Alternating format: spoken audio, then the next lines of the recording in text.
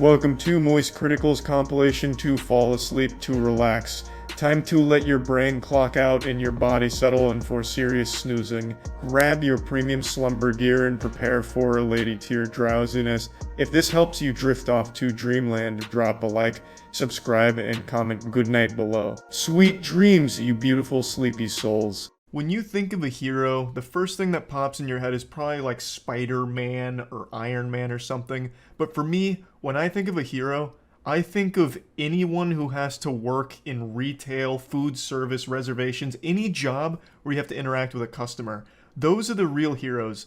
I have always said and always will say that any job that requires you to interact with customers is an absolute nightmare. Hell on earth. You're constantly experiencing the worst humanity has to offer every single day. Swallowing rusty nails would be less painful. And I think that's something that everyone on this planet can agree on, that rude customers are the lowest of the low. I have more respect for cockroaches than I do some douchebag that's melting down in public, yelling at an employee over something they had no control over in the first place.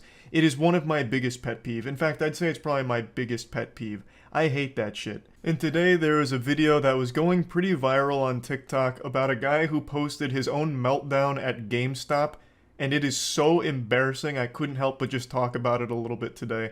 Let me show you it. Hey, what's going on, man? How you doing?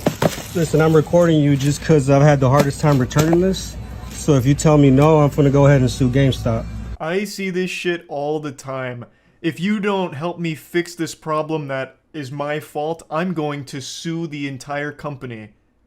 Well, like, what do you expect them to do? Start groveling like, oh no, please, don't sue the company. Oh no, oh goodness gracious, oh please, anything but that, shaking their fist. I'll do anything to fix it. Oh god, just let me rectify this situation. Like, why do you expect the employee to give a fuck if you sue the company? Why is this GameStop employee all of a sudden gonna try and defend the company, the corporation, like, oh no, you will not. I will not allow you to besmirch the good name of GameStop like this. I will fix your problem immediately, now that you've threatened legal action. Like, they have no say-so in the corporation. You know, this guy isn't John GameStop here. Like, he doesn't care. Who the fuck cares? I just can't wrap my head around this, like, 4-year-old thought process here. If I go after the company, surely the employee is now going to be able to magically fix my issue. It's not their company. They don't care. They're just an employee of it. It's not like they're married to it. It's not, you know, they don't care. They shouldn't care. It just makes no sense to me. But all power to this guy. If you want to sue GameStop and lose all your money in legal fees, please, go right ahead. It'll be a really fun, goofy headline to read. I implore you to sue GameStop. And it's really silly in this case because it's GameStop. It's not exactly a booming corporation. Like, what are you going to sue GameStop for? Their NFTs? Like you really stand to gain nothing out of it anyway? The whole thing is just a fucking disaster, and this guy's an absolute clown. You know, you have nothing to do with this. I just need somebody to tell me no on video so I can go ahead and sue GameStop. A brief moment of self-awareness where he acknowledges that the employee had nothing to do with this situation, but then still continues to make a big scene out of it. Jesus Christ, it's so painful. I'd rather teabag a barrel of plutonium. I'm just trying to get my money back here. I bought the PS5 bundle, and then they made me buy a whole bundle, which isn't even on my receipt. I didn't sign no contract under you guys' policy. It's just unopened things are returnable. They didn't pass you the receipt? Yeah, go ahead. I think you were in here even when I bought it. So yeah, I got pressured into buying a bundle. I didn't even want it. So I got 3 games and the charging case. I kept the controller there. You got pressured into buying a bundle, and now you regret it. What do you mean you got pressured into buying a bundle? What, did the employees throw you against the lockers like it was football hazing? And take the goddamn credit card out of your wallet to make this purchase? What the fuck do you mean you got pressured into buying a PS5? Were you just sitting there trembling like, oh my god, they're talking about a bundle. Fuck, I'm gonna have to do it. Sweat pouring down your face. You like 8 years old? You come in here acting like a big man, but your issue makes it seem like you're just a big baby. Like, what the fuck, man? Jesus. And the whole issue is super stupid anyway, because when you buy a PS5, you get games with it. It's bundled up. And I think the reason, and I could be wrong, this one I'm not 100% sure on, the reason they bundle PS5s with games is to prevent scalping or reselling. So that way you're not just getting like the raw console to like resell for profit. You get games with it as well that drive the value up, so you spent more on like the entire package than you did just the actual hardware. I'm pretty sure it's like anti-scalping measures, though I'm not 100% sure. But when you're buying a PS5, you're never just buying like a raw PS5 anymore. It's always bundled. I get where you're coming from, where you didn't want to buy the bundle, but that's the only way you can get the system. Okay, what do you mean by that? So through GameStop, right now we're only doing bundles for PS5. Is that in writing? I know. So you're gonna just say no, huh? Yeah, I can't take it. So you can't give me the refund for this shit right here? No. Absolutely massive props to the employee here, keeping a level head and just delivering a firm no. I love that. Lays out the facts. The only way you get the system is with a bundle. Not much I can do for you there, champ. You made a decision that you regret, and I can't help you. But stop blaming us. It's your fault. You're dumb, not us. Like, okay. When's your manager working so I can come and fuck with him? Because I'm gonna definitely come fuck with him. It should be tomorrow. Tomorrow? What's his shift? He should be in the morning. All right. And what's his name? I just come and I'm just gonna come fuck shit up. Like I'm telling you, I'm not fucking around.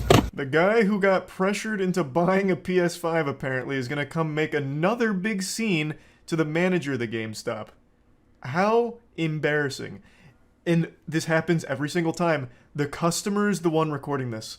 It blows my mind how every single time there's an event like this, it's always the biggest asshole that's recording it thinking they're right. He posted this in full confidence thinking that TikTok would be on his side, but instead all they did was steam his ham. They fucking slam dunked this guy across all of TikTok and on YouTube. I saw Jamari made a video about this as well. This guy's just become an absolute laughingstock, and it was entirely avoidable multiple ways. A, not making a big hoopla about you making a bad decision financially that you regret. Your fault. Take responsibility. Nothing GameStop can do for you here. And 2, not filming it yourself. You could have just not filmed it. And then 3, if you had the compulsive desire to film it, you couldn't fight the urge just scratching at your neck like, oh, I'm being an asshole and I gotta film it. Yes. Okay. Even after filming it, you could have just not posted it. Like, there were 3 ways of avoiding yourself being an absolute joke on the internet, and somehow all 3 of those filters you went right through. Impressive.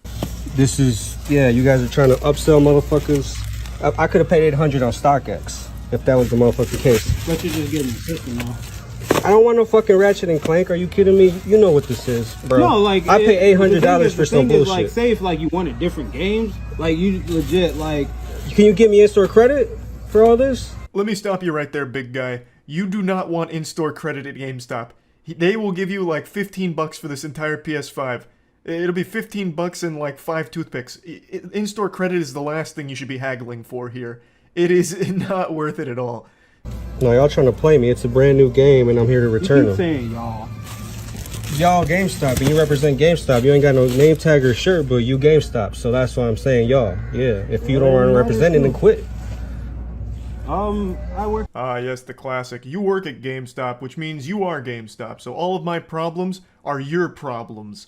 I don't even know where to start with what just happened there. Telling him to quit if he doesn't rep GameStop. What does that mean? What are you talking about? This guy's giving you all the answers to your questions and you're still mad at him. It's your fault. You signed the receipt. You didn't have to pay $800 for the bundle if you didn't want to. You not only signed the receipt, you walked out of there and you went home, you marinated on it, and then you came back and made a big scene about it. Like, it's your fault. It's not this guy's fault. Telling him to quit his job if he's not there to, like, fight for GameStop tooth and nail is so silly. Oh, I can't stand, like, customers like this. These videos just always boil my blood. And I've never even worked in like the customer service industries or anything like that, but my heart absolutely breaks for the people that have. It seems so miserable. And seeing customers in real life, like you see the worst fucking people. It's so aggravating. So yeah, I just wanted to talk about this a bit since the video was floating around, and that's really about it. See ya. Alright, time to pop off. Whoa, wait, hold on. Oh, God.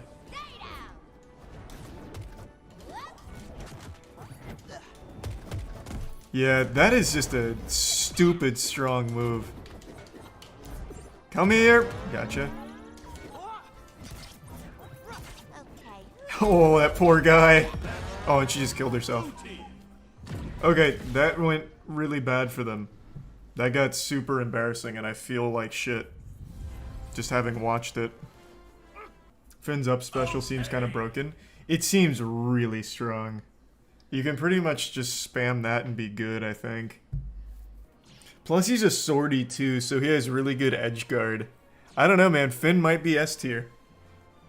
I wouldn't necessarily say I have Sage Wisdom in this game or anything yet, but he does look like an easy front runner. Uh-oh. I almost threw.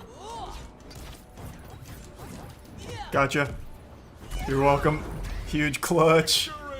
That up special kind of goes wacky. Ooh, I got all 4 KOs there. I just like winning. Let's go. Easy game. Think they'll add Courage as a character? I don't know, that'd be cool. They should add every character that I want and none of the ones I don't want. Gotcha. Oh my god. I thought I still had a jump. Yeah, you hate to see that. You really do. Especially if you're a Velma fan. We can also add Aku. They can add anyone. Bro, they could add Jesus Christ to this game if they wanted to. The sky's the limit. Anyone can come in. That's the beauty of it. They could add my 4th grade teacher. Oh, that killed him at 20% with that. Bro, that up special is busted. It really is. That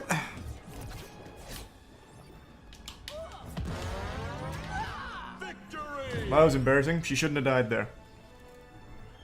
You don't like to win that way. What is happening? Gotcha. Oh, that's sad. Oh, that's even sadder. Oh, God. I'm abusing. I'm using a busted champion. And it feels good.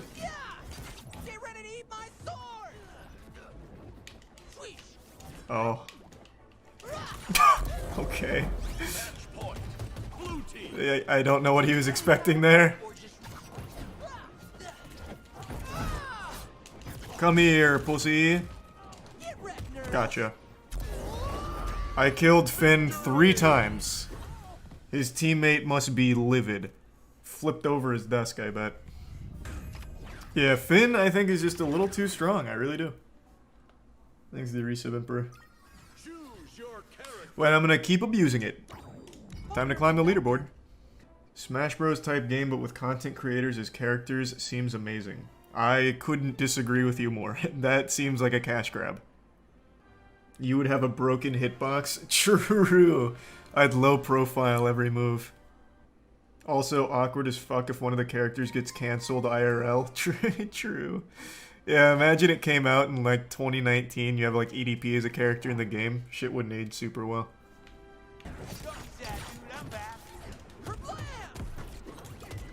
Oh, he's so mad. He's so sad. Oh. I got him at 10% with the double up special off the top turnbuckle with fries. Oh, God.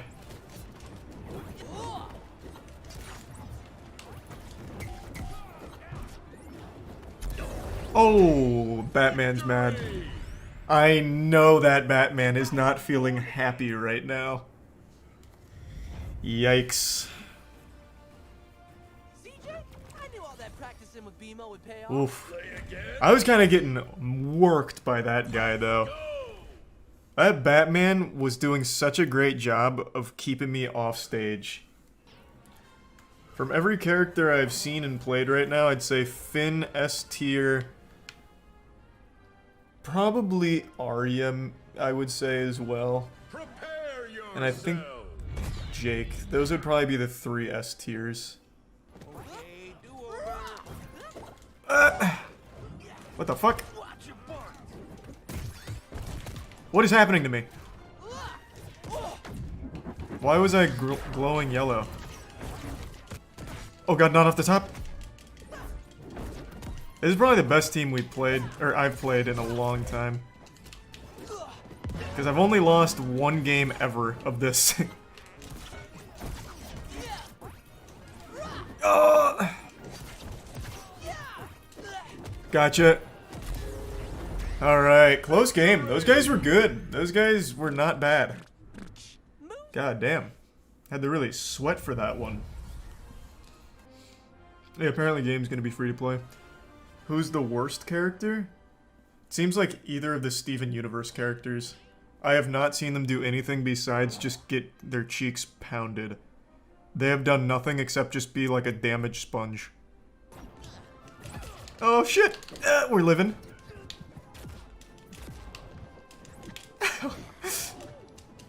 How are they not dead? Oh, there it is. There we go. He's still living! Oh my god!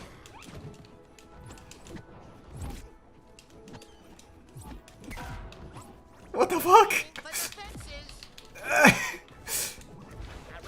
There we go, that'll kill. He's still living!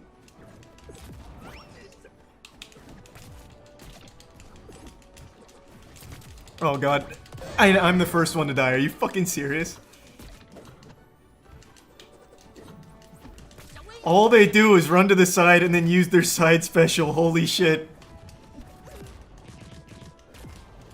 Ah, come on. This is nightmarish with all these Shaggies. Oh, fuck. Oh! No! If Shaggy didn't hit him, I would have killed him with that, I think.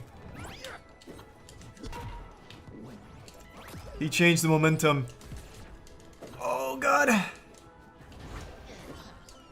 Oh. Nope! Oh, I'm dead. Damn. Well, that was rough. Ah. That was very campy. Oh, come on. There, get the fuck out of here. Straight to hell.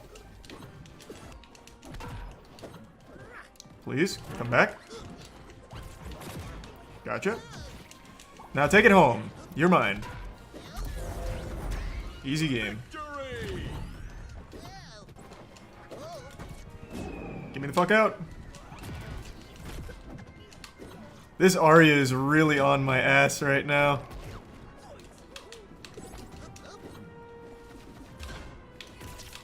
Ah, hang in there, bugs. Oh, I got her. Huge.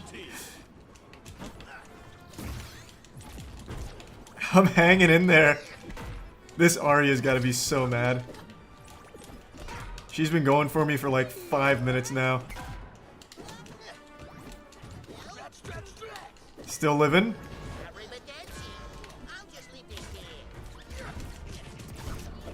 Easy game, she never got me. Yucky.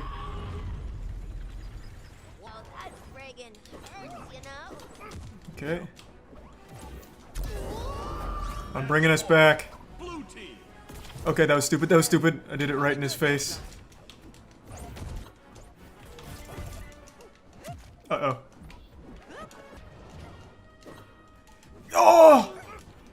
I just missed. Gotcha. Woo! Clutch. Oh boy, I had to dial in for a minute there. Oh, I was activating the Sharingan. Good lord. Like I think it's time for a victory sandwich. Play again. That was a tough match. They had us in the early game.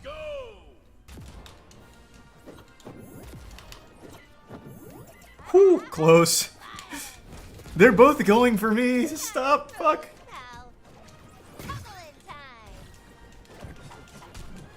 Wait, what hit me?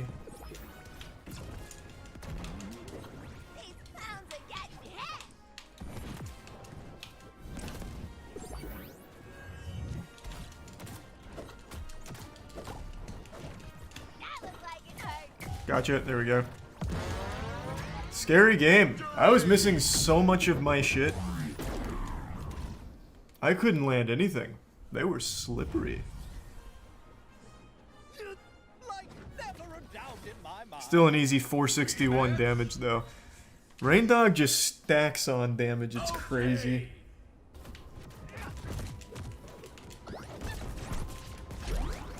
Oh my god, I just absolutely annihilated them. I am still just getting both of them right now. Get the fuck out of here. I am the preeminent Shaggy expert.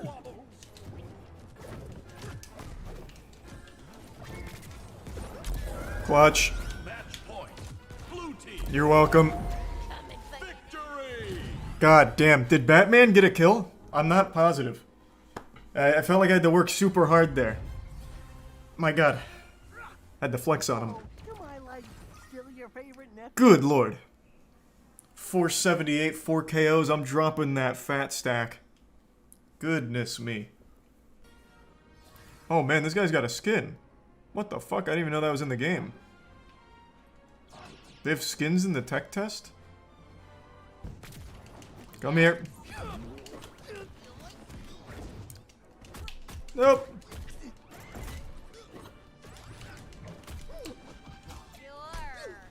Holy shit. This Harley is blasting me. Luckily I had that perk though. She's mad. Got her with that up special to finish it off. I was in a bad spot though.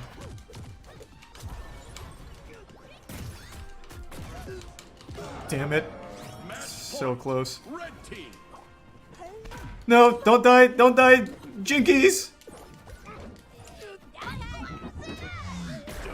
Velma. Velma. I just lost playing Shaggy, holy lord.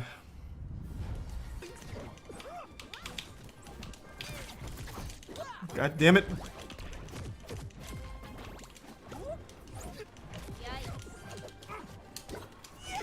Hang in there.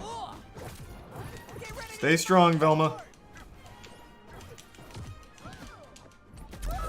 God, oh wait, how did that kill him? Gotcha. 4-0. Easy game. As long as my teammate can just not get insta shit on, it should be fine.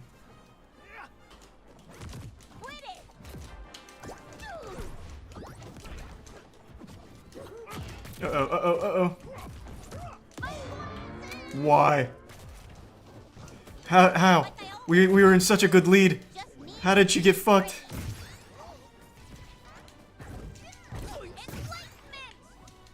Gotcha. Gotcha. Oh my god. Unlucky. Match point. Red team. Match point. Blue team. Oh my god, no! No, I shouldn't have gone for it. Oh, I should have just went back to neutral. Unfucking lucky. Oh, I actually lost playing Shaggy. Jesus. 1v2s are never easy though.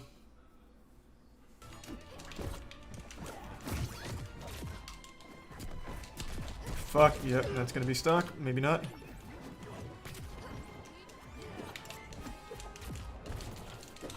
Oh!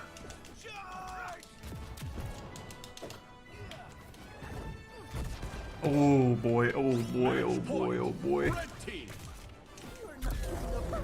Nope.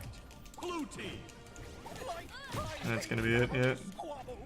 Oh my god, never mind. Shaggy turned his brain off for a second out there. Alright, I'll take it. Bro, Jake's hitboxes are so crazy. Oh my god.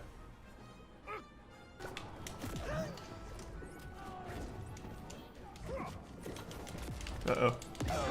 Okay, unlucky, unlucky. No more Mr. Nice Nephew. Match point. Blue team. Gotcha. Well, that was a slaughter. I'll take that.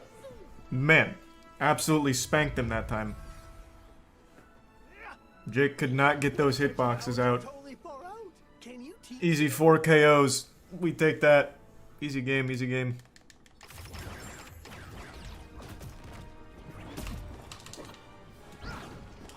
Oh my god. We're living!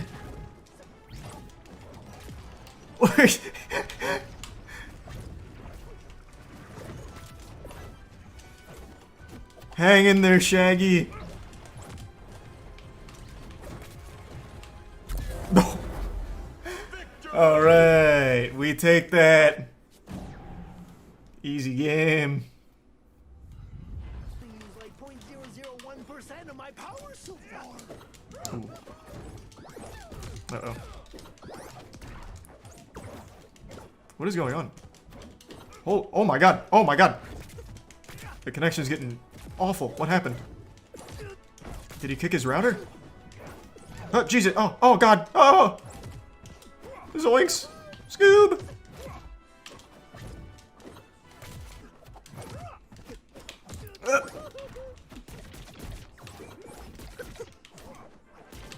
Oh god. He's locking me down.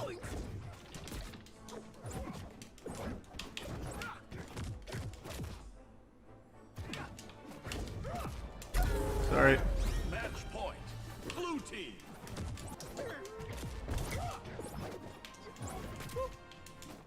Oh.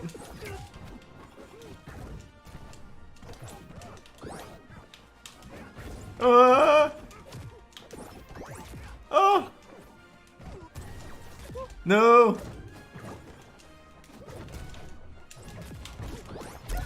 Okay, I'll take it. Just get me out of this one. Oh my lord. I felt like I was playing on 900 ping, just fighting his after image. Good god. Far out.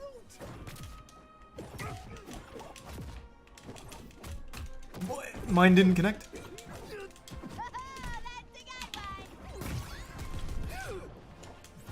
Wow, that was the first time I've ever hit that.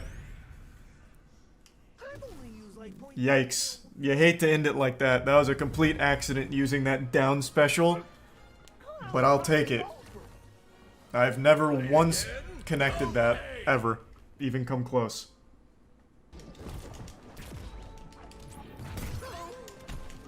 Holy shit, what is happening? Red team. I can't even fight her. She's just like teleporting.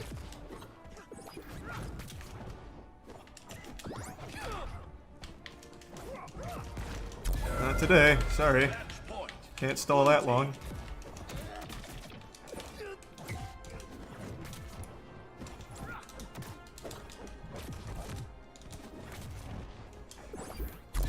Oh, I scared her to death. Victory. She didn't really have any choices, to be honest. If she had tried to recover, I was right there with that charged knee. What a comeback. I really buckled down there. never beat these powers. Yes, sir. We take that.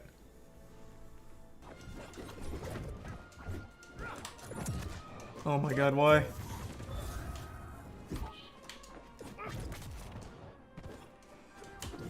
Ah! Sorry. Whoa! Oh my lord. Bro, that super armor makes no sense to me. Oh, I don't know how to get through it. Jesus Christ. This was like one.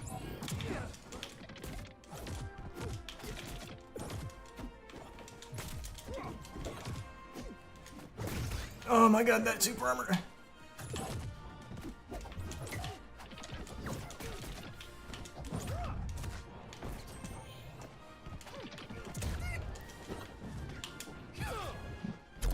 That's how we fucking do it, baby. Let's go!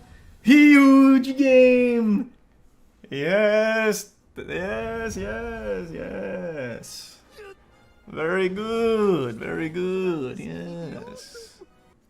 I think I finally figured out how to play against Superman. That little Shaggy neutral air where he like piddle paddles his feet.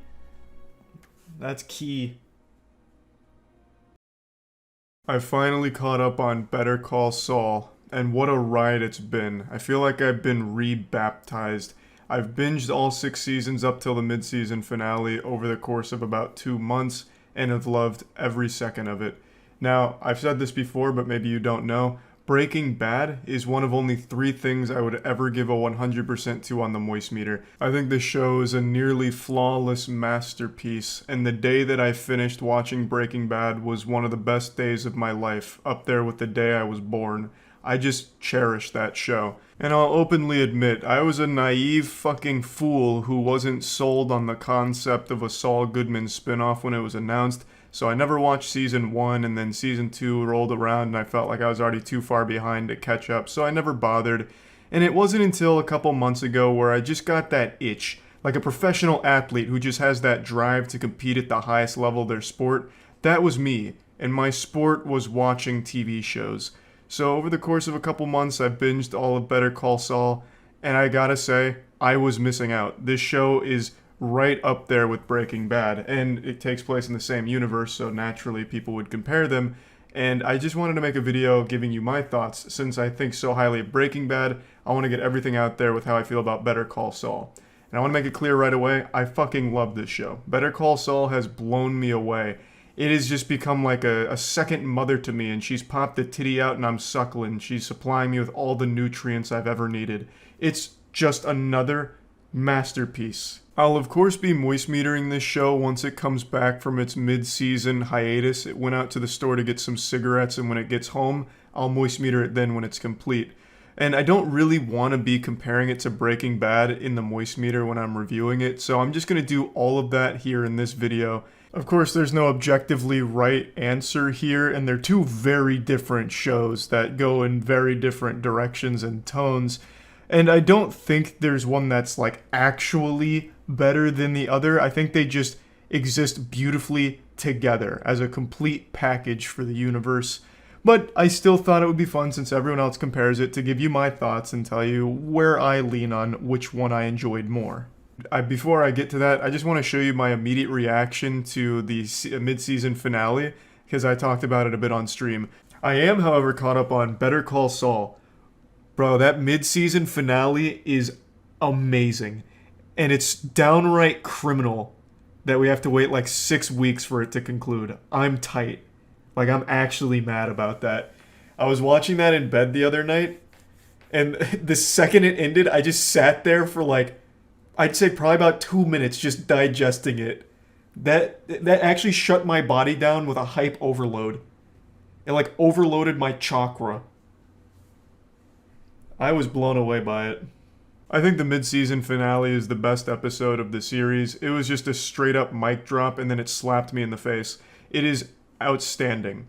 And it's up there with Breaking Bad's best episodes as well. It's the culmination of 6 seasons worth of character building and development with relationships, as well as how they get to this point, and a giant scheme that they've been planning for quite some time now, all coming to fruition, all bubbling over into an absolutely shocking conclusion, and I just cannot wait to see how it all ends.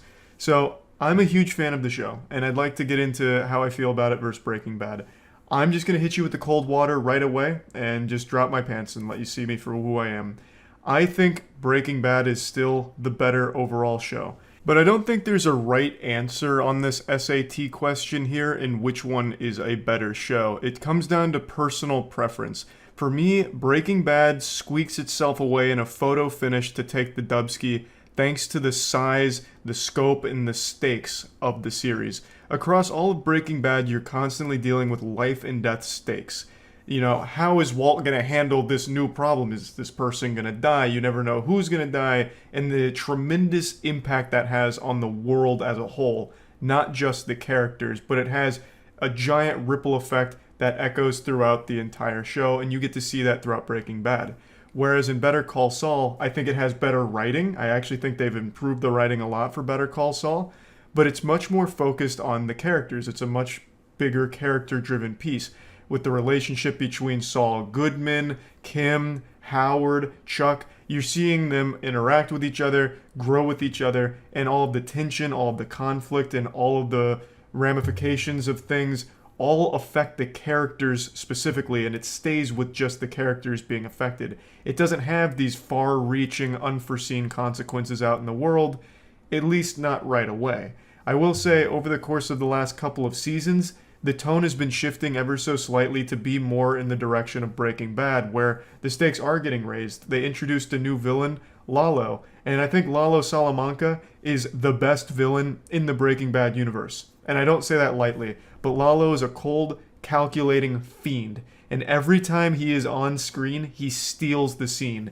An absolutely amazing villain. He's like the fucking boogeyman. Just have you wetting your pants at the mere mention of his name. And you see that in the show, and it's great. You know, anyone that meets Lalo gets shaken. He has just this absolutely mind-crushing effect on people's psyche because he is just that feared. It's such a good character, such a good villain. But like I said, the show's very different from Breaking Bad in that instead of the tension coming from how Walt is going to handle a problem or what's going to happen to Walt as a result of a mistake, is someone going to die here, who's going to die here, how are they getting out of this situation, are they going to shoot their way out, what have you. Instead of like nuts to butts, action, death, and adventure, in Better Call Saul, the tension comes from, well, Saul's doing some sketchy shit. How is Kim going to react? He's still trying to get his approval from his brother, Chuck. How's he going to react to what Saul's just done? Is he going to go to jail? Is he going to be disbarred? So the tension and everything is still very much there, and it's very well done because the show does an incredible job of making you care about the characters. But like I said, as a personal preference, I preferred the life and death stakes. It made everything feel much more grand in scope. But I still do love Better Call Saul, and like I said, it's not always like that.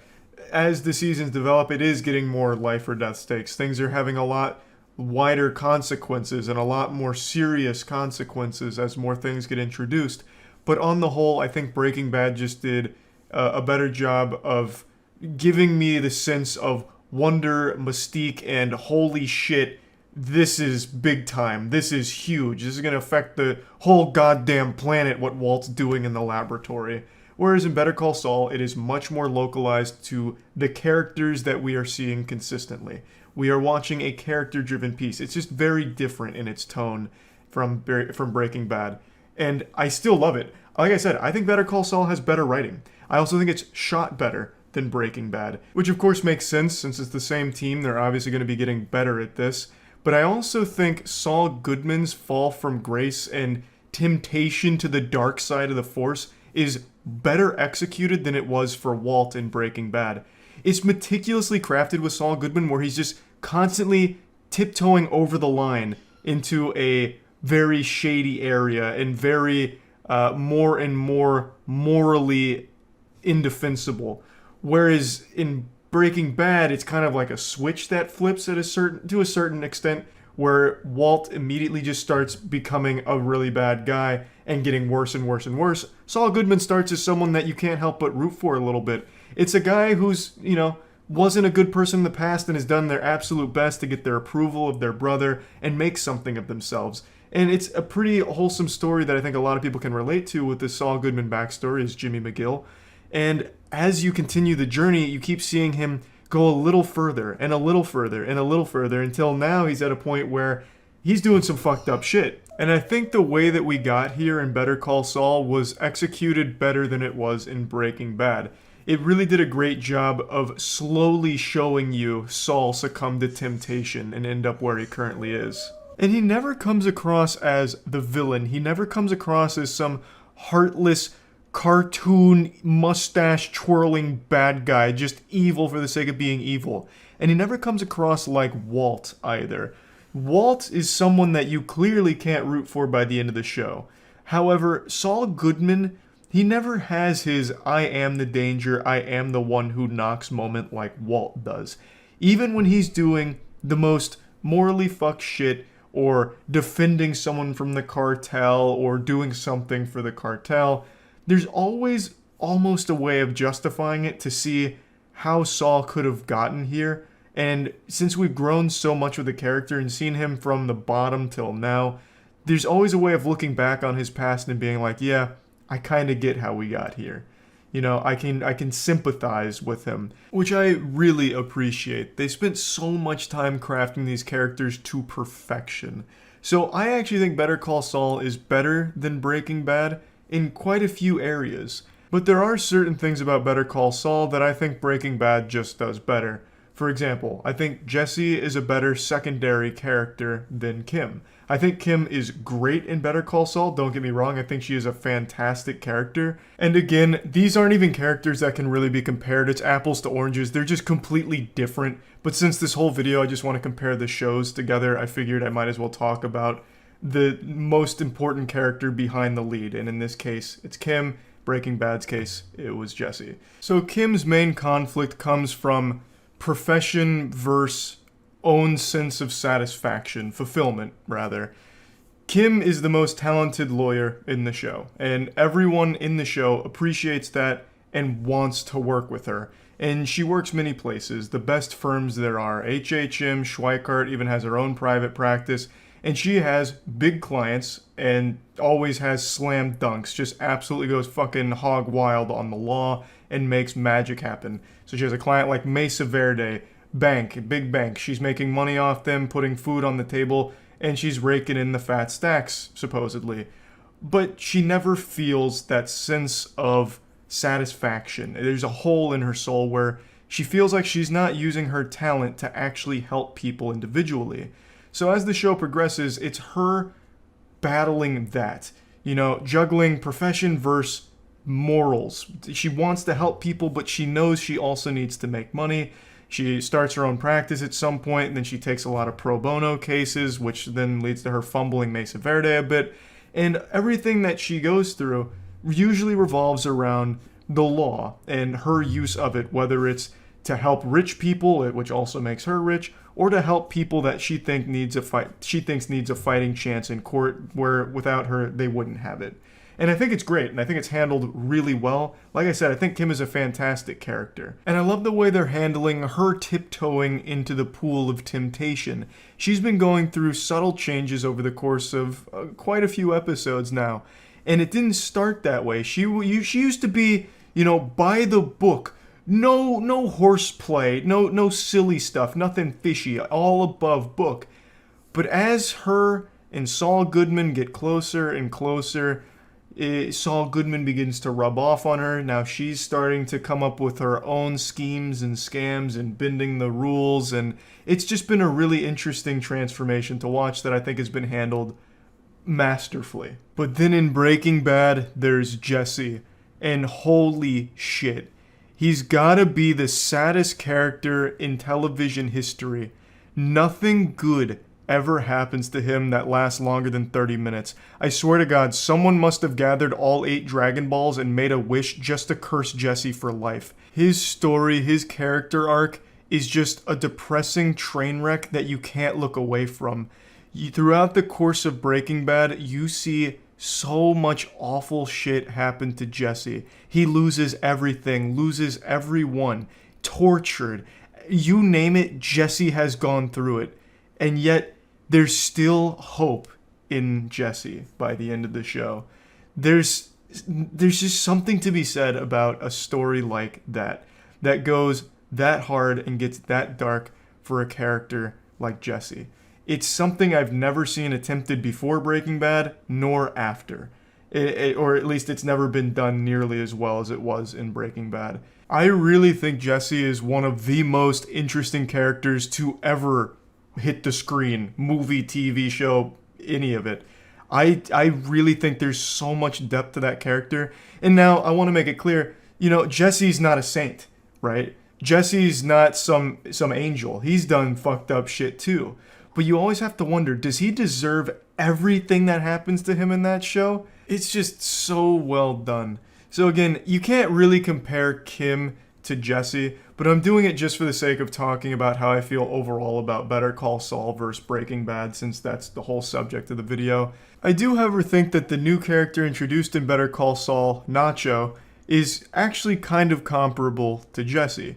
They go on similar journeys in different ways. Both of them start by making some bad choices. And as a result of these bad decisions, they suffer for the entire duration of the show. Nacho, I'm avoiding spoilers as much as I can and being as vague as I can. Nacho, throughout the course of the series, is being used, abused, shot, beat up, all for the sake of the people that are doing this to them, furthering their own goals by using him to achieve it. He goes undercover for people, he does dirty work for people, and every step of the way he does exactly what's asked of him to perfection, and still just gets blasted for it every time. And while Nacho's not a good person, he has a good heart. He cares about his father and will do anything to protect his dad and get him out of harm's way, no matter what the cost. And I just think Nacho is a great character. I don't think it's a one-to-one comparison with Jesse by any means, but Nacho does go through similar circumstances, and it's just a really compelling story arc with that character. But yeah, obviously I recognize these are just two very different shows, but since they're in the same universe and since everyone compares them, I wanted to get my feelings out about them. If there wasn't Breaking Bad to compare this show to, I would consider Better Call Saul my nearly flawless masterpiece. The same way I view Breaking Bad, I would view Better Call Saul that way. But since Breaking Bad is there, I still give the edge to Breaking Bad just because, for my personal taste, I just appreciate the stakes being that much higher. And it's just a slight edge I give Breaking Bad over Better Call Saul. I think Better Call Saul is better in quite a few areas. And I actually do want to say this. I think Saul Goodman is a deeper character than Walt. You never really can put a finger on how Saul gets to the point that he's at. Is it greed that drives him? Or is it something deeper? Is it the people around him that pushed him over the edge finally? Everyone always looked down on Saul and expected nothing from him. His own brother always just referred to him as Slippin' Jimmy and never saw him as anyone that could do anything good. He believed he had a good heart, but at the end of the day would always lead to down the most destructive bad path imaginable. So is there something in the way that people treated him that perhaps made him feel spiteful? That he had something to prove.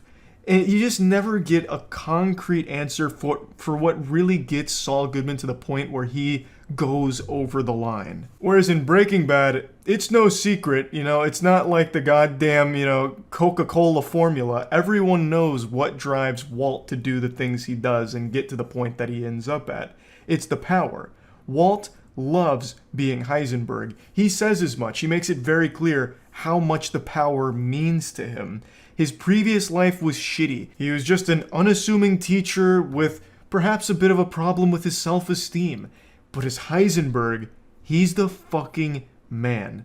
And that means more to him than anything. People get hurt around him, and yes, he'll feel bad about it, but the power makes him feel better. It's very clear what drives Walt in Breaking Bad. In Better Call Saul, it's a little muddier. You're not ever really sure how Saul truly feels about the things that are happening around him and the decisions he makes. So I just think he's just a bit more of a deeper character, which makes sense since Better Call Saul is much more of a character-focused piece as opposed to Breaking Bad. I think both shows are absolutely amazing. But again, like I said, I do very, very slightly give the edge to Breaking Bad for my personal taste. But I think both are truly masterpieces. And if you haven't seen either one, I highly recommend them. And I just wanted to talk about this and compare them in a whole video here since I won't be doing it in the moist meter. And yeah, that's about it. See ya. I've seen thousands of movies, but there's only one line that I still think about often. And it's not what you're expecting. It's not like a cool line, are you not entertained? I am your father. I came here to kick ass and chew bubblegum and I'm all out of bubblegum. Nothing like that. This line is actually from 50 Shades of Grey, and it stands the test of time as the worst piece of dialogue I've ever heard make it into the final cut of a film. I don't know how many of you have actually tried reading 50 Shades of Grey, but it's written as if it's fan fiction from a different planet. It's not hot or even sexual half the time. It's just goofy and silly. It's more of a comedy than it is an erotic novel. That's actually where I learned the term sodden panties, which has been deeply woven into my vernacular since. Back when I was undercover as an erotic poet named Genghis Swan, I read so much god-awful sexual schlock fantasy, yet none of it was as poorly written as 50 Shades of Grey. There's an author named Chuck Tingle who makes books that are like Dr. Bigfoot Attorney at Lard took my butthole, or the reptiles from the 9th dimension sucked my butt dry, and those are better written than 50 Shades of Grey. I'm not exaggerating, and I know it's low-hanging fruit to pick apart 50 Shades of Grey writing, but I need to set the stage here. When 50 Shades of Grey went from the book to the big screen, I was a little worried they would have cleaned up the writing, but they didn't. It is still so unbelievably poorly written for the films. I was so happy. I was elated. So let me go ahead and show you my favorite line in cinema history. An actual masterpiece of disaster when it comes to writing. Are you gonna make love to me now?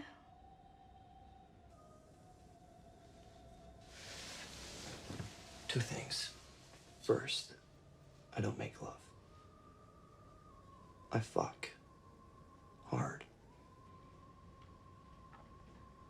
And the second thing? Come. The greatest 24 seconds of your life. I have no doubt about that. You're welcome. Let's break that down, because that's poetry. Are you going to make love to me now? I don't make love. I fuck. Hard. Bro, I'm fucking squirting. What a line. And I feel like her reaction to that information, where she's like licking her lips and shit, was trying to like hold in a laugh. I imagine this is like the 50th take, because each time they couldn't do it with a straight face, so they had to keep trying. It's just so good, but it's not perfect. If I was the director, I would have put the kibosh on the second part of that statement, because he says it's two things, but the first thing is the only one that matters. The second thing is just come. All he says is come. So what should have happened is, she says, "Are you going to make love to me now?" Christian Grey responds by putting his finger over her lips. Shh. I don't make love. I steam ham. The line's negotiable. I can be flexible there. We'd have to consult a test audience to see what really hits the hardest and what's the hottest. Maybe I don't make love, I boink. I don't make love, I mash pissers. I don't know. But something like really, with a lot of chutzpah to it.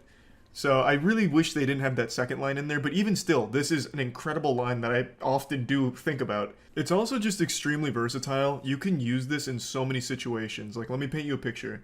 You're at Rainforest Cafe getting dinner with the boys, and you excuse yourself to go to the bathroom. When you get back, one of your friends is like, "Hey Charlie, I noticed you were in the bathroom for a long time. Were you taking a shit?" Shit? I don't shit. I dump. Poop. There's just so many ways of using this, line. And it's so goddamn sexy every single time. Yeah, I've heard this line by now, maybe 20-something times over the years. And it's still so good. It's a fine wine that I'll often stir around, aerate a bit, and huff. It's just fucking wonderful. I don't make love. I fuck. Hard. Actual goosebumps. Yeah, that's really all I wanted to talk about today, because I got to thinking about it, so I figured I might as well share it, because maybe some of you didn't see the 50 Shades of Grey movie, and you're doing yourself a massive disservice by avoiding the trilogy here. One of the finest trilogies of all time, up there with Lord of the Rings and the original Star Wars trilogy, I'll tell you what. The movies are basically like a giant anime montage, but with, censored sex. You see titty every now and then and some butt, a little bit of ass, and that's about it, and it's always set to modern pop music. That's it. You just get a little montage of simulated intercourse. So, if that's your cup of tea, 50 Shades of Grey is for you. But I do think they are entertainingly bad at certain points. Example of this line, this whole interaction, really. So yeah, that's about it. See ya. Like I said, wins are kind of worthless here. I just care about making sure some of the other kids aren't having a good time. That's all that matters to me here. I'm just going to play aggressive here. Big offense. I'm going to set something up. The one-timer. Gotcha. Oh, I almost pinched that in. Give it the grump. Good grump. Setting up. They have 8 people in net. And it won't be enough to stop me. Let's go! That's me again? Me again? Weight room, weight room. I'm bumping and grinding out here. Breakaway, breakaway. Nice, nice. Way to get it upfield for me. Slap shot. Touchdown. Me. And it falls right in the teardropper. Bah. Yes, sir. Yes, sir. I'm coming at you again, kids. Better watch out. Stay on your toes. Bah. Pinch, pinch, pinch. Hey, where's my squad? Where's my midfield? We got an AFK here? Oh, god damn it. Oh, shit. Bad bounce. We're still good, though. You think we're boys, don't you? Come up here. Come up here. God. Oh, wow. You got... Oh, he's got punch, too. Okay, I don't want to stand too close. Yeah. Unlucky. Yeah. No! Oh, close. Okay, I'm just not even gonna risk it. These kids have the emote, too. It's not even worth it. Oh, I punched 3 people out in this one. Let's see if I can get more. I'm gonna be so aggressive here. I'm going for skeleton. That guy tried to punch me. Come here. Shit, shit, shit. We got mummy instead. Oh, he died too. Huge, huge. Oh! Too slow. Shit! Got him! Let's go! This is such a good map for this. Gotcha! Let's go! Oh, he survived, he survived. No! They're fighting back! God. I dare you. Gotcha! You shouldn't have done it! You shouldn't have done it! You fucking fool! This is mine! I have to go over there.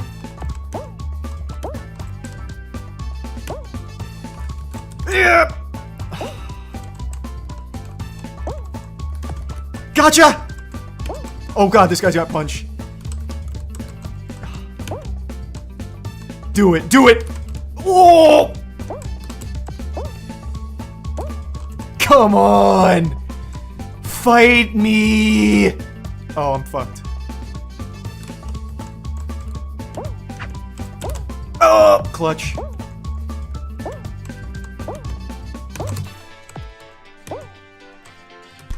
Yeah! We both punched at the same time! I didn't jump, I just immediately dove. Why did his punch connect but not mine? God damn it!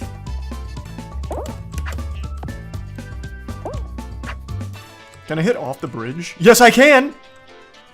I hope he doesn't qualify. Blue dinosaur. Blue dinosaur. Play some D, play some D, play some D. Blue dinosaur, there he is. God! Don't qualify! Damn. Jack's Cod. You're on borrowed time, Junior. I'm coming for you. I'm headhunting. I will throw this game right in the toilet if I have to. I will make sure this guy doesn't qualify. Unleashing the demon here. Going for alien? Come here, champ. Oh, wait. It's still on cooldown. I don't know how this guy didn't die. I'll put you in your grave. You should have already died. You're on borrowed time. Gotcha! No, he didn't slip. There we go. What? He's the chosen one? There we go. Okay.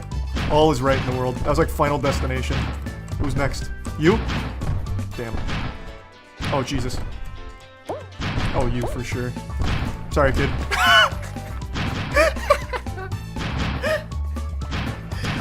This is such a great finale. I always throw on this because I'm so preoccupied punching, but it doesn't matter. I ruined so many of their attempts, and I'll do it again. Gotcha. I saw you try and punch him. I'll administer justice on his behalf. Nice. Gotcha. Yes. Gotcha. What? Oh, okay. I got lucky too.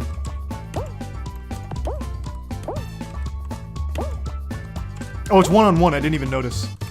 Gotcha. No, you just got so lucky. No way. Does he recover? You have to go this way. You have to go this way. Gotcha. Ah! What a clash at the end right there. We both punched each other. That was like Kratos versus Zeus. That's how we do it, baby. That's how we do it. I closed out 3 of their games on that one. Yes, sir. And he is fuming. He is mad. He just ripped his homework in half. Oh my god. Oh my god. Oh my god, that punch was clutch. Who hit me? Wait, how? How do you use the punch like that? Every time I try and punch on the move, it doesn't land. That was a clutch punch. How do you do it? How do you do a moving punch? Oh, we keep getting the same games tonight. Fine by me. I always fuck people up here. I don't care if I win, I just need to make sure I take out a lot of them. That guy instantly killed himself. He panicked. Punches on cooldown, gotcha, there's one down. There's one body bag. Come up here, come up here. Why would you do that? Why would you do that? You insult me. Oh, double kill? So nasty. So nasty. Pink Alien's playing such an honest game too right now. No punching, nothing, just survival. And that's why it's gonna feel so sweet. Oh, damn. Oh, come on. What? Whatever. Unlucky. Couldn't actually just beat the shit out of him. I just wanted to spank his ass around a bit, but he killed himself. He said, I don't want to mess with that guy. Alright, we're gonna try the speed strat. Let's see if I can get it. That guy just did it. I just did it! Okay, wait, we actually have a lobby of pros in here. Never mind, he blew it. Oh, shit! So did I didn't catch the bounce. Uh-oh.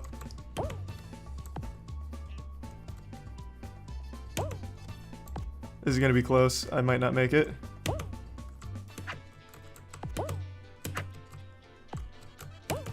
Oh, shit! Ah, fuck! Alright, we're good. Oh, he's so slippery. What the fuck are these moves? Oh, he killed himself. No! You're on my shit list, buddy. Ah! Gotcha! Oh, damn it. Not enough. Oh, he's coming for me. Oh, God! Oh, my God. He is really letting loose over here. I'm stranded. I just have to pray. Oh, God.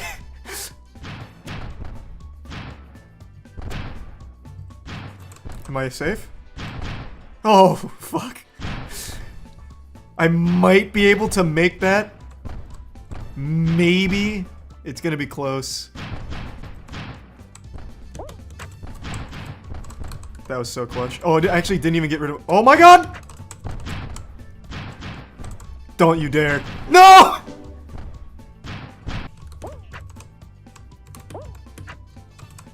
Uh-oh, uh-oh. Oh god, now I'm the one in a bad spot. Except that guy. That guy's in a worse spot. Okay, let's just slow roll it here. I'm not gonna go for any clutch oh my god! Ah, the robot! Oh, he did it to me. He did it to me. Okay, he did it to me. That was big. I'm not gonna lie. That was just a big play right there. Oh god, the robot again! He's mad because I punched him out on the last one.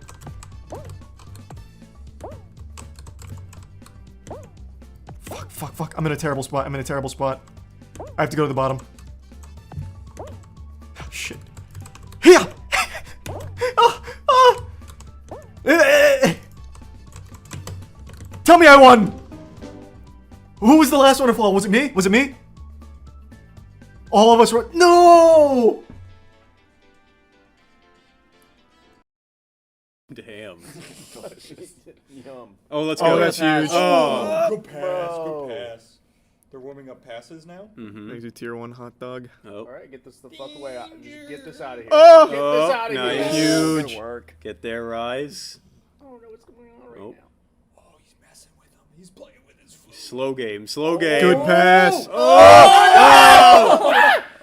That was just huge. Fuck! That would have been so clean. Oh, nice. Oh, just push him into the ball. Let's go, Joyo. Oh yeah. All right, just Yeah, Beaver Taylor that's on yours. it. Just hang on to it. Nice. Beaver Rise. Taylor. Oh, that was nice. Oh. Oh! Yeah! Yes, sir. Big All right, plays. try to mess with this All right, out. let's. Rizzo, can you fix the sound? Yeah. Before I do Well, something wrong. Our tech guy let's see Rizzo. if it's just... Yeah, check the. Brett Farm and Rise. Yeah. Yeah. They're boys. From the same cloth. They go way back. Did you know Yeah. that? They're both. Vatira. Oh! Yes! Let's Twice go. in a row. Oh, that's. Oh, that was wow. big. What a recovery. What a bump. Too. Now we get him with the Miley ka-chow. Cyrus. Oh, the he fake. missed. Nice. 10 seconds, Oh, yeah. boys. Kablammy! Oh, Nice shot. My God. We're just too. Right, you just saw it right there. Come on, Rise. You didn't even recognize it. He's all Whoever over wants us. to move. All Oh, right, that's a- here that's we a- go. that's That's good. a great pass. We're, Oh, yeah. Oh man, we're playing our game. We're touching the ball. Yeah, and we're gonna keep touching that ball. Yes, Yeah. we are. Here comes Vatira. Looks like they're just having a good time, really. Into Yeah. Rise. They're having a good day. Yeah. Tears. Yeah, he's That's already your there. ball. Oh, That's God. yours. It's like. Oh, yeah. Oh! Yeah. Don't let anybody else play the game. Through 2. Oh, yeah. All 3. Sure. Rise. Oh, yeah, the Oh, drop yeah. down. Oh. Wait, we gotta. Reggie? Oh, Reggie. Go, That Vatira. was a wishbone flip. Here we go. You avoided the. Oh. Oh, Oh. no way. Oh, that's Oh, a yeah. great shot. Yeah. All right. What an angle. I've got a fun fact for you guys. That's the leading score of the London Oh, Major. Or no, London not the. Major, Maybe Winter the. Major. I mean, maybe the London Major Yeah. too. Sorry, Freudian slip. Foreshadowing? Nice. Here we are. And, Great play. And got the boost. Let's just get from way downtown. Oh yeah, Joel. Oh, that was dangerous. He's got the space. Yeah, Vatira Look at knows him what go. to do in this situation. Thank Oh, the you. cutoff. There we are. Is it Maybe good? that just goes in. Yes, sir. What a play. And maybe we just win this game. Maybe we just do. Yeah, Joel's like, don't worry. I'm Oh, the musty, the defensive musty. They said it There we couldn't be are. done. To Rise. Oh, Oh, the fake. oh, God he broke his damn. ankles. He's playing in 4D. Come on, Rise. Way to be there. Joyo. Look at this pressure. Vatira. Vatira. Look at this Oh, watch pressure. this Yeah. pass. Pressure's looking good. I'm looking at it. Yeah, I like the There's a pressure. lot of pressure. Oh, Rise with another tricky maneuver. Joyo's there. Joyo's Oh got it. my What a God. clear. Oh my What a God. clear. Oh, wait. Hey, it's Rise. He's nervous. Vatira with a nice. great setup to Oh, himself. yeah. The alley-oop. He drops Third it. touch, third touch. Oh, Why are they playing? Oh, wait, they both Oh, it's pretty. Game one. That's baby. what we Let's like. go. That's good. Everybody get your liquid because it's a feel slimy. Let's just get some possession time. Get it out. Oh. Oh no. We're there. We're there. All right, Nice. recover, boys. Possession Take a time, breath. please. Just get the ball out of here. Breathe. Come There on. we go. Get a boom and clear. Yeah, just reset. Just Come hit him on. boom, Schmitty, Where Werbin, we Jacob, can and be Jensen. all He was number one. He was number one. Okay. Rise can do his- There we go. Come Vatira. on. Oh, Schmitty, Werbin, Joyo. Okay. Schmitty, Werbin, Jacob, and Jensen. Oh, that's a rough demo. Vatira. Okay, Oh, we the got bump him was off there, it. Got him yeah. off Free it. ball. Nice. Oh, that's just an open goal. Just take it. They're not there. Oh shit. No, Joyo's got it. We just gotta put the wood on him. Yep. Joyo, he can do it. Oh! Oh! Vatira. Yes. Rise. Yes. There you go. There you go. Oh, That's Nice. big. All right, That's Wet the awesome. whistles while That's That's big. the fucking good stuff. Victory sip. Right there. Oh yeah. Oh yeah. Oh yeah. I'm chugging the rest of this. That was a big one. That a boy. Yeah, roll on him. Give him the whole. No, this is Patrick. Oh, that's good. Is mayonnaise an instrument? Every villain is Lemons. Oh. Do it to him. Oh, Joya! Get up! Okay. Come on, baby. Get there, Vatira. Employee of the month. Come on, Vatira. Oh, I that's remember the when intro. they first invented chocolate. Oh, that was, he gave a good impression. Come on. That's us. Down. They're not there. Bring it around town. 1% evil, 99% hot. Yes. I was thinking of that one, but couldn't remember the first part. That was on my Bumble profile. Pull it together, Caleb! $1 million. Careful, SpongeBob! Careful. Careful, SpongeBob. Nice. Oh, what a touch. Vatira. Oh, Yes, wait, come on. break Wait, that's away. us. Put it in. Break away. Put it in. Yeah!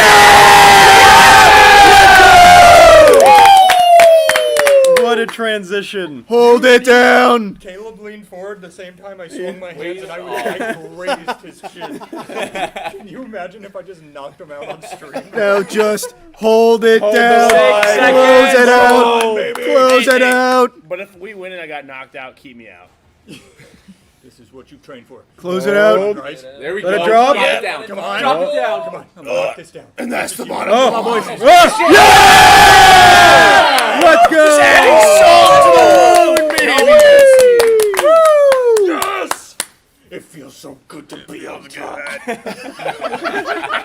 That felt nice. What a day! What a What day! a series. Yes! Way to play, boys. Oh my. Man, our car looks so good up there. I don't know how nobody thought of this before. Yeah. All white. It's clean.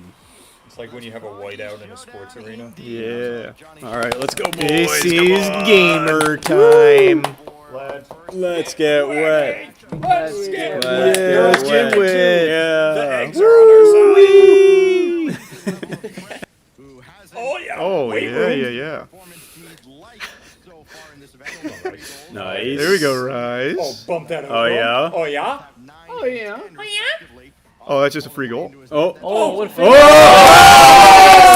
finish! Yes, Look at him go! He's so patient. so yeah, that was sweet. so nice. Calm going and nice collected. He was going the speed Oh, yeah. limit for that one. That's us. Yup. Oh, Yes, sir. Over on the offensive half, getting the ball in position so they can finish on target. Come on. Right back where this came Come on, boys. Play your game. Oh! Weight room. Oh! Yeah! Yes, sir. That's how we like Let's it. go. Oh, Very good. go. That was a nice little. That was like medium 50. rare, just how I ordered it. And up. So we're good. Oh. Little breather right? We wind up out there. Oh, fake. Oh! He didn't quite get ready. Great shot on target. We're We're back. fine. We're back. It's a little scary. Yeah. Oh Nice. my God. Nice. Yeah. Way to Great day. recover. Now let's get that ball out of here. Yep. Little tick So you know, Joyo's great at the tippy taps. That sounds like high level and like analysis. The intangibles, if you will. Oh, that was That was important. bold. Yeah, that was important. Yep. Careful. Oh, we missed it. Come on, we break this up too. Yeah. Yes. There it is. That's Santi, get up, rise. Okay. Yeah, off the back. Okay. Oh. It's alright. Just close this Yeah, out. we just Just gotta, break we this just up, gotta boys. keep the Just screen. Oh, break this up. careful. Oh, sheet. That's No, pretty Where we it's at, over boys? them. Yeah. Yes. That's That's good. good. Game one. Huge. Let's go. There we are. There. Let's just put a couple in there for the numbers. Yep. Yeah, just get your card. Yeah, for round. There's Nice. nice. There like you go. that. There's Right? plenty of Plenty of time. There's plenty of Put time. 3 more in and win the game. I wouldn't mind. I wouldn't doable. I wouldn't say anything. I mean, just. Vatira showed up to play today. Kiss. Oh, He missed. what a fake. kiss on the What a forehead. pass. Chance here early for Moist. They've got Knock With this the right, sun. right to rise. Body's Oh, just he's so riding it. patient. He's so Oh my patient. God, how does he do it? not there, but now how do you regain the ball? Right, That's the problem. You can't. Go back. there. Get it over him. Okay, good Alright, pinch. we're through. Go in. Rise. Come on. Pass. Go Yeah! ahead. There we go. Alright, come on. Plenty of time. We got There's this. still Not We ample got opportunity. this. Yep. All senior Look at that citizens should pass. wear Yep. life alert. Just Yep. Find the mojo. there it is. Okay. There it Okay. is. I need you to win this one. There's a little something. Vatira is going nuts. He is playing What out does of this do? Yeah. I am once again You asking don't. you to You don't win need to this see anything. Oh, that's a good one. Oh yeah, we're getting the flowing going. Alright. All right, let's go. Come on, boys. The game started and it feels good. Let's go. so much better than We're already through the Yeah. D. Here comes Vati. Yes, sir. squishing it through. Say, excuse me, ma'am. Did you drop this goal? Just returning it. Let's get wacky. Whoa, whoa. Let's get wacky, Vati. IRS is here to audit. And they found your in Nice bad form. bump. Bumps too. Come on, dunk that. Dunk it. Yeah! Oh! Yeah. I'm feeling it again. Let's go. It's a double bump. Huge. That was such a good save. Punch it into their goal. Okay. Nice, nice. Run with it, Rise. This is you, big There. dog. Here comes the This is family. what you do, baby. It's all about fame. Yeah, it is. Oh, nice. Oh! What? No, What? Not go in. That spin was going the other way. They're cheating. Oh, the bump. That's fine. Get your boost. Play your game. Yeah, got that mid boost. Oh yeah, that's good. nice. There you go, Rise. Just There we go, Rise. Every time. Nice work. That was Oh big my for God! us. Look at that. He said, Yeah. "I'll take this." Yep. Effortless. That's mine now. All right, Come on, boys, let's let's go. Come on. Let's get this game. Brett, come on, baby. Let's get this game. Nice. Come on, Rise. Come on, Rise. You're better than him. Come on. Oh, nice. Come on. Vati, Vati gets up. Vati's Wait. up. Vati's Oh, up. dropped it down. The bandage. Oh! It's almost there for the finish. Mm-hmm. Only get Vati. Oh, the fake. The fake. Oh, God damn it. We're still in this. Come on, baby. Put it in. Oh. Fakes. What's Oh, happening? Fake, but no one was there. What is my that? God. That was not it. Oh, that's it. Oh, there we go. Oh, come on! No! No! Come on! No! You do it. The pinch didn't work. Oh. Good try. Too much pepper. The touch! Where we at, boys? We just gotta squeeze it through. Come on, keep the pressure on. Just grease them. Just squeegee it on. Maybe we Oh, just that gamer That was a gunky. rough bounce. It's fine. It was a fake. Vati's out. This Vati. is it, boys. Passes to Show 'em Rise. what you're Oh. making. The reset. This is it. Come on! The French peanut. Oh, baby, let's go. Vatira is insane. Oh my God. How does he do it? The 1v3 from Oh, Vatira yeah. there. Let's go. Let's go, boys. That was a huge win. That was a very big one. All right, Come on, boys, let's Let's go. get Get it. hype. Yup. Yeah, Yup. Let's get Yup. it. Yup.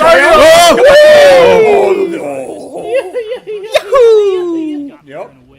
Oh, yeah. Vati.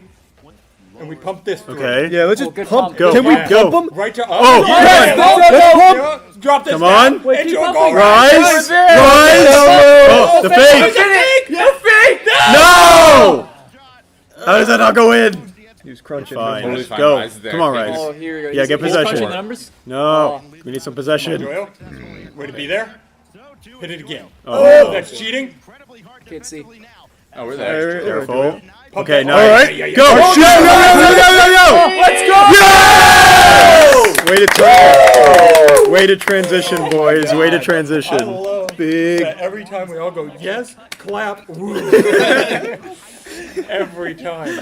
And it's working. Keep. They're so good. Oh, Backward, that was almost easy. a shot. Oh. Oh!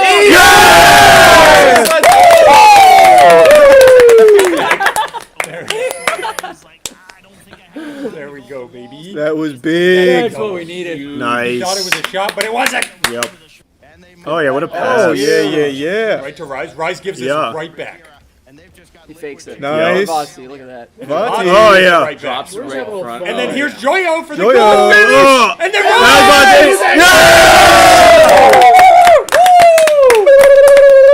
One more game. Let's go, boys. Oh, they're cooking now. Oh yeah.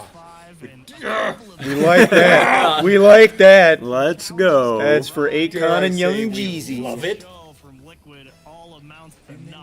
Well, why not one more, I say? Why not? Yeah, why The not? 4-second goal special. Oh, that was just rude. Yeah, that was a little disrespectful. Giving us that one. You don't think our cup runneth over? No, I don't.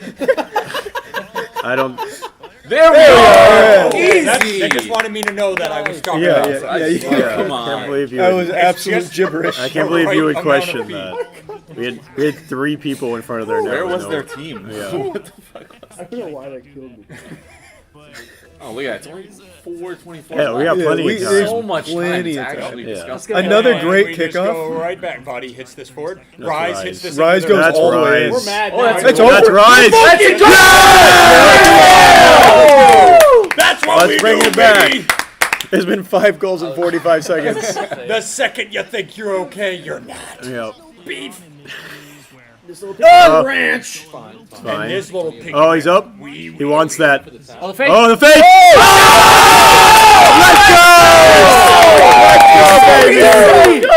He's so dirty. Fake. Oh my Let's go. He had the whole team. Oh, it's so messy.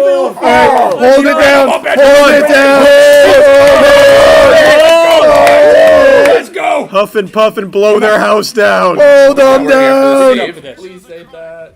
Oh, That's it. Let's go. No. No. Come on. Get it out. Come on. We gotta clear this. Oh, yes. Come on, baby. Come on, baby. Just hold. We're there. We're there. Yeah. Yes, send in the Rise corner. is there. That's bouncing. Just Come on. Get up for this. Get up for this. spank it down. Spank it down. Give her the old That's spankaroonie. naughty. Let's drop it. Naughty boy. No. Make it drop, baby. Come on. Come on. Oh, yeah, demo. Drop it down low. No, come on. Touch Guys. the ground. No. Yep. Let's go. Great series. Way to come back, They had it the whole boys. time. Way to come Oh, back. baby, that was scary. Oh, Let's go. Wow. Let's go, Vati. Let's get this ball out of here. Okay. Oh. Could you imagine?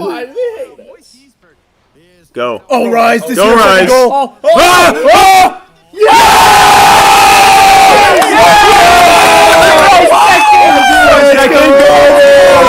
Let's go. We win those. Fucking Oh my god. All right, Yes. one more. One more, baby. Holy shit. The 0-second goal dream. You love those 0-second goals. They just feel so good. There we go, Joyo. Yep. Around. Oh! Yeah. Rise. Okay. Let's go. Oh. Bum bum. Vati's Oh, he's going. watching. Get away from the bump. Let's go. Tried to run. Yeah. Let's go, Vati boys. said, "I will find you." Vati hunted him down. It's the red room. It's the blood moon. Yeah. He's out for it. Rise got the ball and just said, sick him. Yeah, break up that pass. Beautiful. Vati's there. Let's go. Oh. Oh. Oh my God! Yeah, follow this up. Follow Come this on. Please. Come on. Anywhere. Oh, he got bumped. Up. Rise, there. Rise. Yeah. The reset. Oh, the flick. Oh, way to get that through. Oh my God. Come on. Yes. Oh, that's Follow that up. Yes. Read. Good read. Where we at? Oh. No, the fakes. I like it. Oh. Go, go, go! No! Oh. Come on! We need to get some Just good hold him. players. Just hold him. Hold. Hold. Hold the line. Hold it.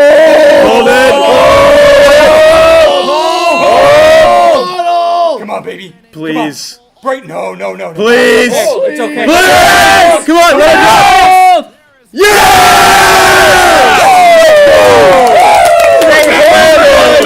Baby. Grand finals, man. That's huge. He wasn't sweating for a second. He was never sweating. Oh. I'm getting swamp assy. They're freaking out. Again. Oh, nice. Right across the middle. Oh. They didn't know we could read French this well. Oh, get in there. Yeah! Let's go, boys. Let's go. Oh, yeah. They're That's feeling what it. we like. That was harmonized. That was beautiful. That was so pretty. Oh, Joel? Coast to coast kid. He goes, hold it. I got it. He says, Come on. Oh, no. Just get it down. Just get it down. Okay. All right. Come on. OT. Let's go, Come on, baby. boys. Come on. Come on, baby. Let's start pumping. We just gotta start pumping. Oh my god. Joel! Nice. Way to get a touch. Come on, there with Like, boost. no. He's refreshed. Let's go, gentlemen. He's got a Oh my god. Give me a good one, Bobby. Nice read. It's like a Big read. Oh. Okay. Oh. No! No, it's fine. That was a fake? We wanted it. We want to bump our... No. God. Shit. It's okay, it's okay. No. Oh! Whoa! Go, Run! Faster than a sprint! In every way that matters. Usain Bolt style. Get down. Go. Yeah. Oh, and Rise. Oh, he forces it through. He says, Oh, the bumps. Come on now. Oh. Oh. Yeah! Let's go! Matira has been absolutely insane this week. Oh my god. He has been That's the good insane. stuff.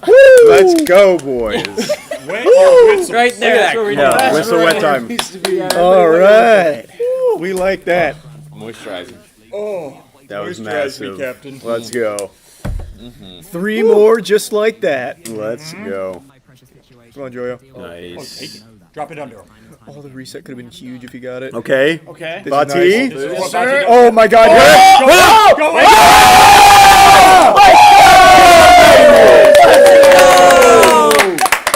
What? Says I am the best. Oh, let's He bumped him go. into it. Let's That go. was insane. Let's fucking go. 2 more. Let's go, boys. Come on. I swear there's 2 bag or something. I don't know. Disappeared. They pulled their coach in. The great Houdini. Oh! Nice! Again! Oh, Oh my god. Come on, Joy, you got boost? Go!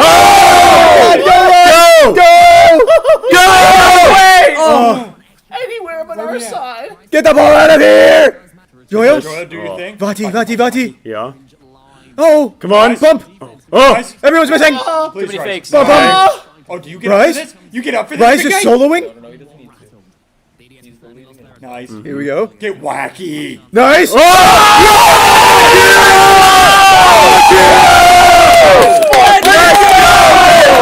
Come on.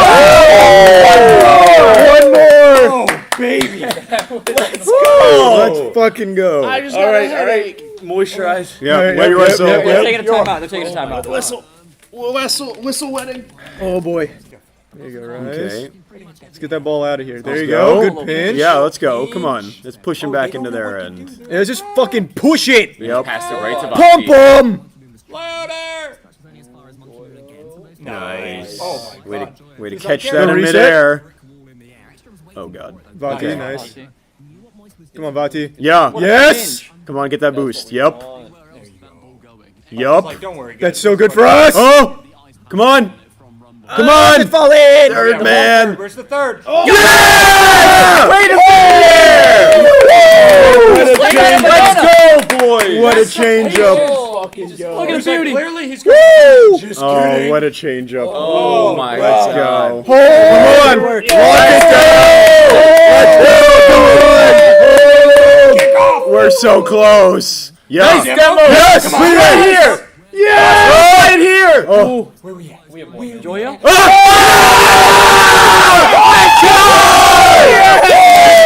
Yes!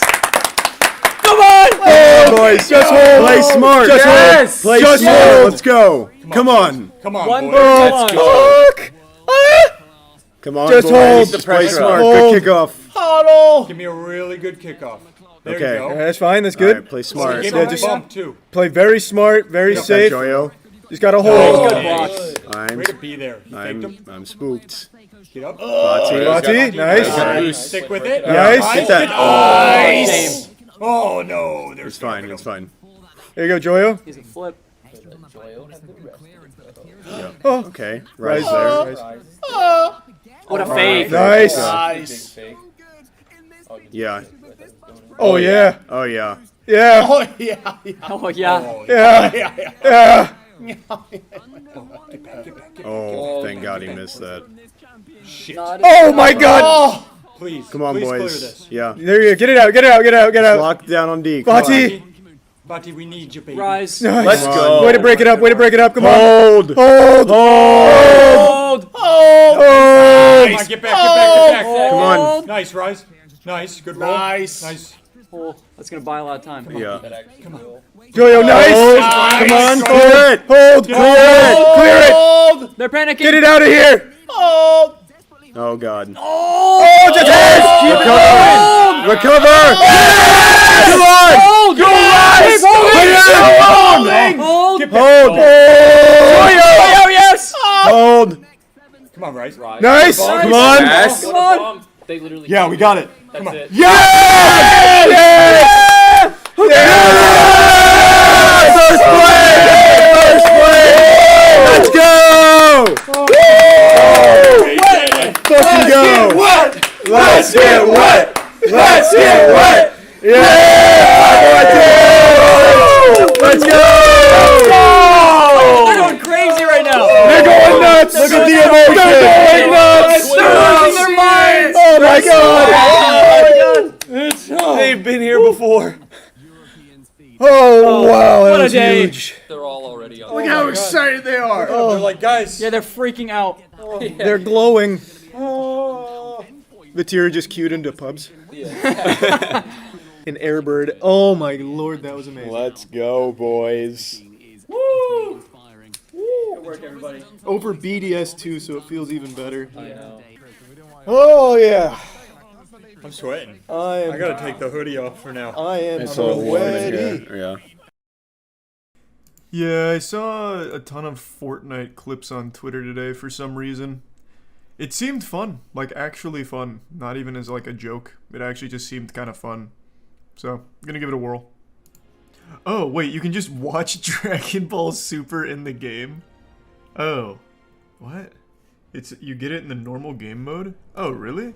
I thought it was a special mode where you get like lightsabers and Kamehameha blasts and all of that. That's just in normal Fortnite now? Not like a special mode? Not even showing OG Dragon Ball. Of course not. Dragon Ball Super is what's new. Why would they show 1980s Dragon Ball? They can't do anything with that. Kids weren't alive for that. Holy shit, Indiana Jones is in Fortnite. Why Indiana Jones? I don't think there's a single milk-drinking, diaper-shitting child playing Fortnite right now who knows who this is. I'll go to that giant egg thing over there. Oh my god, that's one of the fighters from Star Wars. This has everything I could ever want. Fuck. Oh, it's a human being.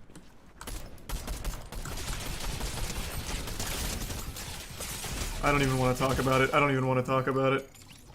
Yikes. I thought there was going to be a lot of recoil to that bad boy. There was none. Okay. There's already quite a few people there. I'll just come by in a minute. Holy shit, he's got the Kamehameha blast.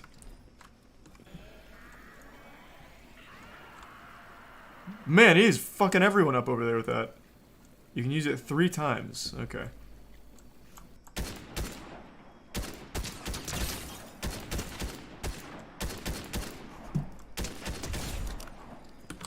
Okay.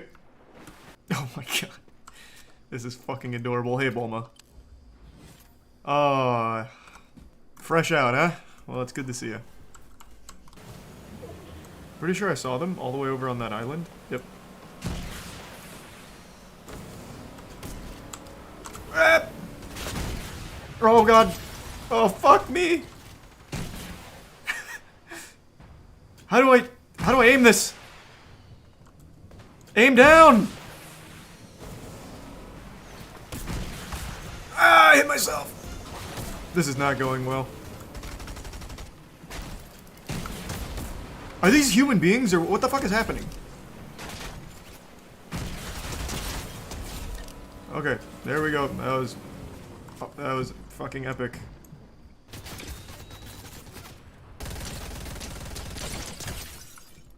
Yep, I can see why everyone says that's shitty. What a long charge time. Let's try it again. It can melt though. Man, oh my god, this game's got everything. Except other players. Oh, there we go. What in the fuck? I'm dead. Oh my god, I'm nuts. I don't know how this works. Oh, I hit him! Okay, get fucked, kid. Sorry. That's unlucky. Everyone said this gun was trash. Alright, I got some Dragon Ball items. Oh god! I can't move it! I don't know if that was a child or a bot.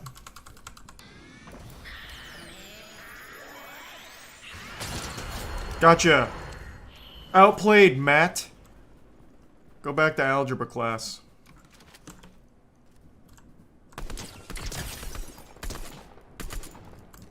Damn it. You think you can escape? How do I cancel this? How do I cancel this? Oh, there we go. Gotcha. Oh, you had a command. Oh, and a crown. Wow, this guy was stacked. This guy thinks he's safe just because he dodged one of the middle schoolers. I'll come back for him. I'm gonna kill this guy first, though.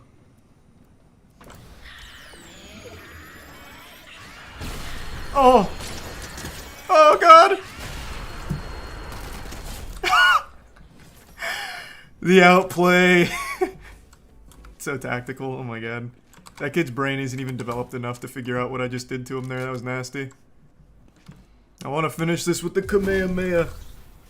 Just like in Dragon Ball. Oh god, he's going for trick shot. Oh!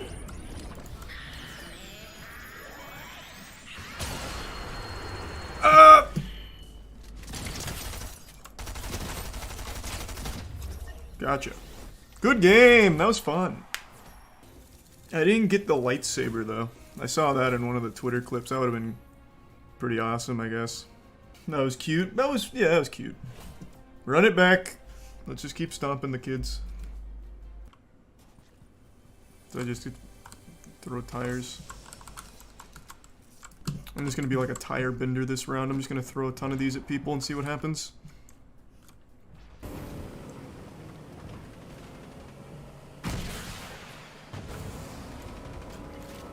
I'm here. Oh god, oh god. Tires! Yeah! Yeah! He's so confused right now. Oh god.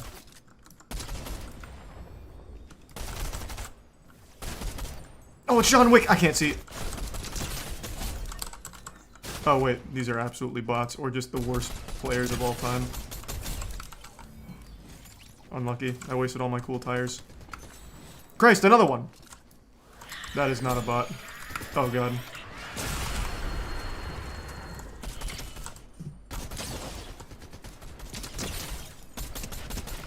Oh, you son of a bitch.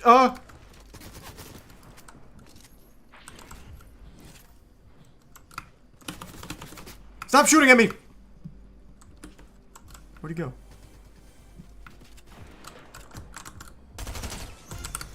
Oh, fuck.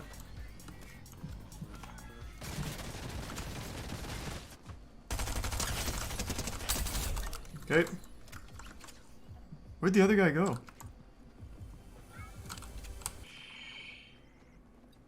Here it comes.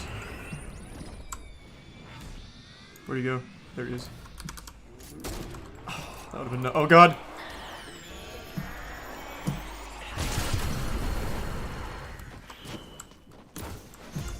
Oh fuck, where is he? Oh. Rough. That kid is absolutely sad. He is livid. Oh, there's some bad boys over here.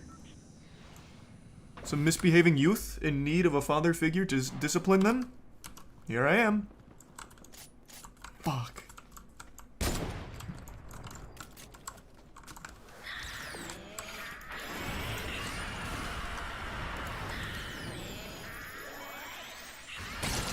How about that Uno reversal? Pretty tough. Sorry. You pulled the trigger a little early. Gotta work on your timing, Junior.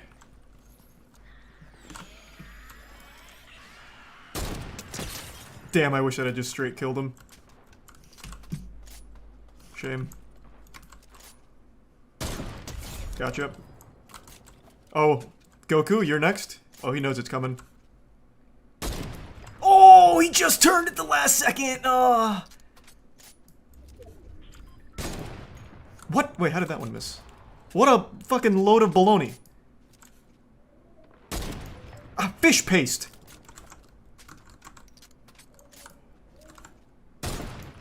There we go, gotcha. I don't know why he would stop the heal like that, but I appreciate him. Got him with those dirty barnacles. Here I come, kids! The boogeyman rides. I see you on the hill. Wow, I went right into the belly of the beast here. I saw 3 people on the way down. I'm coming up. No scopes.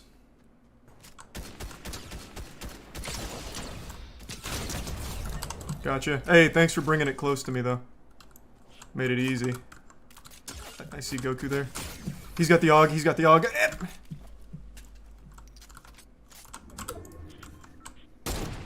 I can't believe that missed.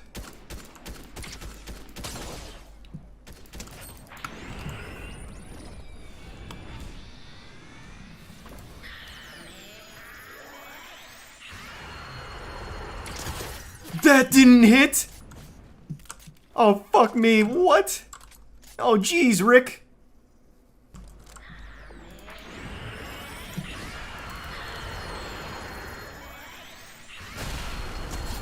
I'm getting him with that every time. Just punish their Kamehamehas. I'm not hitting that shot. Alright, 1-on-1 and I see the last guy. Let me grab shield. I think this guy dropped shield. Oh, fuck! Oh! Okay.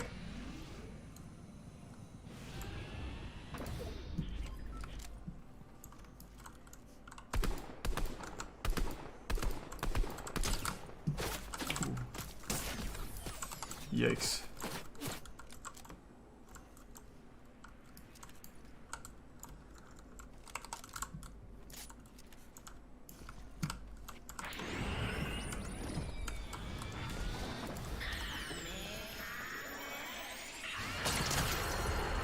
Oh. Damn it. Gotcha. Not today, baby boy. He tried to get back to Namek. Not on my watch. Another big one. 3 weeks ago, I posted a video with an open challenge to anyone on the internet. This was kind of like my Willy Wonka moment, but instead of inviting you all to a chocolate factory, I invited you all to an insane asylum. The challenge I issued was perhaps the hardest challenge that currently exists in all of gaming. It is a challenge that has been completed by 0 people in 18 years. That's right, no exaggeration, not a single person in the entire world has completed this challenge in the 18 years that it's been available. But I was naive. In my hubris, I thought I could play God and make a miracle happen. I was under the impression that maybe the reason this hasn't been completed is because the motivation for gamers just wasn't there. So I took a page out of Scrooge McDuck's playbook, I reached into my pockets and I slapped a $5,000 bounty on this bad boy, thinking that this would incentivize people to run it and we might see a champion emerge. But unfortunately, all we've seen emerge so far is mental illness. This has broken some people's minds. Spirits are shattered. I wouldn't be surprised if some runners got addicted to hard drugs as a result of this, just trying to forget the pain of even attempting the challenge. Over the last 3 weeks, it has been misery for quite a few runners who've given it a try. Let me go ahead and break down this entire thing for you. The challenge was completing Halo 2 on Legendary difficulty with 13 of the 14 skulls on deathless. So 0 deaths, solo, Halo 2 Legendary with 13 skulls on. The only skull not on is Envy. For those that don't know, skulls in Halo 2 are gameplay modifiers that make the game harder. All of them except for the Envy Skull. The Envy Skull gives you camo when you use your flashlight, so it's super helpful. So turning that skull off, but still doing the other 13 skulls, completing it on Legendary, solo, without taking a single death. It's never been done before in the 18 years that Halo 2 has been out, and I really wanted to try and push the human race towards greatness. I wanted to witness history being made. And I've watched so many streams of so many different people trying this, and it's just sad. I'm not kidding, this isn't an exaggeration. Of all of the runners I've seen over the last 3 weeks, 99% of every single runner couldn't get past level 1. About 80% of that couldn't even get past the first 2 rooms, which includes me because I've tried this myself. Of every single runner, there's only been 4 runners on Twitch that I've seen get past level 1, and only 2 of them have done it more than once. A popular YouTuber named Hidden Xperia even attempted it for a video and didn't get past the first level. And this made me realize something. I underestimated the challenge. I looked into it a bit more, and I'm going to explain some things that are going to help a lot of you that still want to attempt it, and I want to encourage you to keep attempting it. So, I am raising the bounty. I will now be offering $20,000 to the first person who can complete my sadistic challenge here. This shit is diabolical. I'm not going to sugarcoat it. I'm not going to pull any punches. I'm just hitting you with the straight fucking filthy asshole of the truth. It is brutally difficult, and this is going to take a long time. $20,000 to the first person who can actually make history here and complete the challenge. I'm going to go over the rules again. It has to be streamed on either Twitch or YouTube. And it has to be solo Halo 2 Legendary difficulty with 13 of the skulls on. Envy cannot be on. So all the skulls except Envy on. No save load cheesing or any external modifications or anything like that. Just good old-fashioned spit and elbow grease. Glitches are allowed, but of course not like cheats or anything like that. If the glitch is present in the game, you're welcome to use it. In the description, I'm putting a link to a place to submit VODs. If anyone out there actually accomplishes this, submit it to the link in the description, and we're going to go through that shit with a fine-tooth comb. We want to make sure there's no editing or tomfoolery afoot, no fishy business. This is why it needs to be streamed. There needs to be VOD evidence proving that it's real. No sly editing or tricks like that, which is why the streaming is such a big requirement here. Now, I'm also going to be linking a Discord in the description that was started by the community that has all of like the best strats and best ways of approaching this challenge. So if anyone's interested in learning how to do it or having information at their fingertips to give it a try, the link to that Discord is going to be in the description. That could be really helpful. There's 2 ways of doing this. You can either do it on Halo 2 Classic, the original Halo 2 Xbox game, or you can do Halo 2 Anniversary, which is in the Master Chief Collection, and that even has a lasso playlist that has Envy off by default. Now let me give you all of the cheat sheets and everything that we've learned, or I've learned rather. Halo 2 Anniversary is significantly harder to do this on. The tick rate in Halo 2 Anniversary is higher, which means the enemies are shooting more frequently, faster. So they'll mag dump you so quick that you'll insta-die, whereas in Halo Classic you'll have a little bit more time to respond and hide or respond and fight back. Halo 2 Anniversary is much more difficult here because not only is the tick rate higher, some of the glitches that exist in Halo 2 Classic don't exist in Halo 2 Anniversary. The biggest one being ghosting. In Halo 2 Classic, there's a glitch called ghosting, which allows you to displace your hitbox, and it's crucial in the first level. Using ghosting, the first level is actually pretty doable. It's pretty easy. You can ghost through multiple doors and skip large sections of the map, and that's totally fine. Like I said, doing this challenge, you can use glitches. The only thing you can't use is actual external cheats or macros or anything like that. So Halo 2 Anniversary doesn't have ghosting, which is a crucial glitch, really helpful, and the enemies shoot faster and hit harder because they're shooting faster. So Halo 2 Anniversary doing this challenge, I honestly don't know if it'll ever be done because of one level in particular, Gravemind. Gravemind is infamous for being the hardest level in Halo franchise history. This is the level that put hair on your chest when you were a child. This is where most people got stuck, and it's the level most people remember as being the biggest pain in the ass. It's absolutely brutal. But on Halo 2 Anniversary, with this challenge, Lasso, all skulls on except Envy, it's damn near unbeatable. It is so fucking rough. So there's a good chance that anyone trying this on Halo 2 Anniversary is going to not complete it because of Gravemind. And Gravemind is like one of the last levels too, so when you get to Gravemind, you're already like 70% of the way there. So you're like 4.5 hours in. It's just soul crushing. So let me get to my recommendation. If you seriously want to attempt this and seriously want to complete it, I highly recommend doing it on the original Halo 2 disc, Halo 2 Classic.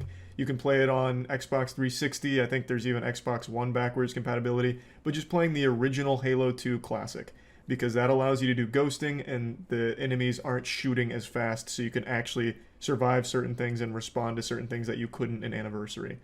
But that also comes with a catch, because in order to do this on Halo 2 Classic, you're going to have to collect all 13 skulls manually each time. So you're going to have to collect the 13 skulls, and you're going to have to do that every time you want to run this, unless you just keep your console on forever. Because Halo 2, unfortunately, being as archaic and primitive as it is, when you turn off the console, the skull effects go away. So you have to get the skulls again in order to activate them. There's ways of kind of cheesing this with making certain save profiles in front of skulls. So if you want to do this multiple times across multiple days, you make these profiles and then just load them up, grab the skull, and then start. Saves you some time, but it is still tedious. So setting it up is more tedious in Halo 2 Classic, but the actual challenge is more doable there. Whereas starting in Halo 2 Anniversary is more convenient because the skulls you can just turn on from the start, but actually completing the challenge there is much more difficult. So there's trade-offs for both. Now I'd like to talk about the two runners that I briefly mentioned that consistently get past the first level. The runners are Jervalin and Pedrogas. Jervalin is the closest by far. I'm going to go ahead and show you a couple Jervalin clips here, but he's gotten to Gravemind a few times actually, but has unfortunately had his runs cut short due to some bullshit, and it's just rough. Let me show you some Jervalin clips. Just get me up top, brother. Oh, shit, dude. I played that hard as fuck. Okay, I gotta kill this guy. Come on, dude. Just give me my back smack, brother. No! He ate a back smack, dude. He ate a back smack. Oh my god. Oh no, I think I might be dead, boys.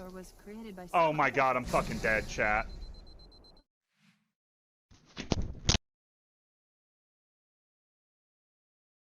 How close am I? I mean, I've got the best shots, guy, but I don't know, I could get it right now, or I could get it 6 months from now. You just don't know. It's just... You just have to get lucky. Like, it doesn't really matter about being good. Like, yeah, okay. You have to be...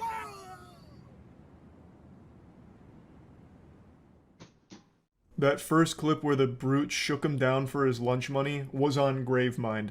That could have been a huge clutch moment there, but it just wasn't in the cards. Actually, as I'm making this video, Jervalin is still streaming runs right now. Are you coming over here?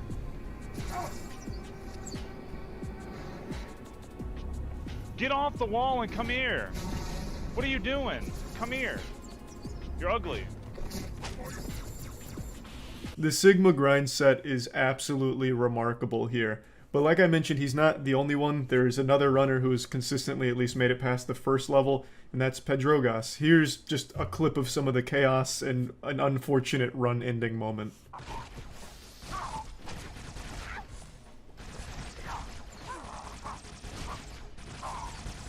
Malditos golpes que no sirven, güey.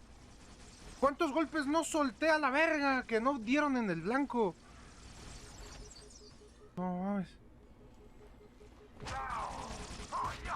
En la puta espalda, güey, a la verga. Ay, güey. No mames.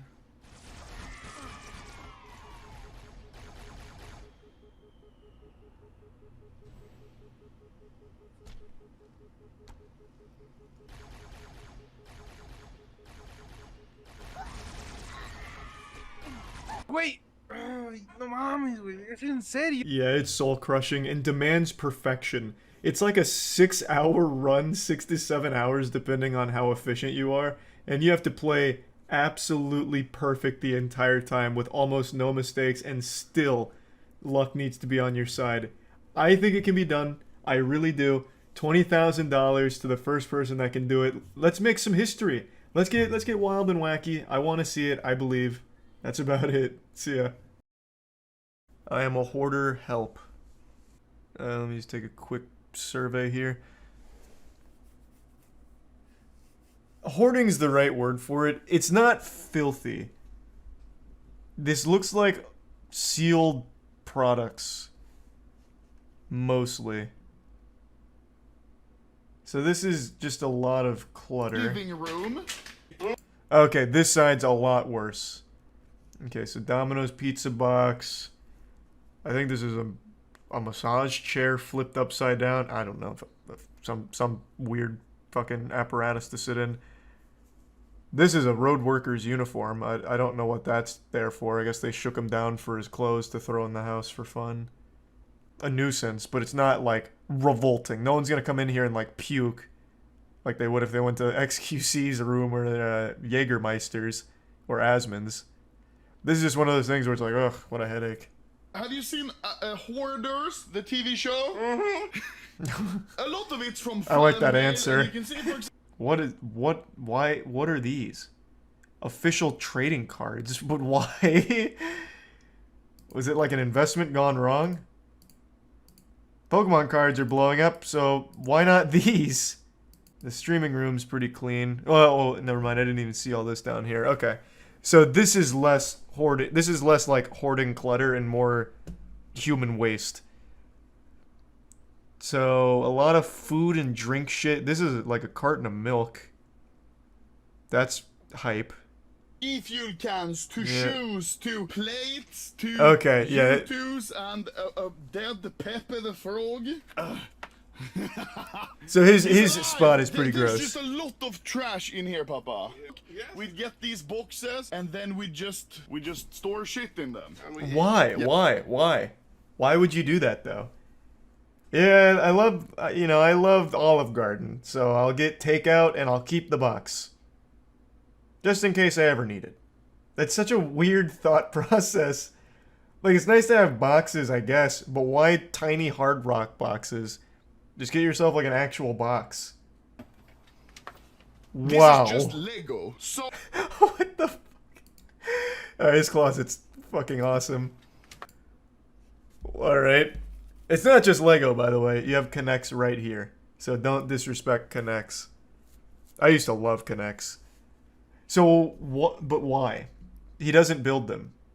He just collects the Lego boxes. I guess just for fun? Like, just to hoard all the Legos so kids can't have them? Just as a fuck you? I don't know why, Papa, do you shit a lot? This is your toilet. Look how many shit What the fuck is that? Why is there a fucking milkshake here as well? Then, moving further... Alright, so his dad is definitely the grosser one here. The man just piles up toilet paper rolls and a milkshake. You can't even use this sink. Alright, so this one's pretty gross. Alright, now we're getting somewhere. This is yucky. There's old blood all over it because I cut my finger. I think you can see one blood in here as well. Yeah, here on the wall you can see some of the blood. Didn't even bother to wipe it? Like once? Yeah. You see? It's blood. Fucking crime scene. Yeah, it's blood. Oh my god. There. So this is where he opens all of the CSGO trading cards. Man just wakes up after a wet dream. He's like, fuck, let me see if I can pull a simple card.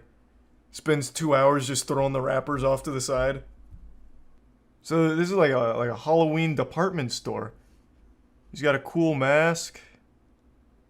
Some suitcases. I don't even know what this is. Sealed board games? What is this? Settlers of Catan or something? What is this over here? Oh, you can't even see it. That's so much fucking milk. These are all milk, right?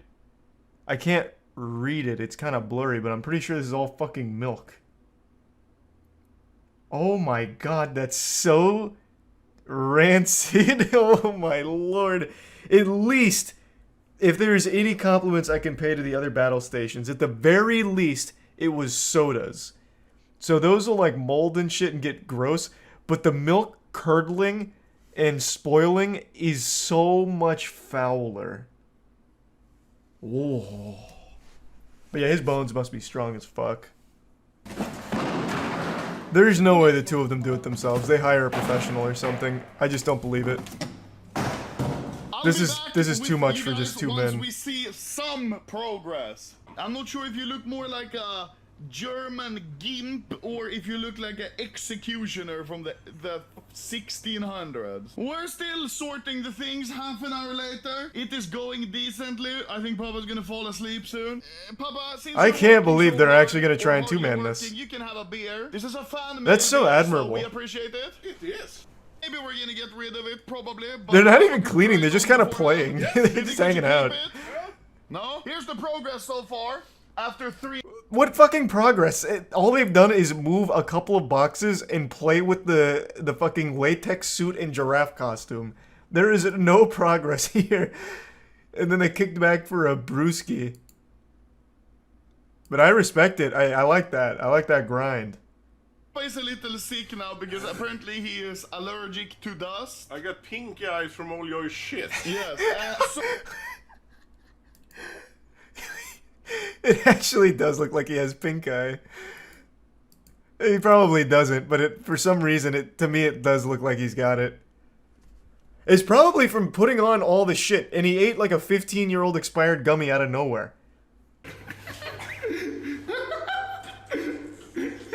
He's such a good sport.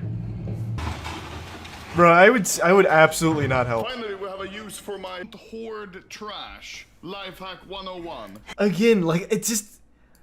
Maybe it's just me, but it doesn't seem like they've made progress. All they've done is they moved the trash a little further inland. Like, they're parting the sea like Moses here. They're not actually moving anything and getting anything out. Besides that box that his dad painstakingly dragged to the garage. They're just, like, relocating the trash to other parts of the apartment. Why is he making his dad do this when this is unholy? But I do respect he's got some Yu-Gi-Oh! Booster tins here. So he's got like this wild mosh podge of cards from CSGO trading cards to Yu-Gi-Oh! To Pokemon all over the place. But luckily this isn't like the actual hazardous biological waste from the other side of his room. A gaming room. Is he doing like whippets or something when he's streaming? Why is there just like aerosol cans here? Or maybe it's not aerosol and it's just blurry and I can't tell. A lot of milk, Papa. Yeah, here it is. So much milk. Look how deep my foot goes. It expired Oh, the God. 25th of May. So I want you to open this one and have a smell. Don't. You're better than this, Pop Anomaly. Oh, God.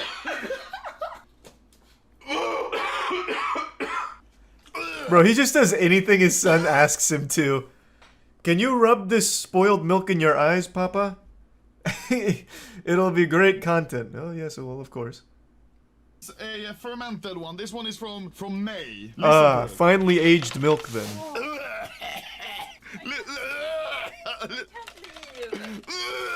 Just thinking about it makes me almost fucking puke. Open it. Look what's inside. Don't. Why would you do that? 4, 5. You know what's inside. It's spoiled milk. These are small ones. So There's not going to be like some kind of mystery surprise inside of the 15-year-old milk. Like, oh god, I wonder what treasure fucking leprechaun left in here, like the pot of gold. There's going to be something good in here. This is such a wild station. This one's pretty bad. It started off as just normal hoarding clutter and quickly devolved. why is it so black? Wait, get your flashlight. What the fuck is that, bro? What do you mean, what is that? It's mold. That's mold. It's not like the portal to the upside down or anything. It's just mold. You know, like that's just kind of how things will go. Linda, what the fuck?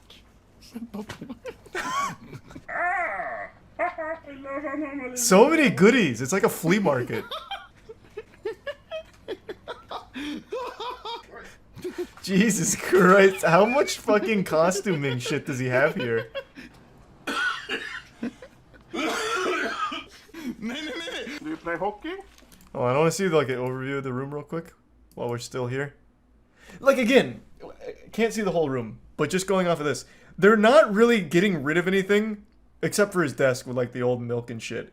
But all the other shit, they're just moving elsewhere. It's like that SpongeBob episode with the dirty diapers. Like they're just hiding it. Like they're just hiding the filth in the apartment still. Like it doesn't seem like anything's actually leaving.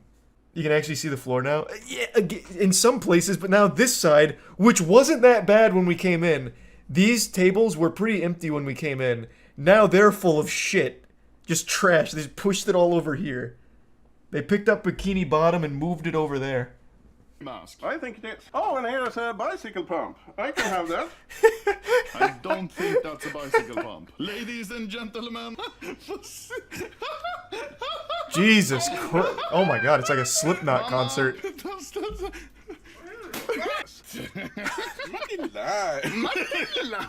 Alright, that shirt is hype. They cannot get rid of that shirt. That shirt is fucking hype. Surfing on the internet. Right at your fingertips. That's iconic. That is fire. I give you that one. That's why I'm throwing it away. Oh, that's fucked up. Now, Don't even joke about today that. It's like 2 days. You can see Papa's eye is looking a little Thanks for weird. 5 gift Now, subs, apparently Evil. we Thank you, just man. found out that Papa is apparently allergic to dust. You can look into your eye. Wait, look. What do you mean we just found out? We have known he's been allergic for dust for the last 2 days that he has been in the trenches cleaning this bitch. This is not new information. He said it on day 1. We knew this. This was information that was readily available off rip for us. Up, open your eye.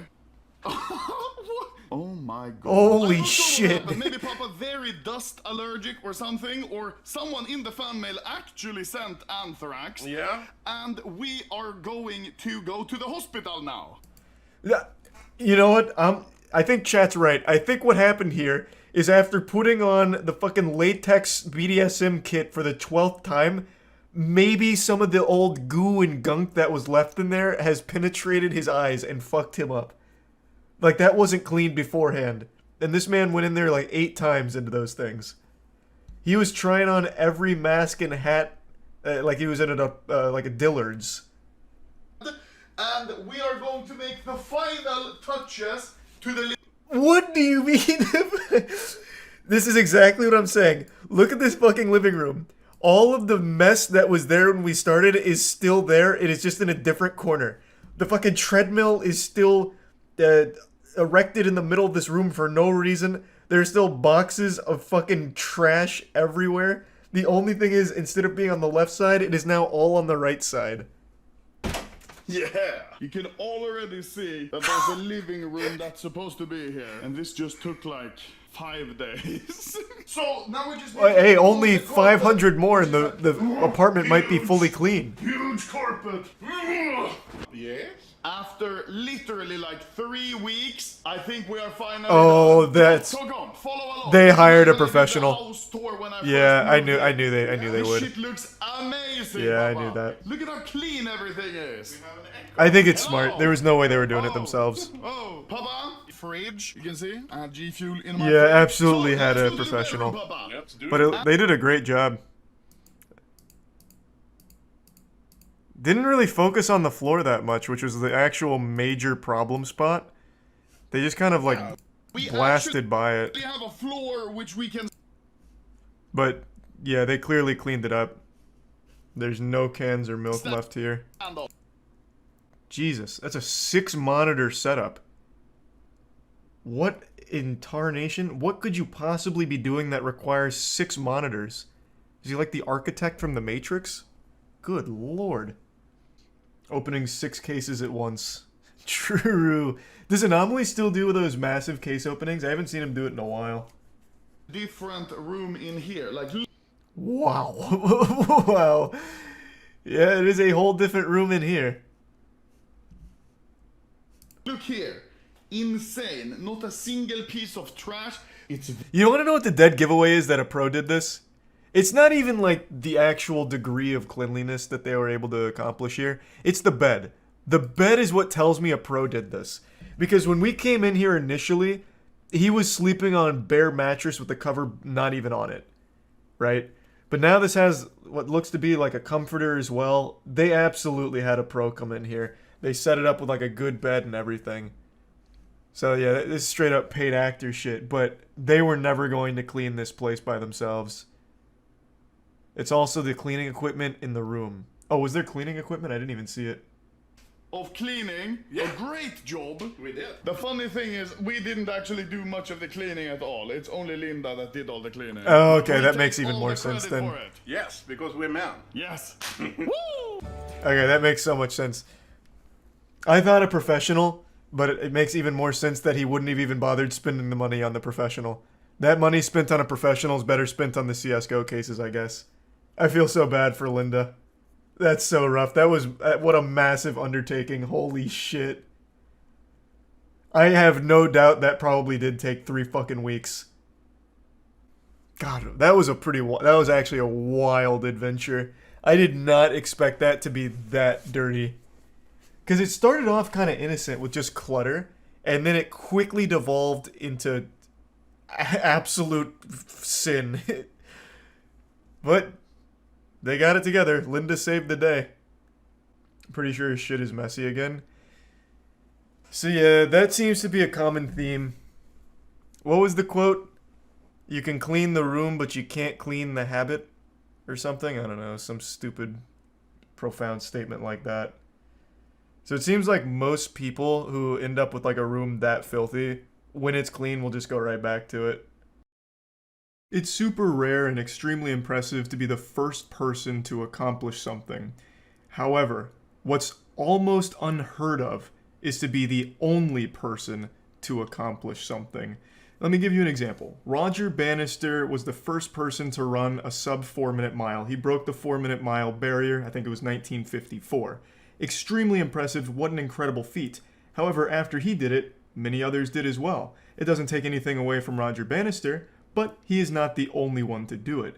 There's very few cases of anything being accomplished by only one person. Now, of course, you could get real cheesy and douchey about it, wiggling a finger. Well, actually, Charles, in fact, I am the only person in this universe to carry up 3 pounds of laundry up 2 flights of stairs one-handed, while the other hand had a finger in my butt. No one else has done that. And you could also then turn to like the Guinness Book of World Records, where it's like the most specific shit no one cares about, like longest time spent upside down wearing MeUndies and watching Fairly Odd Parents. Yeah, you could cheat to just prove me wrong and show that it is more common than I'm leading on, but I'm talking about actual meaningful achievements that are coveted by people, that they actually compete for. Very rarely is there something that only one person has ever done and no one else has been able to do since. And that's what we're talking about today. There's 7 billion people on this planet, and every single one of them is a gamer. So the competition's pretty fierce. There's a lot of greasy gladiators out there that are ready to do battle. So being the first to do something is tough, and being the only person to do something, that's damn near impossible. I searched for a long time to find the hardest, most challenging gaming-related accomplishments ever. And in all instances I found there were multiple people to pull the specific task off. And I didn't want to get into like the real weeds of it where it's really niche titles, only like 5 people playing it. Like that's kind of cheating because technically even I fall into that category where I was the first and only person to beat Super Fight because I was the only asshole stupid enough to spend $200 on a 30-second Steam game. So I didn't really want to, go down that avenue. I'm talking about big titles, big categories that people actively run and actively chase glory with. So one of them I found, of course, was Hollow Knight with Any Radiance. Any Radiance is a modded boss in Hollow Knight where I believe only 5 people have successfully defeated the boss. It was made to be impossible, but through sheer talent, determination, and just God-given gamer genetics, 5 people have legitimately beaten the impossible boss in Hollow Knight. But there is one challenge even harder than that, where there's only a single person to have ever completed it, and his name is Jervalin. Jervalin is the only person in the world that I can find on any corner of the internet that has proof of them completing Halo 2 Lasso Deathless. Halo 2, I'm sure all of you have heard of. One of the biggest names in gaming, one of the most influential FPSs of all time. Granted, Halo's been eating a little shit recently, but Halo 2 is still a timeless classic, and it's one of my top 5 favorite games of all time.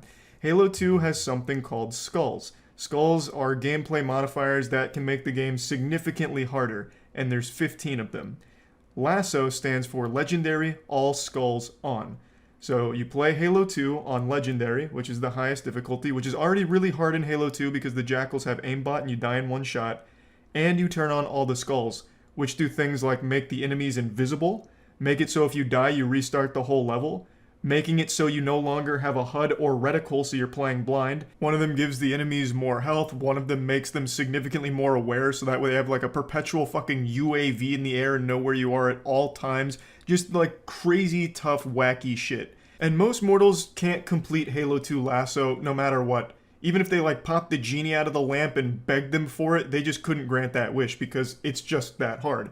Most people can't do it, let alone doing it without taking a single death. There's certain strategies you can do with Lasso to make it easier on yourself, such as like save load scumming, where in order to avoid restarting a level when you die, you can immediately save and quit and then just reload checkpoint and it gets around that. So there are like cheesy things you can do to like bypass those things and, you know, get your first completion on it. But to do it in a single run, no segments, nothing, and doing it deathless without save loading, that's a feat that's only been done by Jervalin. Now, I am not doing a great job of selling just how difficult this is. The skulls make this an entirely different beast. It's considered the hardest solo accomplishment in all of FPS history from everything that I've read, and I've actually tried it myself once on stream about a year ago. I could not get past the first 2 rooms in the first mission of Halo 2 with Lasso. It is fucking brutal, and I consider myself like, you know, one of God's chosen warriors for gaming, and I couldn't even get close. It's fucking unfathomable the amount of planning that has to go into it when it comes to the route that you take, as well as just the sheer talent needed in order to accomplish Lasso deathless. So nothing but the highest of praise to Jervalin for this. It took them just around like 6 hours to pull it off, and it's really impressive. But there is one challenge even harder, and it's also in Halo 2. This has been accomplished by 0 people, and it's actually been attempted by quite a few, and a lot of them deemed it impossible. But I've done a lot of research on it, and from everything I've seen, it is just barely possible. It's a Halo 2 Deathless run in the Lasso playlist for Halo 2 in the Master Chief Collection. Most people assumed that you can't do a Deathless playlist run because of one mission in particular called Gravemind, but there's a YouTube channel I found that actually shows that it can be done. They are able to complete it with the legendary All Skulls On playlist in 52 minutes using some really impressive shit. So Halo 2 Anniversary, or Halo 2 in the Master Chief Collection, has a playlist called Lasso, and the difference between that and normal Lasso is there's one skull they don't turn on. It's called Envy. The Envy skull in Halo 2 actually isn't a detriment, it's a huge help, and it's actually the #1 thing Jervalin relies on in his run. The Envy skull makes it so when you turn on the flashlight, you go invisible. So you're able to set a lot of certain things up as well as use some very intricate routes to avoid conflict and get certain things done. The Envy skull is huge, and it's what made the Deathless run possible, and what makes Lasso possible for a lot of people as well. But in the Halo 2 Anniversary playlist for Lasso, that skull is turned off, so you can't use it. And I've looked everywhere online. I got the goddamn magnifying glass out, turning over every rock, every website to see if there is any lunatic out there that has successfully done a Deathless run of the Halo 2 Lasso playlist. Or even outside of the playlist, Halo 2 Lasso without Envy. So every skull but Envy. And I found nobody who has successfully completed it. And I actually haven't found anyone that's even been close to it either. This is a very rare case of something that people have tried for a long time, and none of them have been able to do. There is a really good channel on YouTube called The Halo Completionist, and they did a full walkthrough, run-through of the entire Halo 2 Lasso playlist in order to give like tips and tricks as well as show the optimal routes for it. But they didn't do it deathless. That is all spliced, cutting out the deaths and everything like that. From everything I've seen, nobody has been able to do it without taking a single death in a single run. There's only like segmented runs that exist where people cut out the deaths and put them together to show what it could look like, but no one's successfully done it. So again, just to explain what it is, it's Halo 2, Legendary difficulty, every skull but Envy turned on. And it makes the goddamn thing nearly unbeatable, but it is just barely possible. So, I thought it would be fun. let's turn it into a competition. I'm putting a bounty on it. I want to see the first person in the world to make history here. So, I will give $5,000 to the first person who's able to complete Halo 2 on Legendary difficulty with 14 of the 15 skulls turned on. Those skulls, so there's no confusion, are as follows: Anger, Assassins, Black Eye, Blind, Catch, Famine, Iron, Mythic, That's Just Wrong, Thunderstorm, Ghost, Grunt Birthday Party, IWHBYD, which stands for I Would Have Been Your Daddy, and Sputnik. So every skull except Envy. Envy cannot be turned on. If you complete the game with those 14 skulls turned on Legendary difficulty in a single sitting with no save and loading or any shit like that, solo, no co-op, I will give you $5,000 and you'll be the first person to have pulled it off. This game came out in 2004. You would be standing atop 20 years of history as the ultimate fucking champion of outrageous Halo 2 challenge runs. Now, the only rules for my bounty here are you have to stream it. I won't fall victim to some sly editing from some asshole who knows how to use Windows Movie Maker really well or something and fools me. I'm going to have a panel of people to analyze the runs if there's any that actually get submitted deathless. I want to make sure and verify they are legitimate runs, and streaming it helps to do that, because it's a lot harder to fucking fake something live than it is to do it in post. So you have to stream all of your attempts. There needs to be public VODs of your runs. You can stream them on Twitch or YouTube. Don't do it on Facebook, because I'm not going on Facebook gaming, so just Twitch or YouTube, really. If Mixer was around, I'd say that's fine too, but that shit's dead. That's buried 6 feet under. So stream your runs. You cannot save and load. You can't use any of that cheese shit with save and load. Can't be co-op. It has to be solo. Glitches are allowed. If you look at the Drvalin runs, as well as looking at some of the other runs that, like, Gambling Dolphin put up showcasing some of it, glitches are used, and they're used extensively. And I think that's what makes speed runs and challenge runs so interesting, is pushing the game to its absolute limits using any means necessary to do it. But you can't cheat. There's no cheat codes that will be allowed. You know, no God mode swapped in, no clip, nothing like that. Only glitches in the game are okay. Now, you can do this in the Halo 2 Anniversary Lasso playlist, where it puts on those 14 required skulls by default, or I'm totally fine with you using an original Halo 2 copy, the Halo 2 Classic for Xbox. I'm fine with you playing that game, as long as you only use those 14 skulls. Envy just can't be on under any circumstances. Now, when you do have a run that you want to submit, I'm going to put a link in the description to a place that you can do that, so that way it can all be analyzed and authenticated by a trusted team to make sure that there's no tomfoolery going on with any of the footage or anything like that. And again, what you'll be submitting is VODs. It'll be either your Twitch VODs or your YouTube VODs. It's not going to be some, like, highly edited video that you've been able to cook up in Adobe Premiere or anything like that to fool us. It's good, like I said, it's got to be streamed. So we'll be checking those VODs if you submit. I think this will be extremely fun. This is one of the only things I've ever seen when it comes to gaming where people have tried for fucking 18 years now and nobody has done it.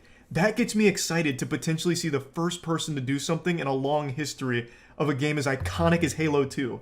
That to me just, that gets my engine revved up. Like, I want to see that. I want to see what you all will come up with in order to accomplish this. Now, like I said, it's not going to be easy.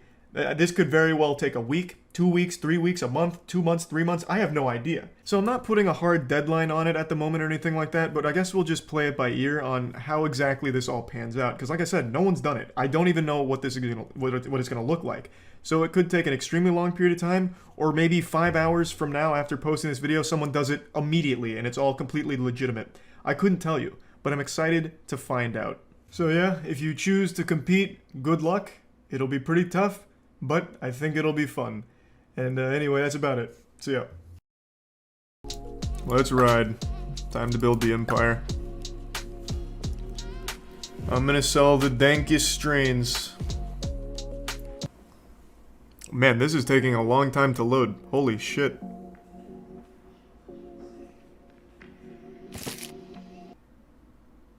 Hey, hey.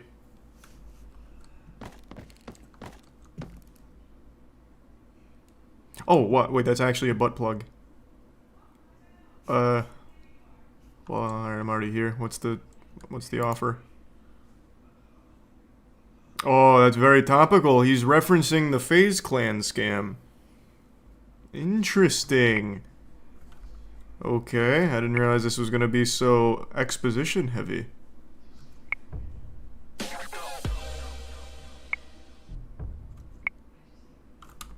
Alright, alright. Oh my god, okay, this is... I just thought I was gonna be, like, doing quick time events to grow weed. Oh my god, alright, this is very different. Okay, weed storage jar, dope. That's easy to understand. Oh, there we go, there we go.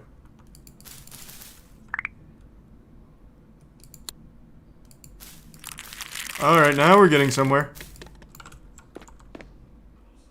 But I don't want toilet weed. Well, then don't come to Miami. What do you want from me, man? I'm doing the best I can. This is working really well. Oh, yeah. Oh my god. I have to do this multiple times. Got it. Alright.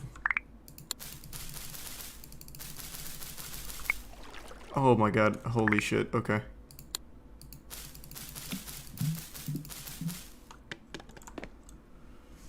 Alright. It's a really grindy game. Okay, unironically, when I was saying I want to play this tonight, chat kept saying that you're gonna have to grind for like 3 hours off stream before you can actually make any progress. And I'm starting to see that that's probably not like a meme. What are your prices? I haven't set that yet. I don't know. I'll have to see what the street value is first. I'm gonna need competitive prices. To be fair, it's not really a premium quality product here. I'm growing weed in the toilet, so I don't need to be super stingy. Oh, hey. I've got something for you, Chris.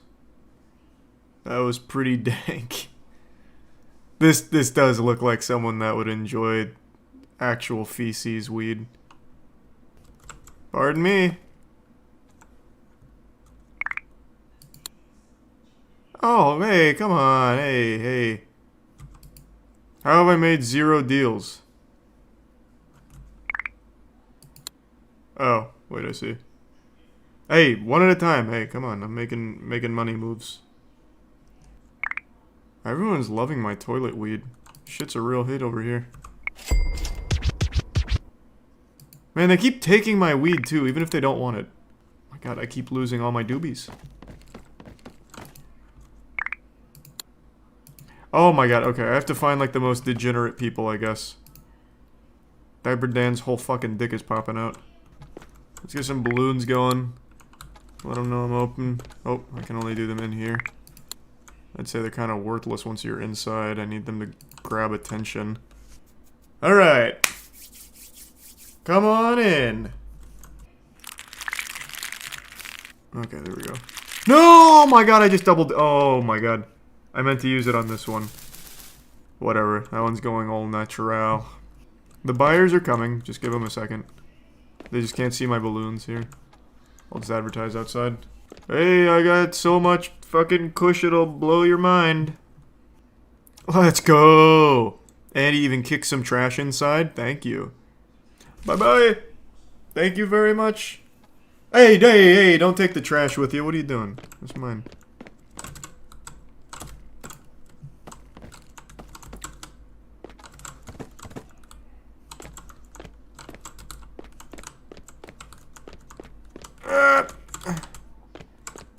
Stay. My shop needs to look busy. Let's go. Bye-bye. Come on in. Oh, he's really getting exploratory in here now. See, he's starting to enjoy it. I knew you would, Lawrence. Chris. If I can decorate it in cool things like anime and gaming, I'll be the hottest shop on this entire, like, area. Oh, that's a cool spot for it. And then... Oh, that's looking so good. What the fuck? I'm gonna need something to really differentiate myself from all the other weed businesses. Maybe like horseshoe or something fun. Cornhole, maybe? Foosball, even? Selling to minors will make you stand out? Can I sell to kids? Can I relocate to like across from an elementary school and just call this like a comic shop or something maybe? That would be a pretty good business model, actually, if possible. Take this! Yeah! I don't like your tweets on Twitter. Take this, Elon. Yeah, idiot. Let's go. I got a new batch cooking up. Hey, Roger! Hey. Do I have to do free samples every time? Because I'm bleeding out. Do I? Yeah? Oh my god. Alright, Roger. You're getting a real good deal. Come on. You want to see how the sausage is made? Thanks again, Roger. Such a reliable guy. Hey, come here, Neil. Man, those are some fucking mean nipples on this guy. Holy lord. Welcome, Neil. You here to breastfeed or get some weed? I'm just kidding. I'm just yanking your chain. Welcome, welcome, welcome. Okay. As long as I secure the customer. Hey. Bye-bye, Neil. Who else needs some, huh? You getting hungry again already, Neil? Come here, I got more for you. Here we go. My kind of people. Oh, hey, wait, whoa, whoa, whoa, whoa. You need to come by my shop. I'm not giving you a choice.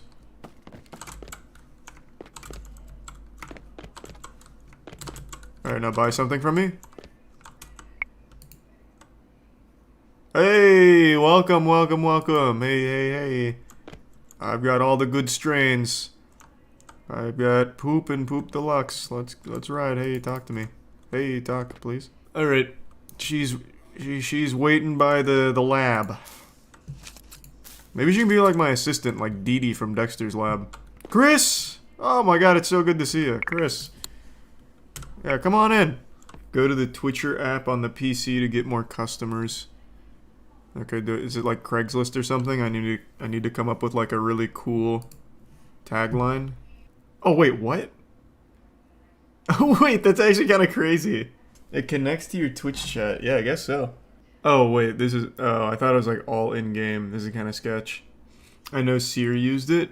Yeah, I mean, that's fine. That's good for him. I'm not gonna risk it. I even got my little bathroom prisoner back. She completely left a minute ago, but I guess she just had so much fun in here. She decided to come back. Who needs bathroom weed? Hey, Schmakeel, let's go. Oh, I don't have any... What if I beat someone up outside? Hey, wait, what are you doing? Where'd you come from? Get back here. Where'd you come from? You robbed me? Yeah. Yeah. Any chance you have any, like, rolling papers on you? No? Roger. My sweet, sweet boy. Are you coming to my shop right now or no? Yeah, you know I got the stinky. Big order? Big spender? That's my boy. Chris! Oh my god. You're like family to me. This is like your 6th visit already. It's great to see you. It really is. And a bigger order, of course. Yes, thank you.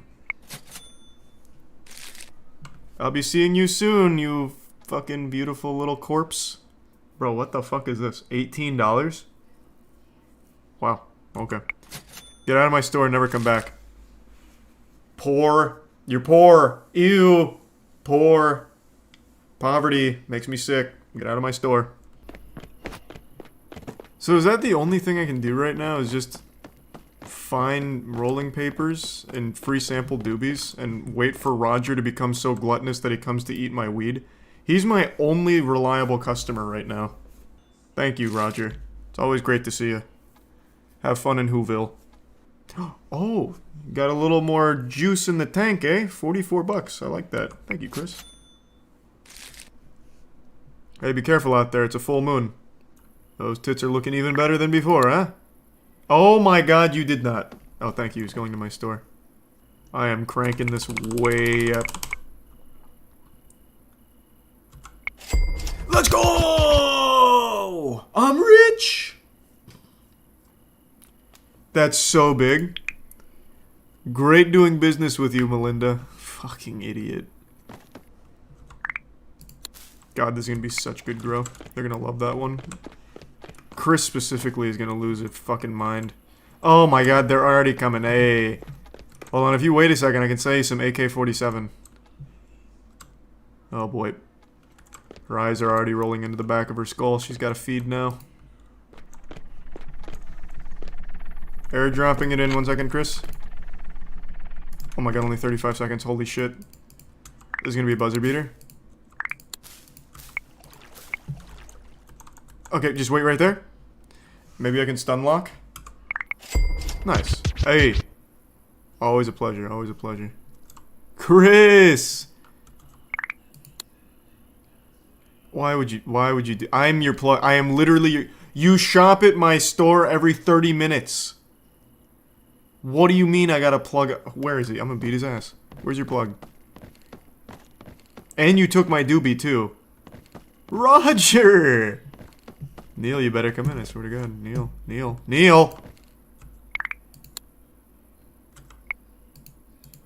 Swing by my shop soon. What do you mean soon? Thank you. My first line. Let's go! Another happy customer. Bye-bye, Roger. Thank you very much. Come on in, Neil. Up to the counter. Don't be shy. I'm not gonna motorboat you. Hey, have a great night, Neil. Have fun. Have a good night. Another shitty small order, you piece of shit. Get out of my fucking shop, I swear to God, you vampire. Golly! Can I just make some money, please? Oh my God, they're piling in. Hey, Roger. Yes, of course. Come back anytime. Anything you need, Roger. You know I got you. Hey, Lila. It was an investment. Oh God, they're fighting. Oh my lord, it's a dance battle. And Roger's already coming back. This guy's been here 3 times in the last 4 minutes. Roger just lives here. Good to see you, Roger. Hey, Chris, don't you dare kick him out. Okay. That should complete the next mission. Diaper Dan. Alright, come on to my shop. I'm securing customers for my future. Roger already back. I love to see it. Good purchase as well, Diaper Dan. Welcome. First time shopper, big time spender. Alright. Now we're fucking getting somewhere. Okay, let's get some decorations. Can I buy them online? Yeah, Roger's been smoking those big doinks. And I appreciate his business. Whoa! Let's go! Okay. Alright, that's a big order. Oh, now we're getting somewhere. Now we're feeling it. Need to replenish my stock. Pardon me. Hey, Roger. Hold on, just give me a second. I'm working. Alright. What do you need? Perfect. Come here, Roger. Oh my God, they are coming in so hot today. Ooh, some purple haze. Great choice. I'm making so much money now. Oh my God, and Chris, the gang's all here. What a day. What a beautiful day. Whoa. Everyone's coming in hot right now. Well, yes, welcome. Of course. Yes, who's next? Hey, no fighting. Wow, okay, I have too many customers now. Oh my, holy. Initiating moisture.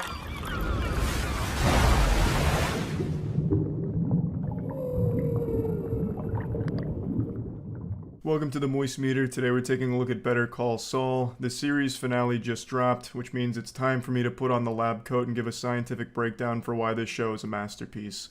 Now, I already made a whole video comparing Better Call Saul to Breaking Bad, giving my opinions on both, so I'm not going to be comparing the two in here.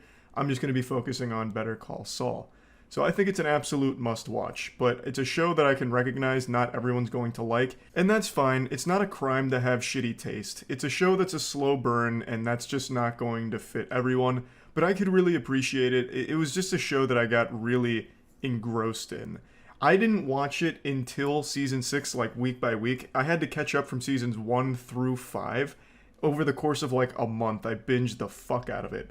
I went so hog wild. I loved it. Now for the moist meter, I'm mainly going to focus on season 6 since it's the final season and that's what just finished. And I've already talked at length about 1 through 5 in that video I made comparing this show to Breaking Bad. So I don't want to just repeat myself. So I'll give you the cliff notes here. The show absolutely slaps. Again, it's a slower show, and that's not going to be everybody's cup of tea. It's not going to be everyone's spaghetti and meatballs, but if you're someone that's just looking for an extremely well-written story and extremely well-written characters, this show is absolutely going to be for you. I think there is no other show in television history that has this level of writing that Better Call Saul does. It was just an incredible fucking ride from start to finish. Now let's get into it and spread some peanut butter on this sandwich. Season 6 was broken up into 2 parts, with a hiatus in between where there was a few weeks with everyone's dick being soft, just scratching at the neck, waiting for it to come back and conclude.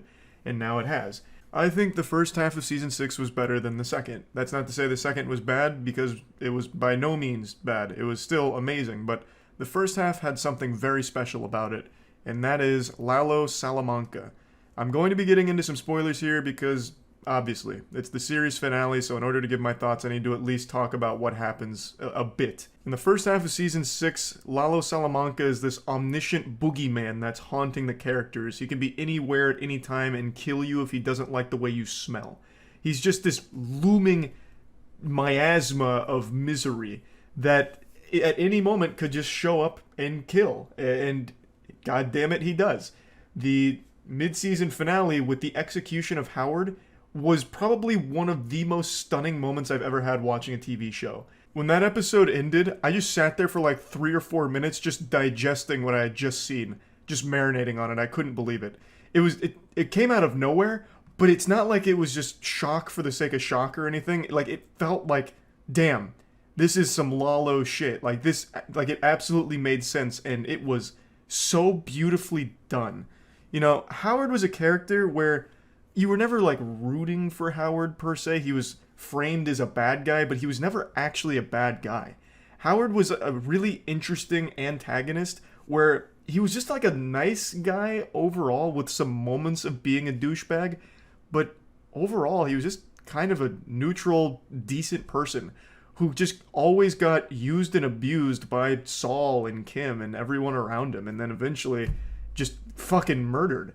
And he didn't deserve any of it, really. This show just does an incredible job with every character of making you care.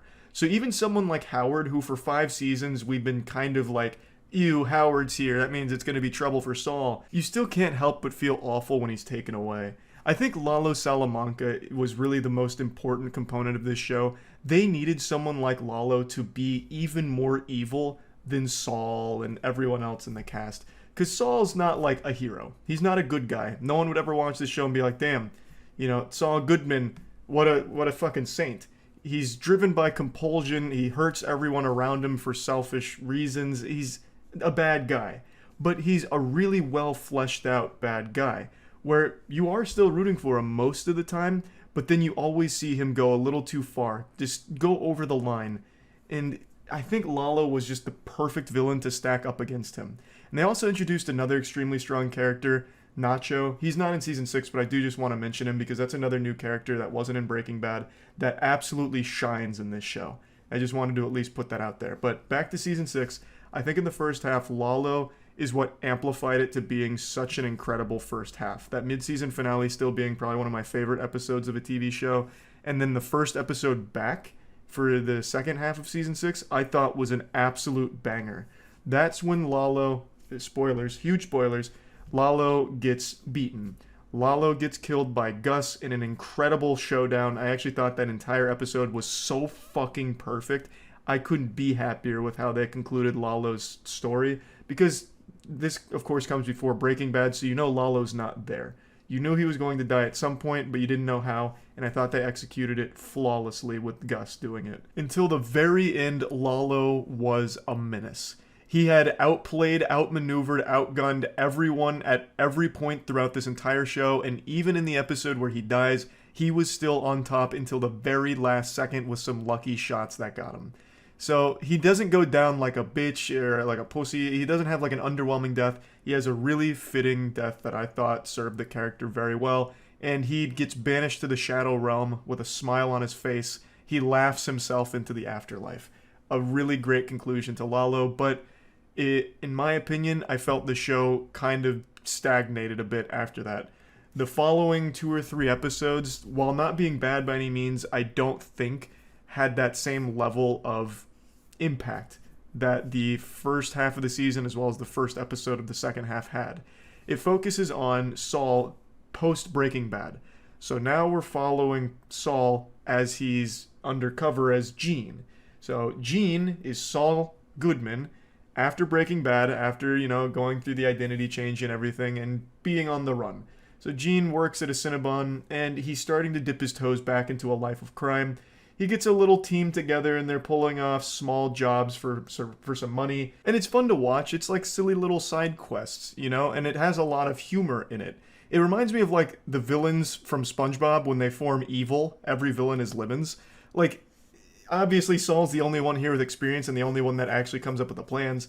But there's a lot of moments where the other characters do some wild shit. For example, one of them, while stopped at a stop sign and driving a taxi, is just hanging out for a while. Some cops pull up behind him. They don't have their lights on or anything. They're just sitting there eating fish tacos behind him, unaware of anything going on.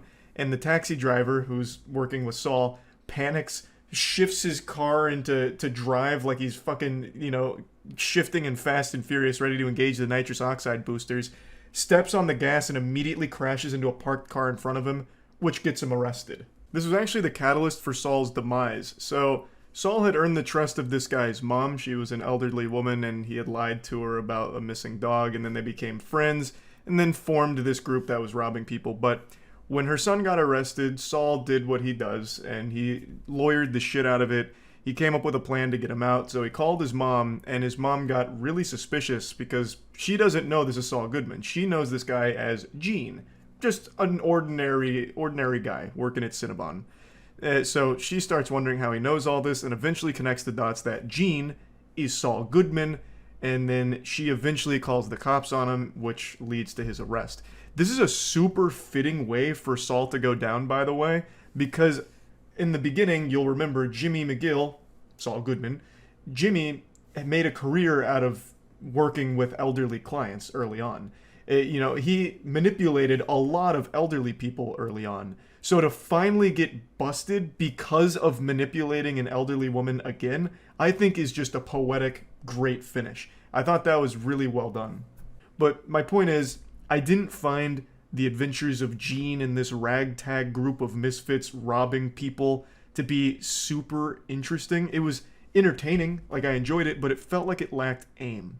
Which, again, you would expect. It was just kind of like a refractory period after the first episode of the second half of the season. Again, I don't think it was bad or anything. I don't even think it was lackluster because I still enjoyed them. But it just felt like it lacked an overall purpose. It was just watching Gene get back into Saul Goodman's, helm, taking it back and, doing what he does best. Fun, goofy adventures, a bit silly at times, but it all did have a purpose in the end, where the mom connects the dots, calls the police, and they arrest Saul Goodman. And that brings us to the series finale, where Saul Goodman, yet again, shines. He's able to strong-arm everyone legally, just laying down this fucking smackdown of law, and then even gets Kim out there to witness it, but decides to throw it all away and confesses to every single one of his crimes that we've seen him commit throughout both Breaking Bad and Better Call Saul. He makes a very public spectacle about everything that he's ever done wrong, and the series ends with him in prison. That's all she wrote. I think it's an extremely fitting conclusion. A character like Saul Goodman never deserved a happy ending, but this is about the best that he can get.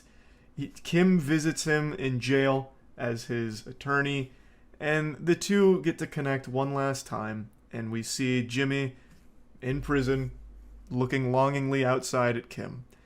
I think it was a fucking beautiful finale. Like I said, I enjoyed the first half more than the second half, but I love where the second half eventually ends up. I think Better Call Saul is a must-watch show that I recognize not everyone's going to appreciate, but I do think it's worth everyone giving it a chance. It is such an incredibly well-written show, I can't think of anything like it. I fucking loved it, so plugging Better Call Saul into the Moist Meter, I'm giving it a 95%, and I can't recommend the show highly enough. That's about it. See ya. It's 7 a.m. and I just have an insatiable appetite for a healthy, balanced breakfast of shitting on the world's most prolific television scam artist, Dr. Oz. I'm sure you've heard of Dr. Oz, maybe even watched some clips and laughed at him, but you know who's not laughing? Your mom and your grandma, who's buying all the dog shit that he keeps peddling.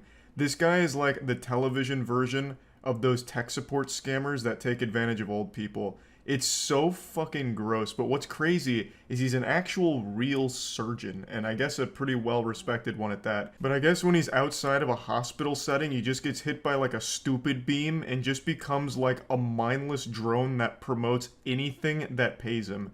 His television show is nothing but bad advice, outright lies, and selling products that don't work. You're better off getting your health advice from your local crackhead. At least he'll be more honest than Dr. Oz. You can really find endless examples of Dr. Oz lying about shit on his show in order to promote some new fat buster or magic cure to something. The main thing he always targets is fat busters, metabolism boosters, and just general magic pills. He's always going on about pills. This man promotes more pills than a fucking pharmacy. And it's the most nonsensical garbage you've ever heard of. Ah, this is goat urine concentrate. It's wonderful and will instantly cure any muscle aches in the body as well as fighting that stubborn belly fat.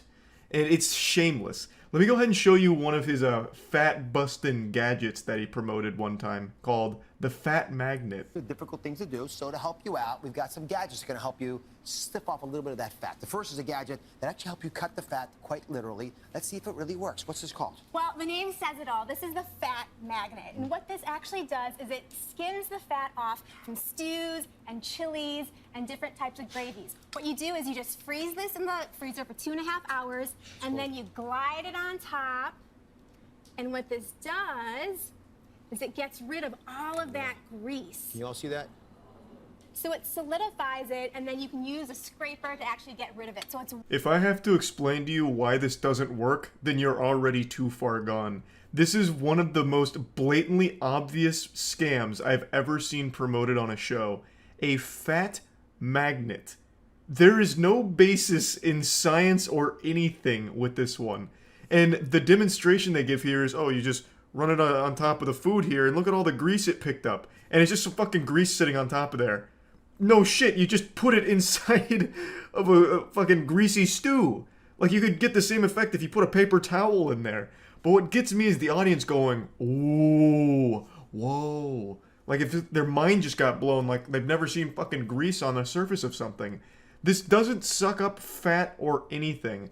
There's plenty of videos, including news agencies, that were just debunking Dr. Oz because it got so bad at one point, going over like how the fat magnet doesn't work even slightly. It is literally a fucking butt plug that can just touch grease and that's it. It's not some magic wizard grease wand that can somehow vaporize the fat and solidify it from the pan here. And it doesn't even try in their own demonstration. Dr. Oz doesn't challenge it or explain it or anything because it's not real. He was paid to shill it, and god damn it, he will. This man will literally sell anything. Now, from what I remember, most of it's not harmful to your health. I mean, I guess if you tried to take every single pill he's promoted, you'd probably explode, like something right out of The Boys. But, like, the actual individual stuff he peddles isn't, like, detrimental to your health. It's just useless and a waste of money. It'll just be some garbage like, you know, every afternoon around 3 p.m., if you gargle pickled chicken foot juice, it'll be great for your tonsils. Or if you go on my website right now and buy this magic bean pill, it'll give you bigger muscles and tone up that stubborn arm fat. Just nonsense. It's just absolute nonsense. And from most of the medical community, they call him a quack because of his show. Even though he was an actual real surgeon, and a pretty successful one at that. But this guy has become so corrupted, there is nothing he won't promote to his audience. I could probably pay him $50 and he would go on his show and claim that my pocket trumpet is actually a fat blasting apparatus, and then, you know, start talking about how if you just listen to me playing the pocket trumpet for 15 minutes a day, your body fat will just start to melt right off your bones thanks to the frequencies of the notes I'm playing. Just garbage. And he will do it with a smile on his face. If you've got a medical problem you can't solve, you may find the answer in the next few minutes. Start, and this is the area of energy medicine. Reiki, and you're a Reiki master. My wife Lisa is a Reiki master. So when the kids get sick, when I'm out of sorts, she actually comes by. I can't even tell when she's treating me. Sometimes she secretly treats me. She thinks I'm in a bad mood, and I see hands moving around, but I actually feel the heat. He's not only a dog shit salesman, he also has no problem selling pseudoscience. So in this segment, he's talking about energy medicine and Reiki therapy, where he brings on a Reiki master and talks about how if, modern medicine can't solve it, maybe it's because it's not spiritually getting after you here with the energy therapy from Reiki. So he even tells this anecdotal story about his wife being a Reiki master. When the kids are sick or, he's in a bad mood, she'll start waving her hands around and treating them, making her sound like the fucking Avatar here, just like blood bending in order to heal the family. It's outrageous. Actually my wife is a midichlorian expert. She's able to deduce the amount of midichlorians in the bloodstream and decide whether or not we're worthy to become a Jedi. This is all a bunch of fucking nonsense, but he keeps using words like therapy, healing, treatment when talking about Reiki here, which obviously convinces the older viewers that it must be real because it's coming from a fucking doctor. That's so wrong. There is a reason why the medical community hates Dr. Oz so much, and it's for shit like this. Not just the selling of pills that don't work and all of that, but also the promotion of alternative medicine that isn't legitimate. This is supposed to be a medical show based in science, evidence, fucking facts, but instead we have an entire Reiki section here. Reiki is a balancing practice. And so rather than addressing the headache or whatever else is the problem, what it does is it influences the person's overall system toward balance. And then as her system becomes more balanced, symptoms tend to fall away.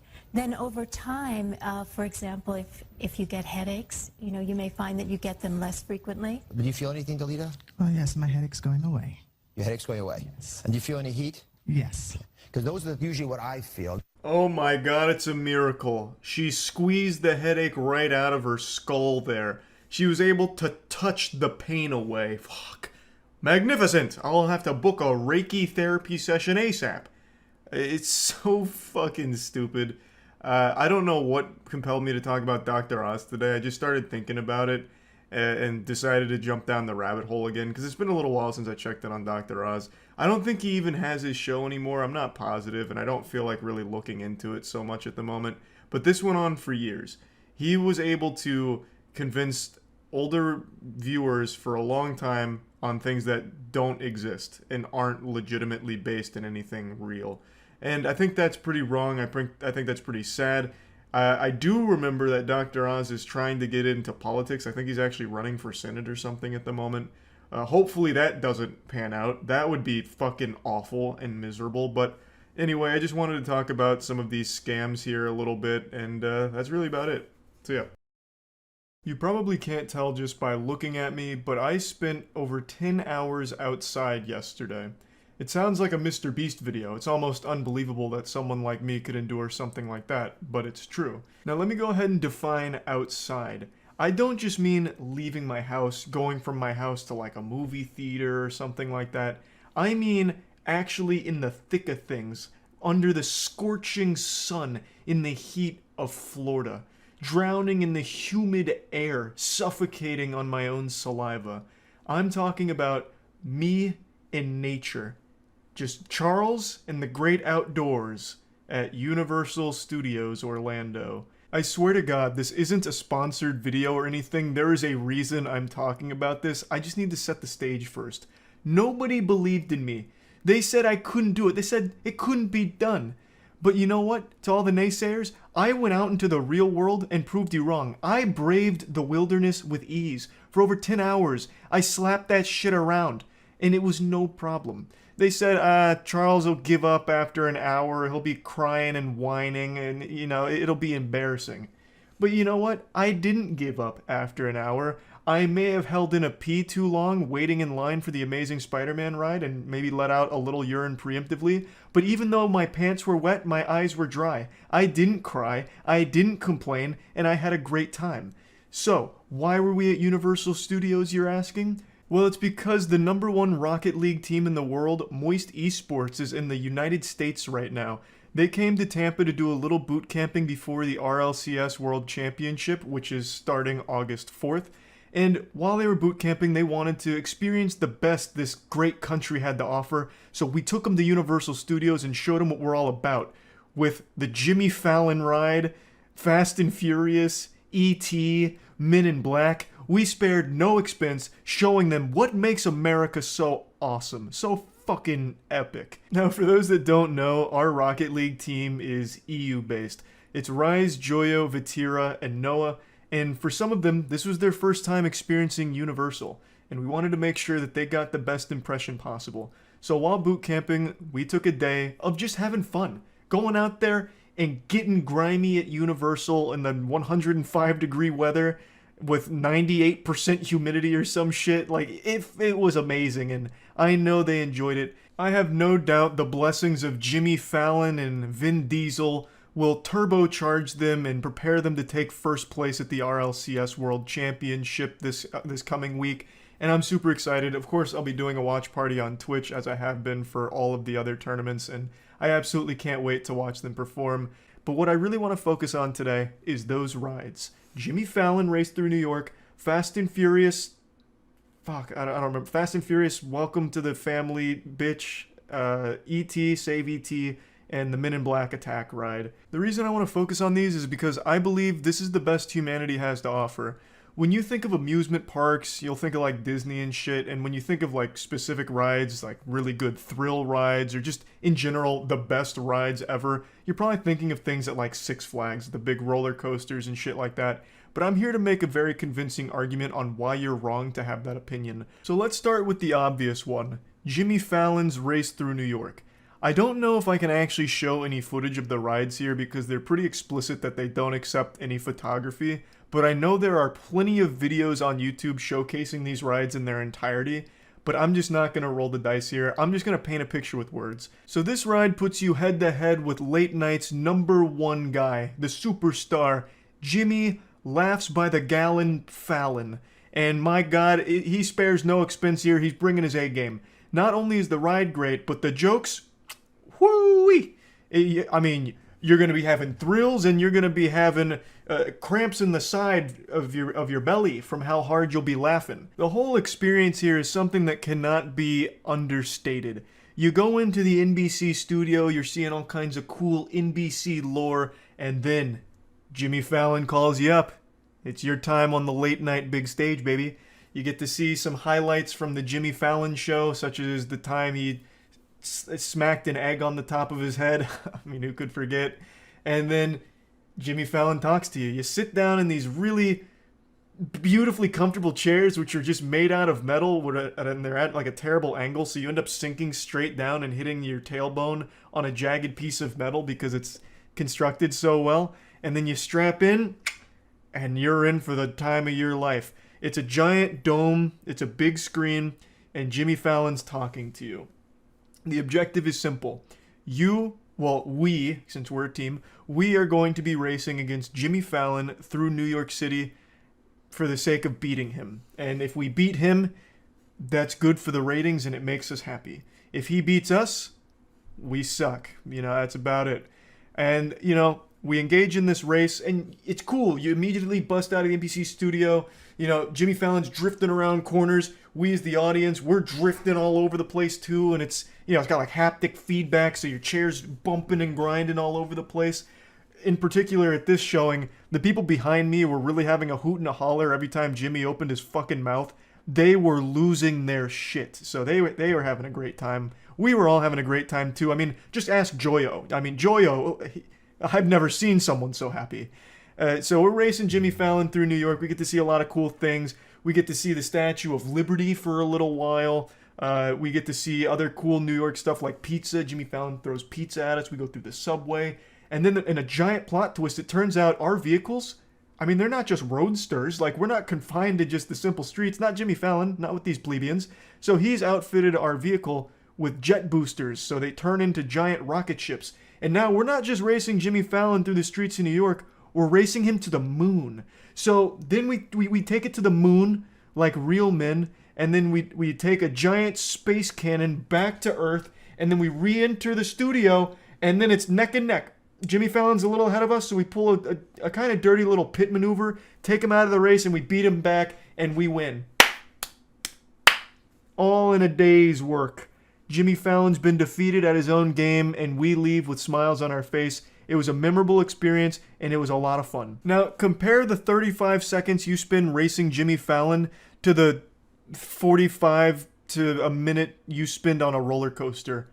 The answer should be obvious as to what's more fun. Like, in a roller coaster, you don't get a cool story. You're not even racing against anybody, and Jimmy Fallon's not even there. So I don't know why anyone would ever choose a roller coaster over racing Jimmy Fallon through New York like 5 times in a row. But let's move on. So Jimmy Fallon is, of course, a banger. The race through New York ride, amazing. One of humanity's finest works. But we're only just getting started because Universal also has the Fast and Furious ride, and my God, if you ever need to feel like a man, just go on there. By the time you get out, have a fucking full beard and a hairy chest. This is something special. So, again, not going to show any footage because I don't want to take a chance here. But the story is as follows. You've been invited to a super secret party. It's a big banger. So we get briefed by a live action human being who's talking with CGI Ludacris on a TV screen. So Ludacris has these pre-recorded lines where he's like, hey, welcome, you're about to go to like a super exclusive party, it's fucking awesome.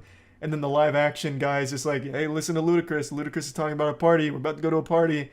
Then they funnel you into another room, which is the same thing, where it's a live action person on a mic with a pre-recorded Ludacris going, this party's gonna be nuts, but I hear the FBI is about to raid it. And then the live action person's like, damn, but I was looking forward to this party. Well, better get them on their way.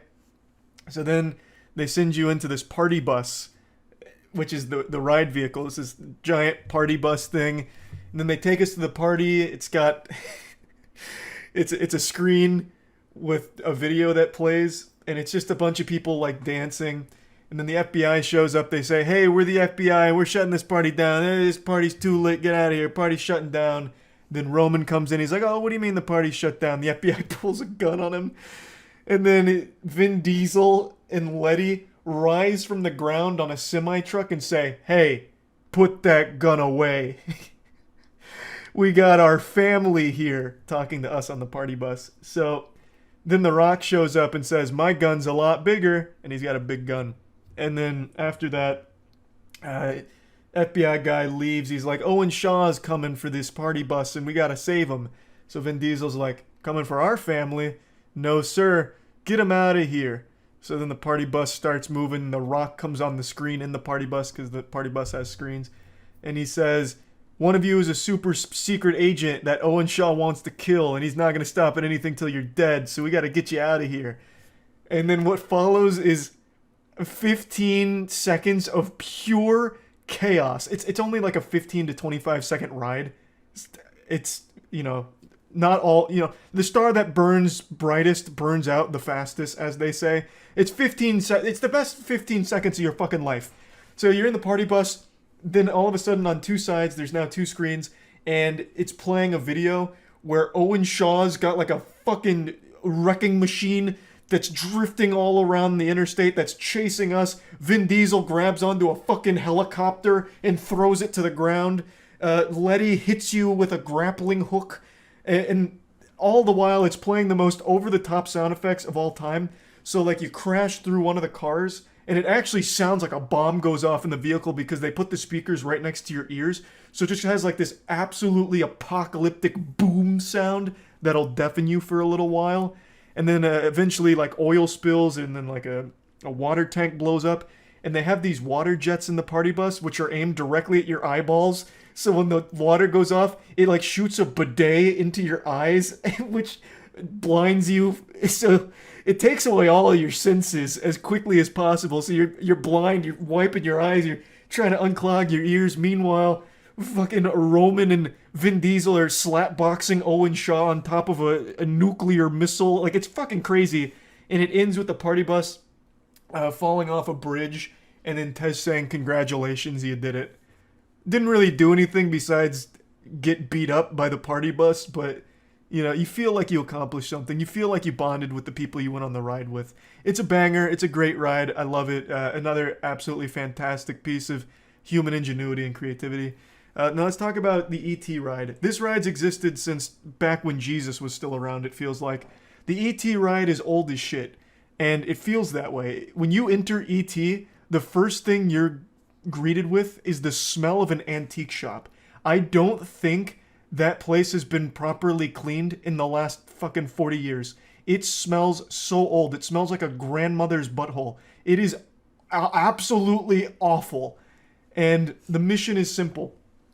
E.T.'s been kidnapped, and you have to save not only E.T., but some of his alien friends like Balanctica or something. And so we're going to save them from a distant planet, another world. But it's really innovative because you tell an instructor your name, your first name, so whatever you want it to be. They're not going to like check your ID. So you tell them like, I'm Paul, I'm Biff, Bill, whatever. And at the end of the ride, once you save E.T., spoiler alert, E.T. reads your name.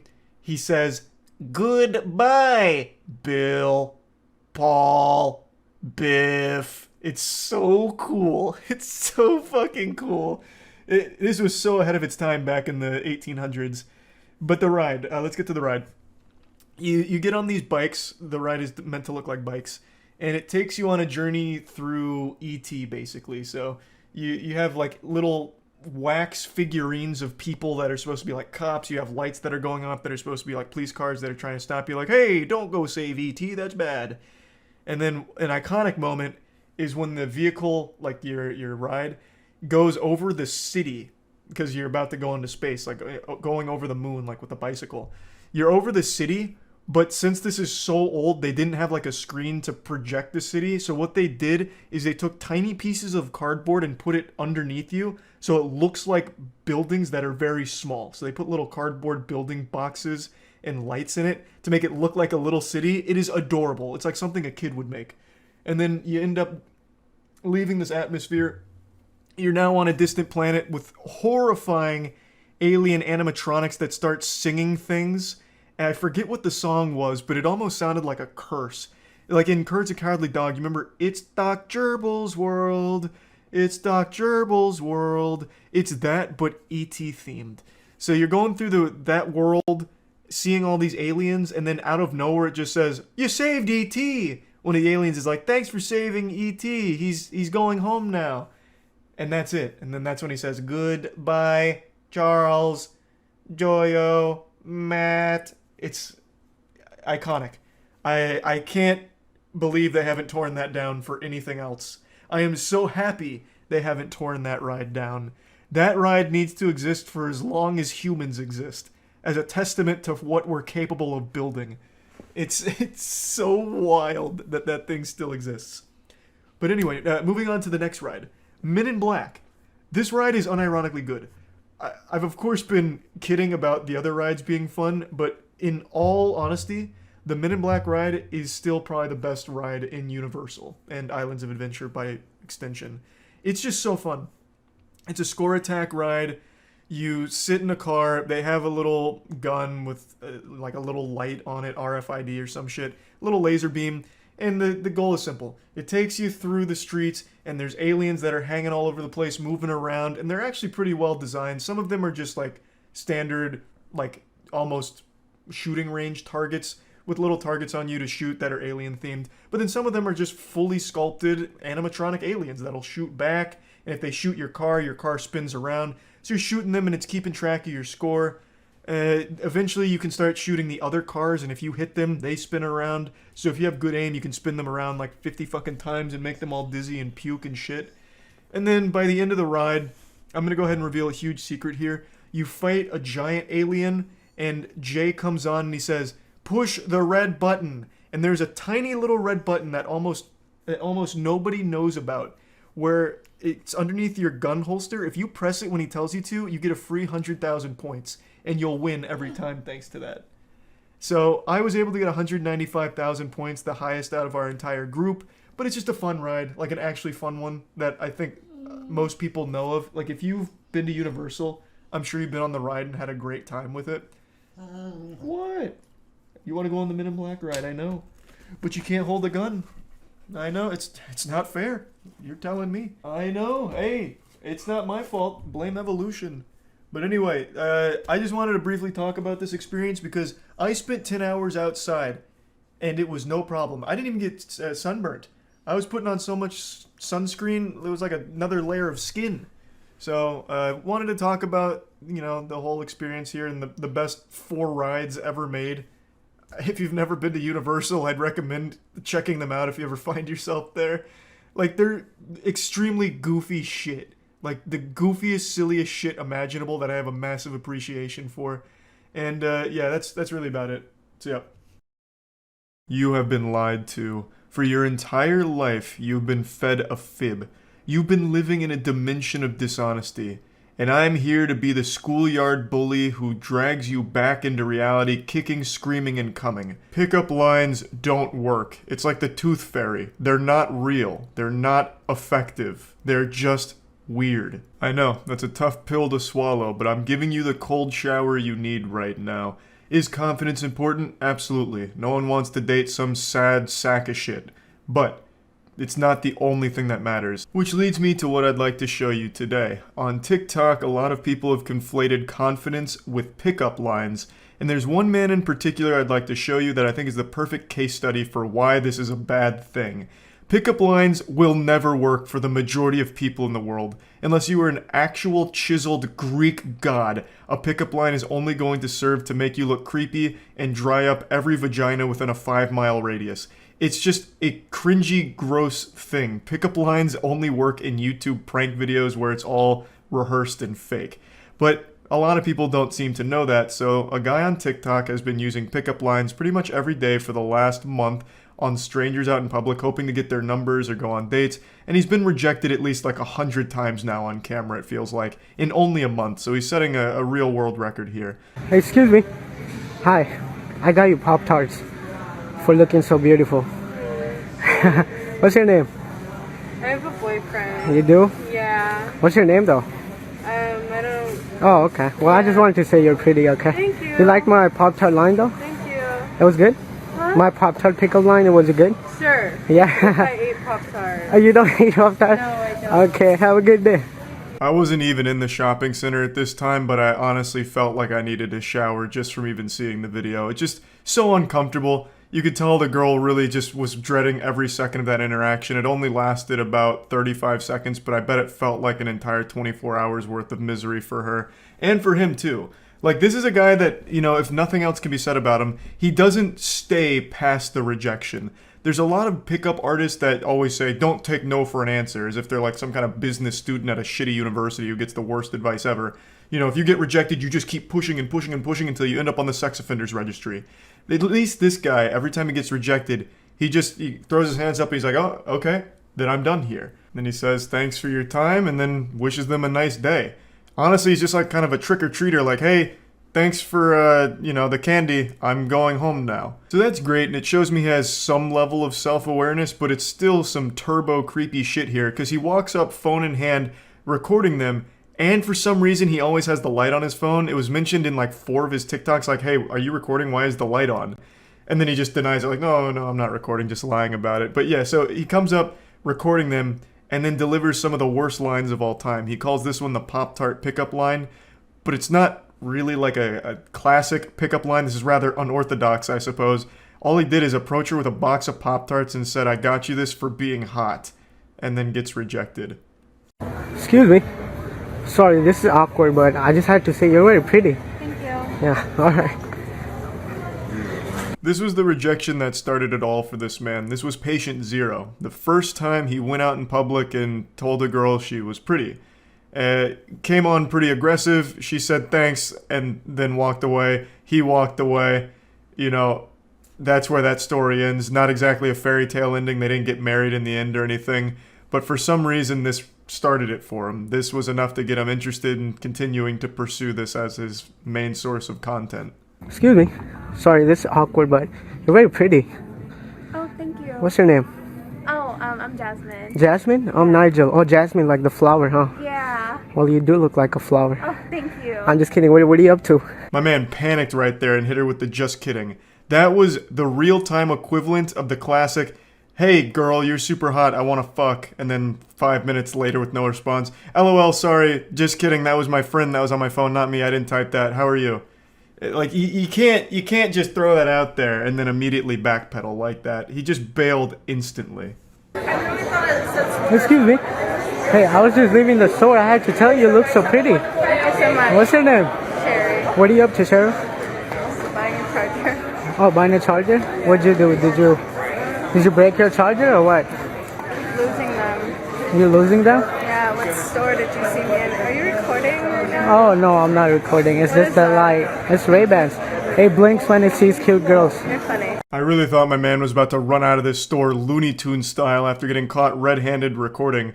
That's usually what's the creepiest part about these kind of interactions is they film themselves, like blatantly filming themselves recording the whole interaction. I don't know how they don't get called out more often for it, but it's super weird every time. But yeah, this was one of his more brave ones, just right in the middle of the store as she's trying to check out. You're pretty. Why are you buying a charger? No, I'm not recording. Yes, I have an erection. So what? Excuse me. Hi, I'm sorry. I just had to tell you look so pretty. Oh, what's your name? Me. Nee, what are you up to, Nee? I like that. What is that? I don't know. What's it called? Trying to get you tattooed on my arm. I'm just playing. How's your day going? Good. Yeah, you don't get approached a lot? You look nervous. Am I making you nervous? No.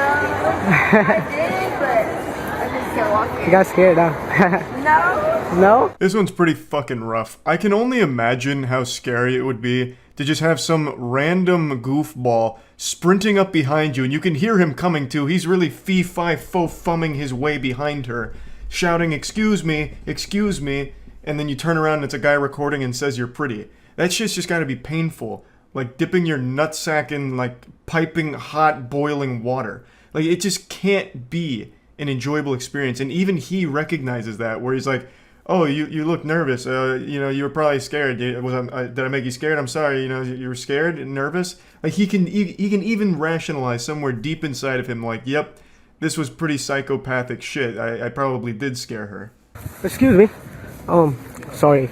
This is awkward, but I love your outfit. Oh, thank you. What's your name? I'm actually in a hurry. Oh, you're in a hurry? Yeah. Well, can I grab your number real fast, you think? I do have a boyfriend. You do? Oh, you're very pretty, by the way. Take it as a compliment, okay? Yeah. This one was pretty cool because he performed it in front of an audience here. That guy in the back is very well aware of what's going on here, and he's got front row seats to the cringe Super Bowl happening in front of him. And you can see even he's cracking a smile from time to time after how uncomfortable this whole interaction is. Excuse me. Excuse me. Oh my god, you're so pretty. Thank you. What's your name? Lauren. What are you up to, Lauren? Nothing much. Yeah? What you looking for? Close. I'm looking for your number. I have a boyfriend. You do? Alright then. Well, you're pretty, okay? I swear to God, this guy has heard the word boyfriend more than he's ever heard his own name. Every time he walks up to a woman within 3 or 4 sentences, he's able to get them to say, I have a boyfriend, or sorry, I have a boyfriend. Like, I don't know how many times you can take that. Just stop. Just fucking stop. Stop using your pickup lines. Stop recording yourselves trying to, like, come on to women in a really creepy, aggressive way. Just stop it. Excuse me. Hi. Do you know where the library is? Yeah, if you go all straight, you should see it. So just continue straight across the bridge. Oh my god. To your right. The way you like pointed, you're definitely my type. I just playing. What's your name? Jocelyn. Jocelyn, what are you up to, Jocelyn? I'm actually really late to class. Oh, you are? Yeah. What class you got? Nutrition. Nutrition. Oh, I love that class. Okay, have a good day. Okay, thank you. Well, I mean, he tried. There was an attempt there. The way you just pointed out the library makes you the girl of my dreams. You're definitely my type. Regular old Casanova. I have no doubt shortly after filming, the girl ran back and jumped into his arms. So, which was the library? Sorry, I'm new here. The library? Yeah. Just walk straight like down. It's literally like just walk straight and then it's like that big building right there. Okay, you go here, yeah? Yeah. Oh, okay. What's your name? Mine? Yeah. I'm probably gonna walk by the library right now. Oh, yeah? You wanna walk me? Yeah. You're attractive. Thank you. What's your Unfortunately, in this one, he managed to run into an extremely nice person who was kind enough to invite him to follow her to the library because she thought he needed help getting there. And immediately upon receiving the invitation, he accepts it and gets super fucking weird about it. This will probably be the last time she offers to help a stranger find the library or anything of that nature. It goes on and on and on for like 30, 40 more videos maybe, I don't know, so many.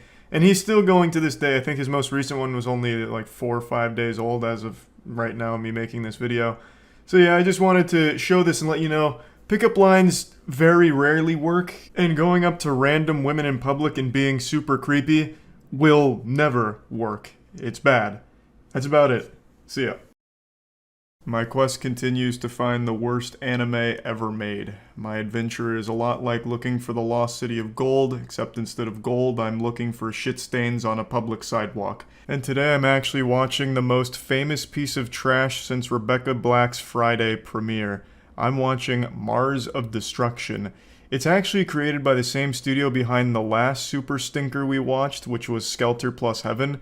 Idea Factory, that's the name of their crew. So somehow they have 2 of the 3 lowest rated anime of all time on my anime list, and this one has a big cult following because of how bad it is. It's actually impressive that Idea Factory has popped out so many universally hated anime. They must just accidentally animate these things in between their employees eating sand and snorting glue. And then they're just pleasantly surprised when they end up with something that resembles a movie on their desk. But anyway, Mars of Destruction is what we're watching today, and luckily it comes in 2 video qualities, 240p and unwatchable eye strain. So instead of cursing you all with migraines by forcing you to look at the unbearable brain-rotted quality that this usually exists in, I'll display the high-definition, cinema-quality 240p, the way God intended it to be watched.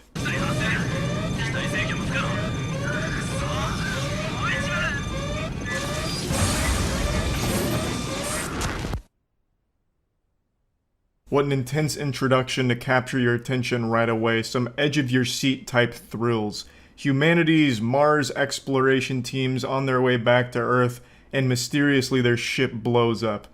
And that's a bit of an exaggeration. It doesn't really blow up, it just kind of like peters out. It's like a sparkler getting extinguished.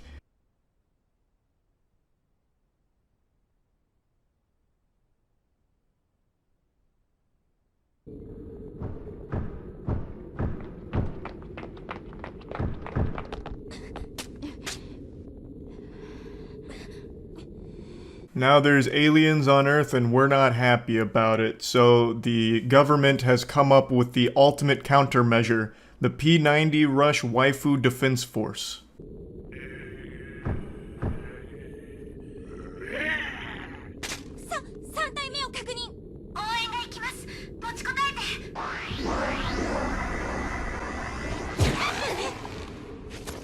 So these goofy Power Rangers villains can shoot piss missiles from their mouth and unfortunately blast the head off of one of the waifus. And it really rattled me to my core and got me thinking about how fragile and precious life is.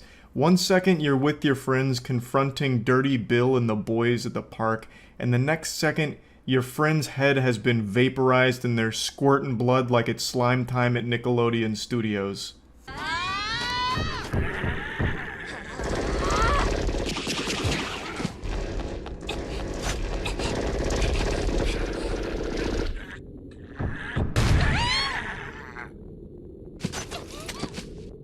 So I'm pretty sure that their anti-alien team is just a rebranded neighborhood watch because they're clearly not very trained. This girl ran up and missed every single bullet from her clip at point blank range on a giant enemy, but I guess it wouldn't matter if she hit the shots anyway because her friend did and it did nothing but tickle the monster. So even if they are just like stormtroopers closing their eyes here with their aim, it seems useless. They're not equipped to handle the situation.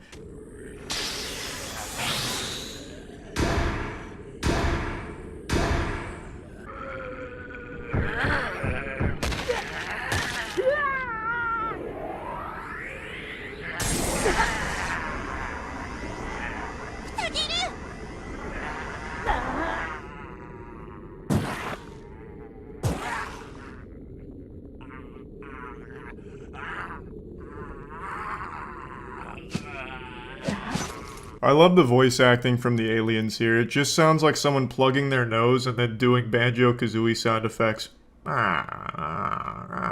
We've now been introduced to Takeru, humanity's last hope against the aliens, I guess, and he's not very reliable. Against two of these small little Kirby Digimon things, he nearly died. So he has this like lightsaber thing that I guess is made out of foam or plastic or something, because it's not very strong, but he manages to stab one with it, and he's not like overly bothered by getting stabbed. But while he's like mounted on top of him, like, you know, shake weighting the sword in there, one of the other aliens comes up behind him and gives him a back scratch, and it's really painful for him, and then he shoots sunlight at his back or whatever, and then he manages to stab that guy slightly, and through remarkable struggle was able to defeat some lowly grunts at a playground, and nearly died for it.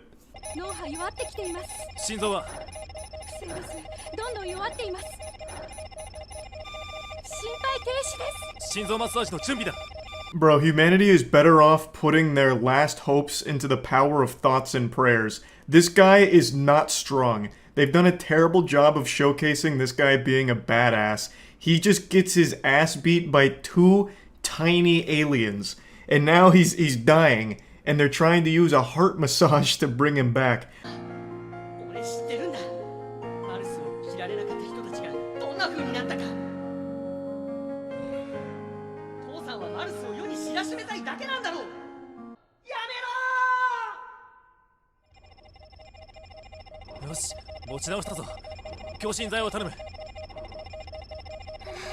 Luckily, the deep tissue massage was enough to restart his heart. I'm no medical professional, I'm not a classically trained doctor, but I don't know how often a heart massage is performed, but my god, it seems effective.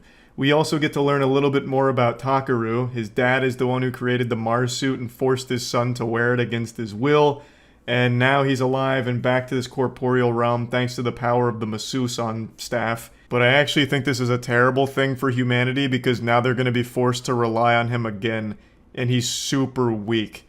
I feel like he would get manhandled by a group of elementary school bullies.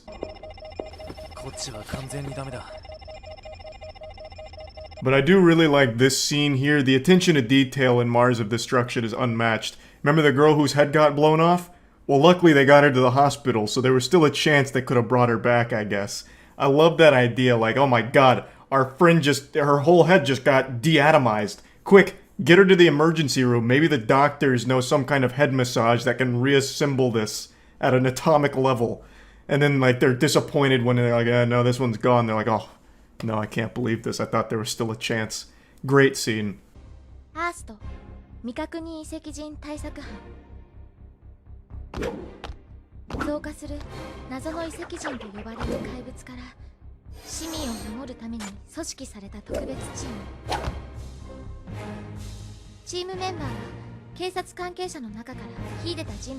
Now we learn a little bit about the ASS program, and I can assure you none of them are good at anything. Every time that any of these agents are on the screen, they're just getting beat the fuck up or having their head blown off.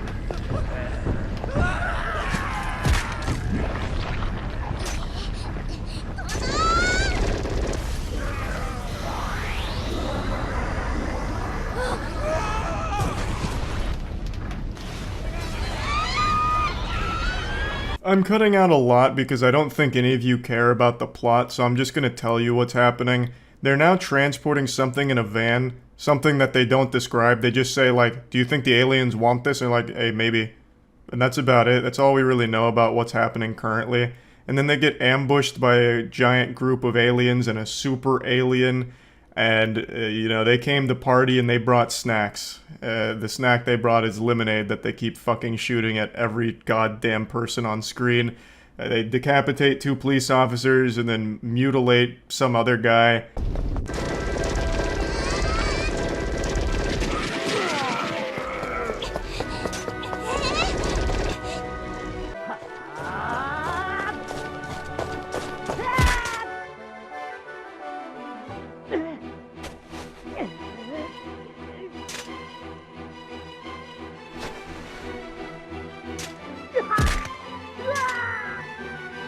The music choice is inspiring here. In fact, Beethoven himself wrote this piece for Mars of Destruction.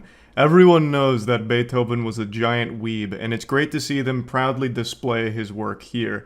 I will say, while this is obviously not good, Mars of Destruction is at least animated, which is more than I could say for Skelter Heaven.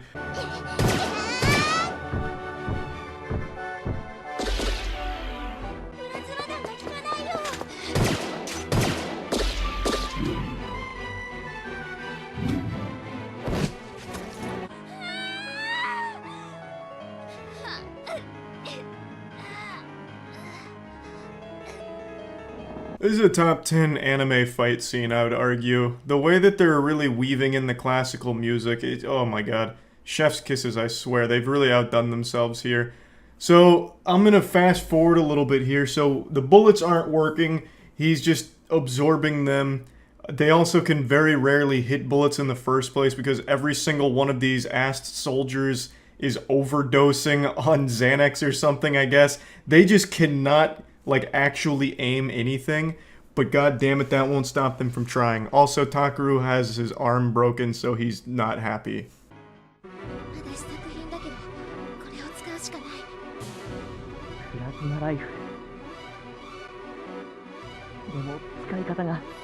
From out of nowhere, they just happen to have the ultimate super weapon, which she pulls out of her asshole, I guess. And I will say, one thing I really appreciate is the attention to detail when it comes to even the voice acting. So you'll hear that Takeru's voice is muffled, and that's because he's wearing the Mars suit. Genius. So usually in anime or literally anything, when someone in a suit's talking, you can hear them. It still sounds like they're just talking normally. But here they're like, wait, he wouldn't be sounding normal because he's in a suit. So then they had the voice actor talk into his hands kind of like this, or like into a pillow or something.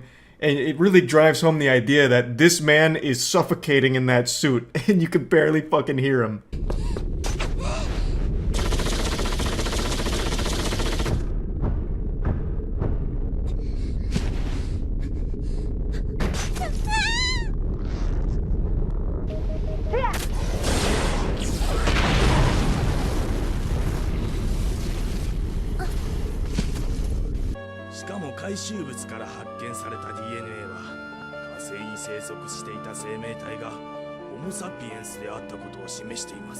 Takeru no-scopes the big bad supervillain, and then all of a sudden we're now listening to these two guys talk, who I assume is the President and Doc Brown, and they're going over, you know, what they've recovered and the information they've learned, and they've confirmed that Homo sapiens used to live on Mars. Alright.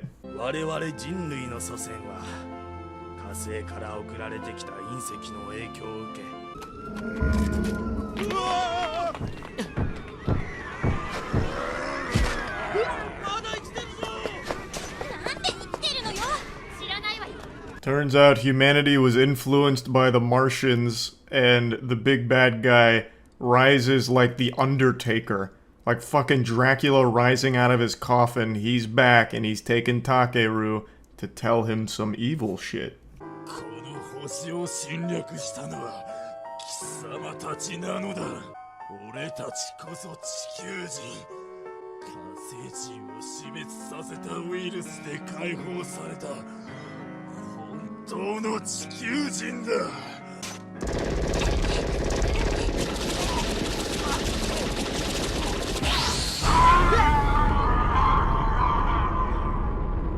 Yeah, so the firing squad finally starts landing bullets and hits him with the fatality.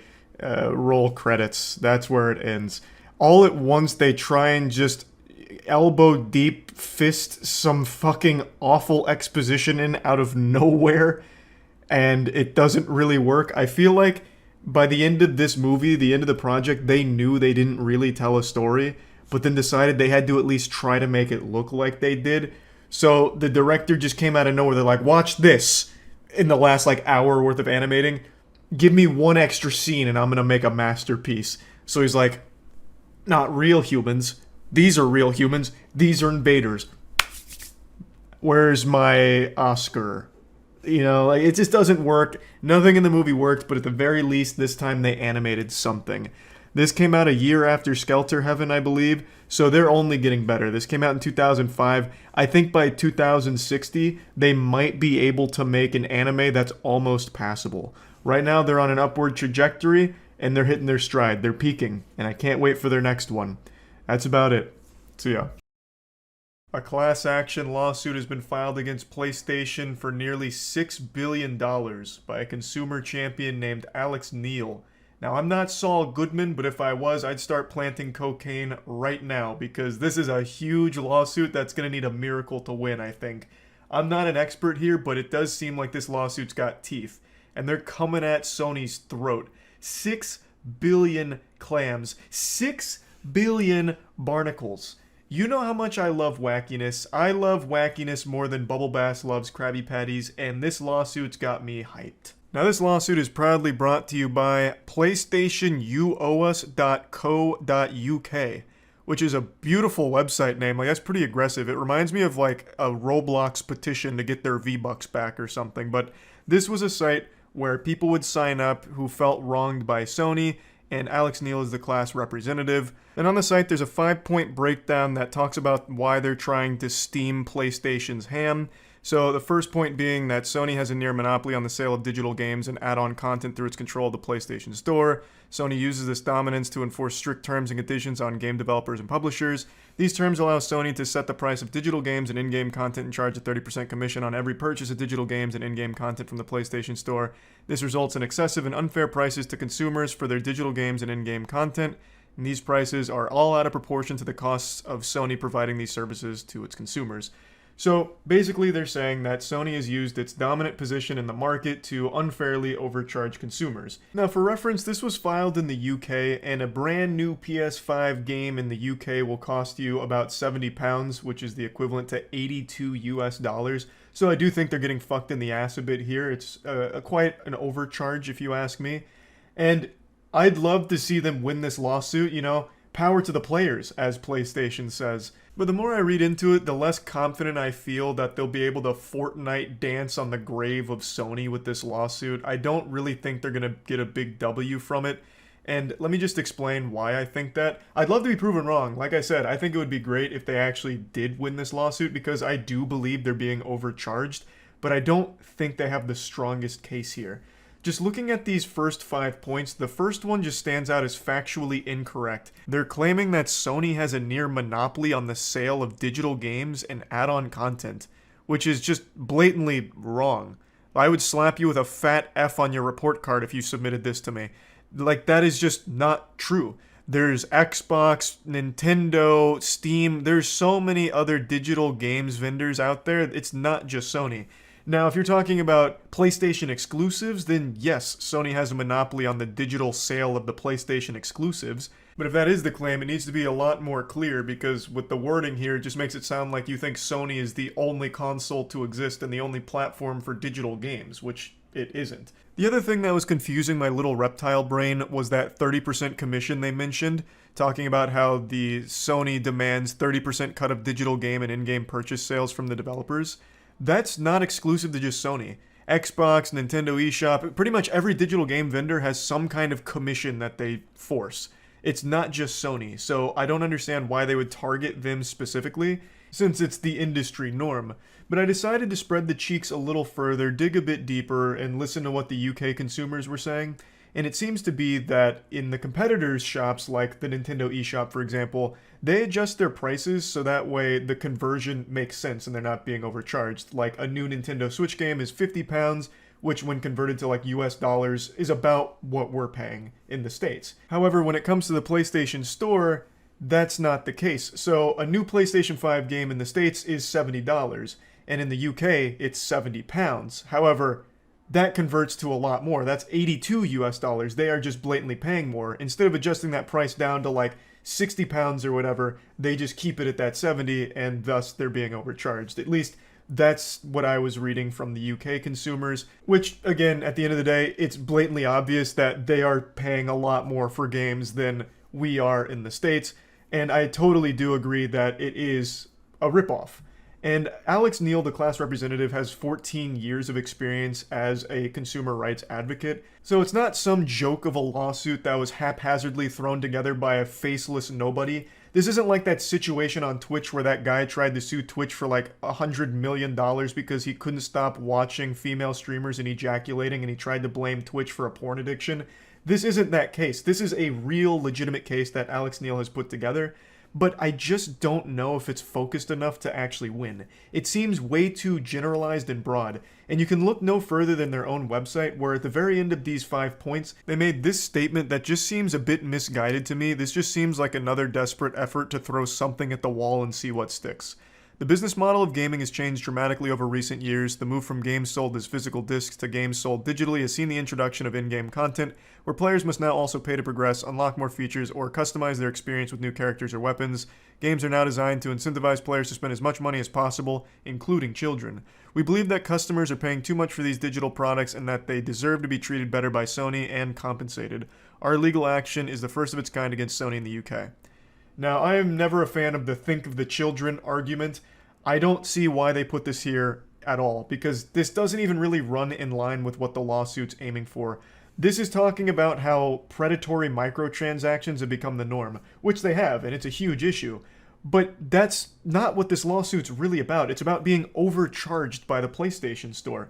Talking about predatory and greedy marketing practices from these games that are preying on children, or like fucking massive dopamine hits, dopamine fiends to spend more money, is an issue, yes, but it's not the issue that you're really aiming at here. You're not putting that in the crosshairs. And it's also not like Sony's the puppet master forcing all these developers to be greedy and put these microtransactions in the game. Like, let's say Diablo Immortal's on PS5.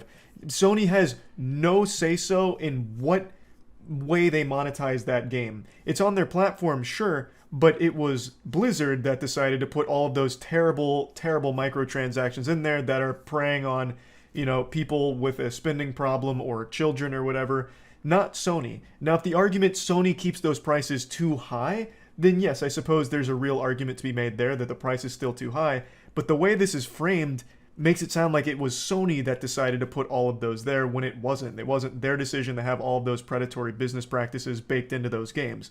That was the developers. I just don't really get why it's mentioned here, because let's say Sony brings the price down so that way it's more fair across the board, where, you know, if you're buying a microtransaction in a game in the UK, it costs exactly the same as what it costs me to buy it in the States.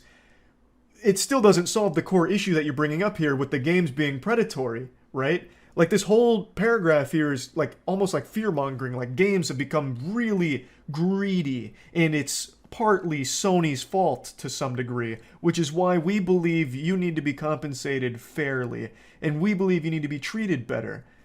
Like, what exactly do you mean? Again, getting the price down on microtransactions doesn't solve the problem you just highlighted of them being greedy and intrusive. That's still going to exist, even if you win every single bit of this case. Those microtransactions are still going to be there from the developers because it wasn't Sony that put them there. And just one last thing, in the press release, Neil wrote, "The game is up for Sony PlayStation. With this legal action, I am standing up for the millions of UK people who have been unwittingly overcharged. We believe Sony has abused its position and ripped off its customers." Alex Neil hits us with an anime protagonist line saying, "The game's up, Sony. I caught you with your pants down red-handed. It's time to face the music." And then in the press release, they also kind of frame it like the consumers didn't know they were being overcharged. But I just don't know how true that is. They kind of hint that it's Sony's fault that the consumers didn't know they were being overcharged. Like Sony was doing underhanded business tactics, when I just don't know if I believe that, because Sony doesn't really do anything besides just have a platform with a game and the price next to it, and you choose whether or not to buy it. Now, if you're not comparing that to the rest of the world's prices, then yeah, you would have no idea you're paying more than I am, for example. But it's not like it was Sony that was doing anything to mislead them, at least not that I've ever seen. They just put the games on their service with how much they cost, and it's up to the consumer if they find it to be a reasonable price or not. Now, if they do any research, they'll realize that they're paying more, and Australia especially is paying more than I am. Which is fucked up because there's no reason for it, but I don't think Sony has done anything to try and lead them down some false belief or anything. I think it's just a matter of they've been charging more and no one's really been questioning it, so they haven't changed it. And that's it. They haven't really been doing any kind of like propaganda to try and fool people into thinking that, you know, everyone's paying the same thing. And now that people are waking up to them being exploited, I think it's great that they're, you know, upset about it, because I don't think it's right. I don't think they should be paying more for no reason for the same game. It doesn't make any sense. But I just don't really like the way they talk about it in the press release, because they're putting that onus on Sony. That it was, you know, them keeping people in the dark, when it wasn't. They just put the games up and that was it. But anyway, overall, I really do hope they win this class action lawsuit, and hopefully the prices do change, because, like I said, it's a whole bunch of baloney that you're paying significantly more money for the same game in the UK, Australia, wherever else. It doesn't make any sense. There's no reason for that. So hopefully this does bring about positive change, and wishing them the best of luck. I just wanted to bring this up because this is a big lawsuit. That's about it. So yeah. Think you're fresh. Start splatting. Okay. Wow, this is weird with the motion controls. Oh my god. I came on here to hopefully bully some children like I do in Stumble Guys and like I did in Pokemon Unite. I think I'm just going to get ruined. Why is there a tutorial for the third game in the series? I imagine they've changed things around, and it's also there for imbeciles like me who have never played the first two. But I know Splatoon's mainly for a younger demographic, and I can't let kids have fun in the cyberspace, so I play every game that's aimed at kids in order to just be like this boogeyman. Teach them a lesson early on that sometimes things just don't work out. Not everything's gonna be fun. You should charge their parents for that lesson. Yeah, every time I absolutely demolish kids in a video game, I send their parents an invoice. Best girl. Alright. Okay. God damn! Okay, okay. Okay. I'll go pick a team now. Alright, well now I have to be Team Rock. Looks like that's where the furries go. Alright, I'm on it. Alright, we're gonna be Rock. I've already made up my mind. I'm in. The dog is off the leash. Time to rain terror across this battleground. You can't put the toothpaste back in the tube.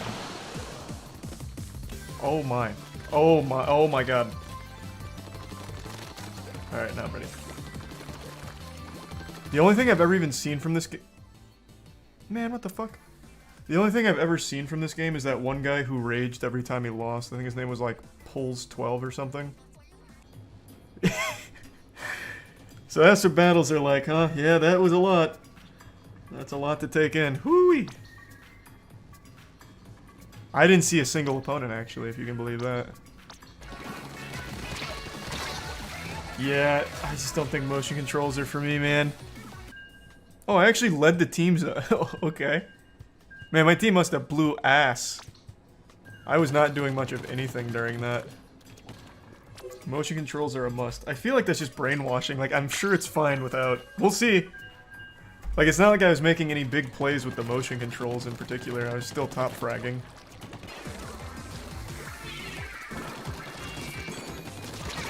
Gotcha, pussy. That idiot's using motion controls.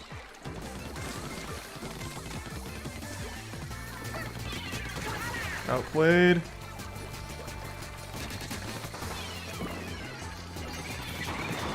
Outplayed. This is so much easier without motion controls. Outplayed. Oh, it's a force field. Outplayed. These poor kids. I'm ruining their field trip.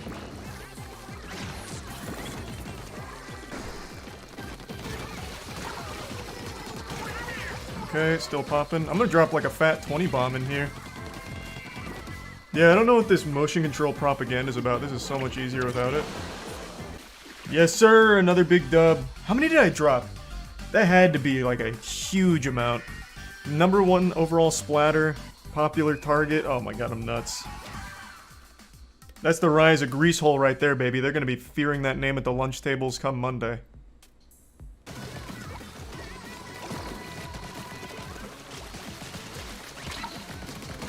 Not today. Outplayed. Look at that distance. You see that? Oh, and I'm still going. My spacing was nasty on the roller guy. Came in like a jump scare. Now I have alt and boost. Let's go. I'm back. Hold on. This is gonna be rough for this. Never mind, not that rough and popping off.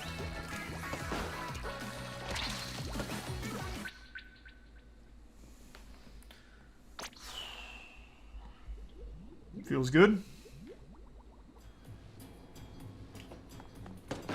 Nintendo should just be sued. It's a crime against humanity how bad their online service is. And before DC. Nah, I doubt it'll DC this time. I got a good feeling about this one. Let's ride, boys. This uses a lot of ink.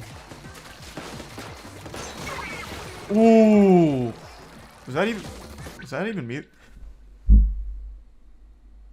Oh, this game doesn't work. It literally doesn't work.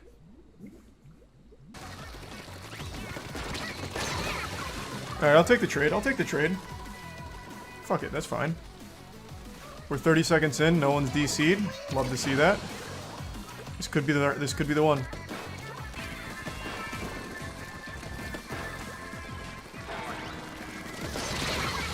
Ooh! Did I get them both with that? Yes, sir! That's huge for us. Now force the issue. Push up. Come on, boys. My Boy Scout troop isn't doing anything.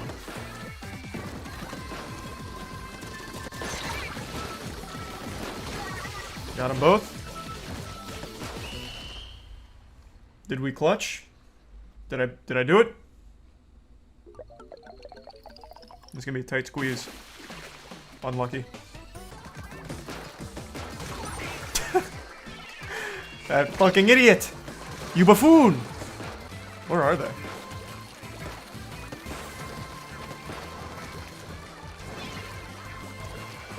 Oh, these guys are getting... Oh! What a grenade!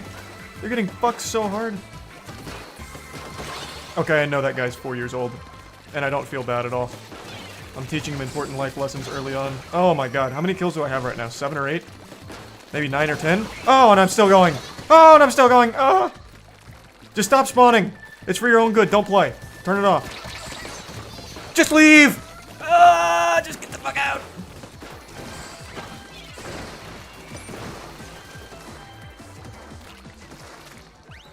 I'm actually just spawn camping. We're gonna cover like 98% of this.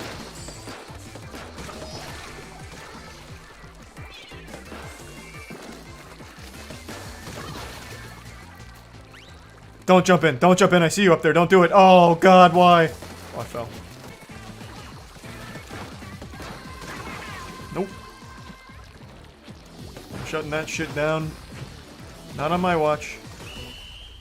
What a slaughter. I'm pretty sure I dropped 50 kills. An easy 15. You love to see that. That's nice and crisp. Very good.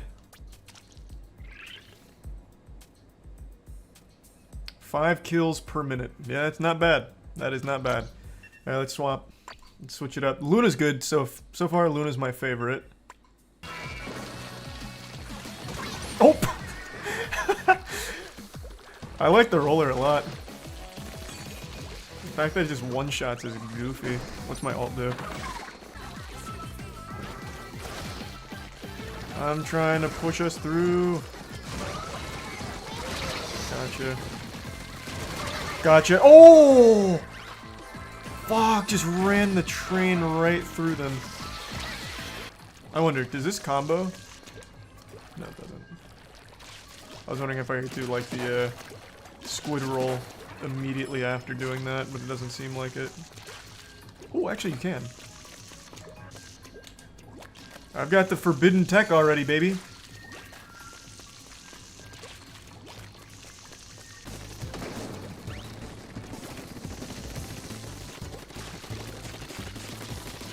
Gotcha. Ooh, what a play. Get in, get out. And come back in. And get him again. Let's go. Wow. What a slaughter.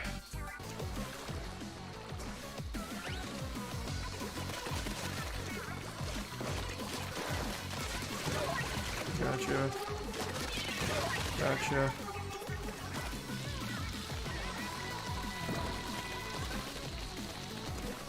This is so strong. Gotcha. Actually, that one might not have been mine. Mine. Mine. Mine. Mine. Oh, the other guy got me. Fuck! I was eating, though. I was straight eating the ass off of him.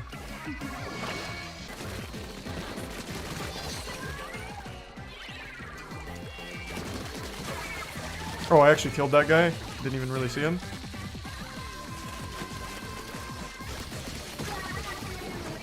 I actually might have dropped an easy 20 on this one.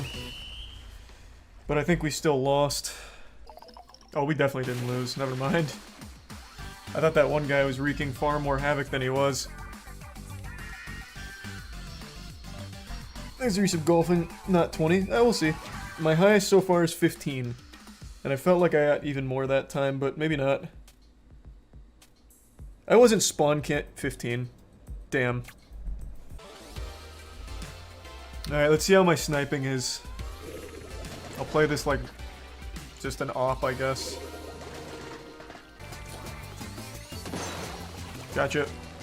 He's trying to snipe as well. Cringe.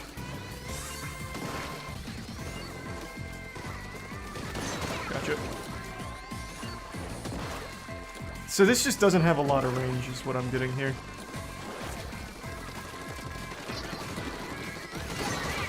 You're mine. You're mine. You're mine. Oh my god, one more for the wipe. Just missed. Damn. I choked.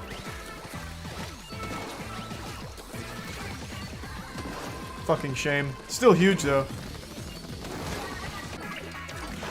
Our sniper's good. When I'm using them. Not when anyone else is, though. Everyone else sucks shit at the snipers, except me. Feel like I'm nasty. I'm getting a phone call right now, but I'm busy. Can't they see I'm playing Splatoon and absolutely wrecking ass? Get off of the point. Right. Hey.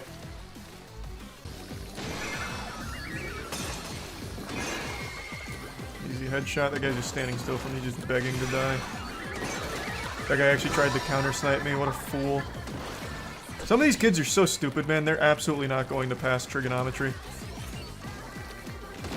Oh, I missed. But I don't miss twice. Never missed twice in my life. Never will. What do you think you're doing? What do you think you're doing? What do you think you're doing?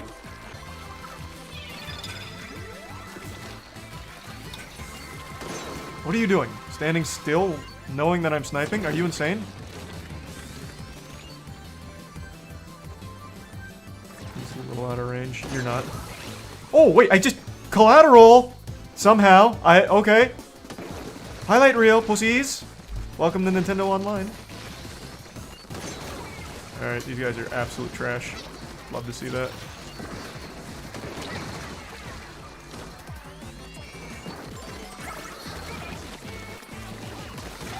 Gotcha.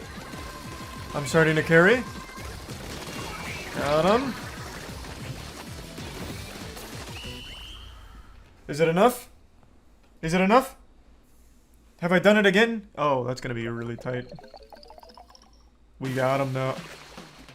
Oh, it's so sad. I thought we had him. I'm sure all of us have been lonely and desperate at some point in our lives. It helps build character. But very few of us will ever have the same level of courage as this man I'm about to show you, to step up and do something about it. He said, "Dag nabbit, I'm tired of being alone, and I'm ready for a girlfriend." So, he used his 6th grade choir experience as well as finding an acoustic royalty-free song off Facebook, and then created his masterpiece, a song that dwarfs every other song that's ever come before it. And he sent it to a random girl off Twitter, hoping that she'd marry him, I guess. I don't really know. Let me go ahead and show you. Hi. So, today on Twitter.com, a man sent me a very long DM about how he found my account and decided to write a song about me. And they say romance is dead. Who doesn't want some greasy stranger somewhere in the world writing a song about you? I think that's beyond chivalrous. Also, this is something I've talked about briefly, but it's wild. If you're just a woman on Twitter just existing, dudes will DM you sometimes and just give you money for the sake of existing. It's called pay piggies. It's fucking crazy. It's such a wild atmosphere. But unfortunately for her, he wasn't giving her money. He was giving her, like, the opposite of money. Something that, like, drains her just having listened to it, which is an awful song. Like this terrible ballad you're about to hear. This man decided to continue the message by saying that he's never written a song about anyone, not even his wife, and that he had to ask his wife's permission in order to finish the song. Sorry, just one more quick segue before getting into the song here I need to talk about. This man doesn't have a wife. There's a 0% chance of that. This man's probably never even held a woman's hand before. That was absolutely a play to make it sound like he's getting pussy and, like, you know, desirable. Like, hey, look, women love me. I even have a wife, if you can believe that. And I even had to ask her permission to write this song. So, you know, everything's all good. You know, I'm not going behind her back or anything. I'm a good guy and women like me. It's just a weird lie this guy's telling 100%. Whoa, Lauren, you're in your own league. Watched your videos on Twitter just to hear you speak. And yeah, you do sound as cute as you look. Congrats, I suppose. Gets worse. She's not wrong, but there's already so much to digest in just the intro here. So this is very Hey There Delilah-esque, if that was written by a psychopath. You can also kind of just feel the desperation oozing from the lyrics here. You have to be in a pretty weird state of mind to think that this is a good idea under any circumstance, just writing a song about a stranger and then sending it to them as your first contact with that person. That's pretty wild. But let's look at the lyrics, you know. Hey there, Lauren, I watched your videos just to hear you speak. And yeah, you sound as cute as you look. Congrats, I suppose. You know, wow, I'm fucking sweating over here. Very smooth, what a silver tongue. The lyrics are inspired, to say the least, but it almost sounds insulting at the end there with the congrats, I suppose. It doesn't even rhyme with anything there. He just like threw that in as if he's like salty about it, like, yeah, congrats, I guess, you fucking harpy. Lauren, only you know what you could do to my wife, my beautiful children and comfortable life with a push of your will. Move over, Johnny Cash. Hoo-wee! This one's about to bring a tear to my eye, to be honest. Let's go ahead and go over this one as well. A little pit stop again. Lauren, only you know what you could do to my wife, my beautiful children and comfortable life with the push of your will. I wasn't exactly an English major in school, nor did I really study literature or anything, so I've got to tell you, I'm a little confused on the meaning behind these bars here. But they are fire, of course. But what is exactly the meaning behind it? Only you know what you could do to my wife. What is that, like, does he think Lauren's gonna go over there and beat her ass or something, or replace her? I don't really get it. Like, with the push of her will, she could do something to his wife and his kids. The comfortable life I get, like, he'd leave behind his life to be with Lauren. I understand that. I see what he's trying to say there. But then also, let's go back to, like, the beginning here where he said that he needed to ask his wife's permission to write the song. I could see why. It makes a lot of sense why he'd probably want to ask his wife's permission when he's writing a song all about leaving her for a different woman and throwing behind their kids and his life for a random woman on Twitter. I could see why he'd need the okay from his wife for this, assuming she exists, which she absolutely doesn't. But I'm suspending disbelief trying to understand what this all means, because I don't really get it.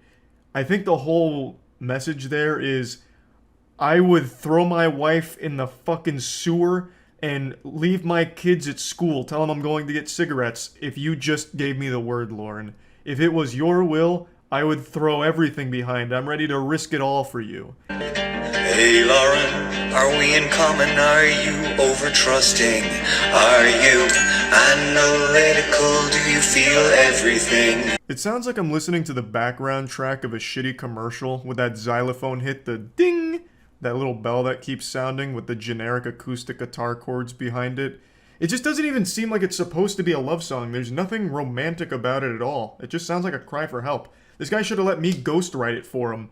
I'll hit you with a timeless classic to really wiggle your finger to and get you laid. Hey darling, hey, let me love you. Let me kiss your pretty lips. I'm feeling kinda hungry. Let me eat those titty chips. I'll be honest, I'm all alone. But give me your hand and let me give you a home. Yeah. Hey, that's not bad. That's a chart topper, honestly. I'm gonna fucking write that down. And more, I guess you're like razors of steel, with grace and zeal and sex appeal, all dwarfed by your will be still be. So anyway, I blocked him. The nice guy loses again, god damn it. What is wrong with society when a banger like this ends up getting you blocked instead of getting you dick deep in some good high quality vagina? Blows my mind. It makes me sick, honestly. Just couldn't appreciate the fine wordplay and zeal and sex appeal. Oh. In a follow-up video, she showed the DMs here, and they're a lot worse than I expected them to be. So first of all, the amount of comma splices Alan's using here is insulting. So he begins with, "We never met and probably never will, but I had the pleasure of reading one of your articles, and as one does after reading an article, I looked up the writer, in this case you, first hit Twitter, and I had a nose around your Twitter, whatever you call it, feed page, I don't know, but anyway, I got inspired by those first 30 seconds or so because you're quite, well, impressive." God, the way he writes, I can immediately picture exactly what Alan looks like. He wrote this while taking a sip of tea with his pinky out and caressing his soul patch. "So I wrote a song inspired by you, and I've recorded a demo to bring to the studio next week, and I thought it would be a nice thing to let you know. I've never had a song written about me, neither has my wife, or at least I don't think she has, but I imagine you get that all the time." Yeah, I mean, I'm sure that's totally normal. What a flex. This is going to be turned into a big song. He's going to the studio to record it. I can't wait to hear it on the radio. 98.9 delivering the hits here with, "Hey there, Lauren, I'm outside your window." He then finishes it off by saying, "My mate/business associate and emailed you pretty much the same thing, but don't know if you actually got that or if I sent it to the right address for that matter. Yeah, red wine on an empty stomach equals messy me." Jesus Christ. One thing about the song, I actually needed to get permission from my beautiful wife to actually finish writing it. Can you imagine? No. No, I can't. I actually can't imagine. You didn't need permission from your beautiful wife to write it, nor did your business partner email it to you, because you even dropped that ruse in the next sentence by saying, "I don't know if I sent it to the right address." So you immediately forgot that you just told her it wasn't you that emailed it. I digress. What a ride. So, let's see how he responded to being blocked. My man said, "Oh, blocked, K. Should have said this is a fictional thing, not to be taken literally kind of thing. Ah, well." Listen, Lauren, you see, you misunderstood the song. It's a work of fiction, which means it's not weird. This is totally normal, and you fucked up by thinking it's supposed to be real. But if you so happen to choose, I would actually leave behind everything for you. That's not fiction. It's, just one of those things. A little too desperate, I would say. I would say this was really swinging for the fences, and it didn't work out. Which is pretty predictable. The song was trash, and the idea behind it of just writing a random song about a stranger you've never met as a way of coming on to her and flirting with her is weird. Even if fucking Harry Styles did this, it would still be a weird thing to do. Like, it doesn't matter who you are, that whole idea just doesn't really track well. So, just wanted to talk about this a little bit. If you were thinking it's a good idea to write a song for a girl you have a crush on and the girl doesn't know you exist, it's not a good idea. Let this be a lesson. That's about it. See ya. I vaguely remember how this works from BPM.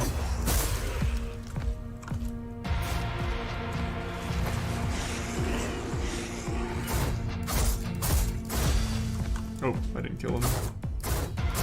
What? What is happening?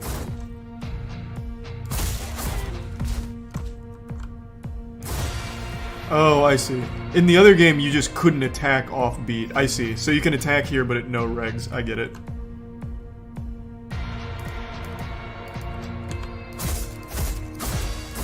Oh, whoops. This is gonna be bad for me. Holy shit. Hold on, I gotta get warmed up.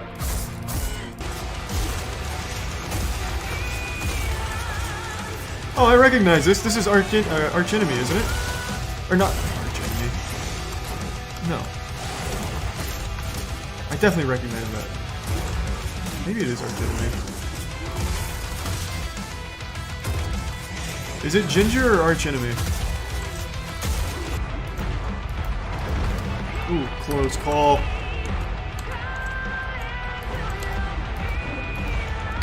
Ooh, clean.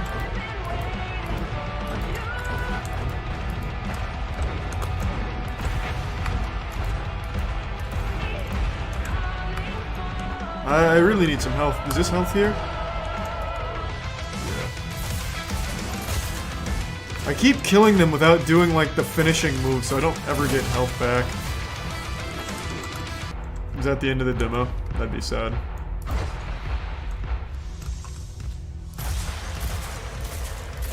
Oh, maybe not. This is the final boss.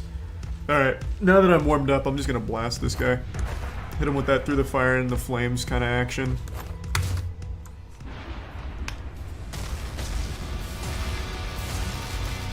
I hope the final bosses are modeled after like actual metal icons. So right now I'm about to fight Lars. That'd be so fun. Oh, I didn't realize there was ammo, I'm not gonna lie.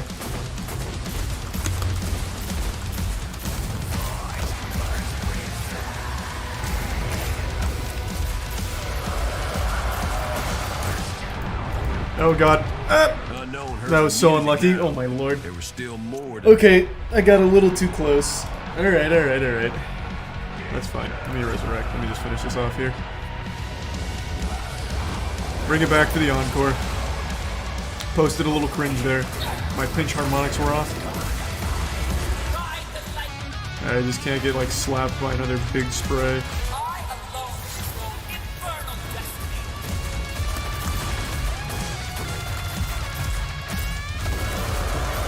There we are. Easy. These pistols seem to be the best. They do so much damage and I can really fire them pretty quick on beat. Either that or the sword, maybe. Okay, that wasn't bad. That was a pretty clean run. What does that put me on the leaderboard? Number 5? Maybe top 20? Shroud number 1. How can I check? Let's see. 20.8 million. Isn't that Elon Musk's son? Holy shit. Alright, well, that's... okay, that's a lot.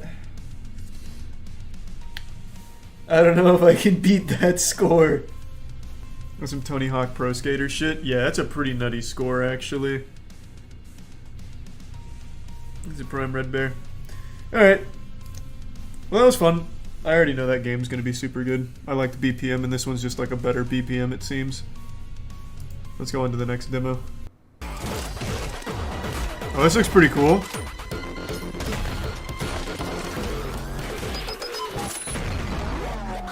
Alright, we'll do this one next. If Doom had a foot fetish. I like that. This should be their tagline.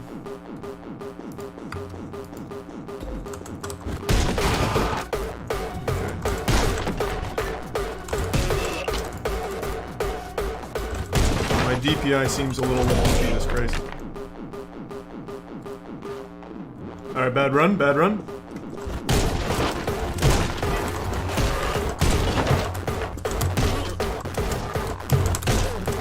No weapons yet.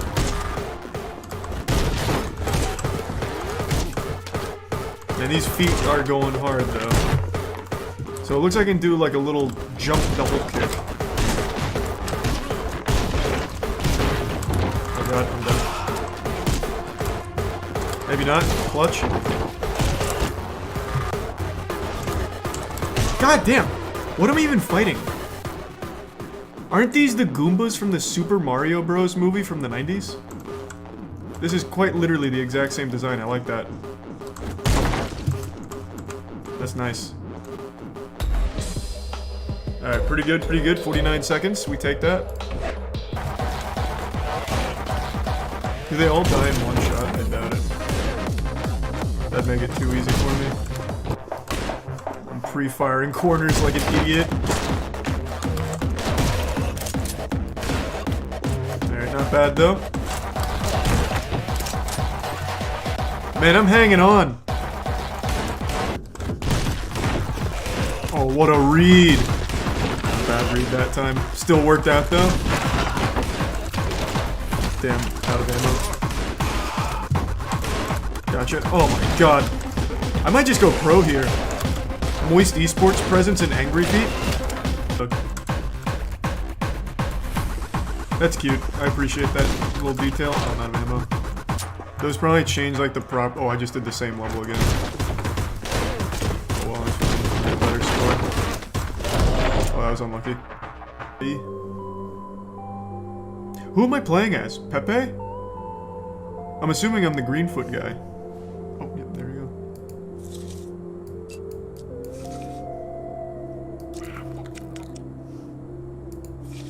Wow.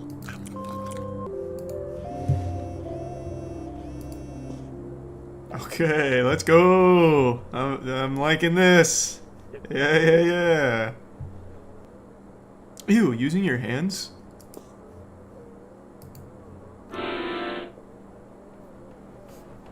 Alright. Not the Jordans. Here I come. Now I'm angry. Okay, engaging hyperdrive.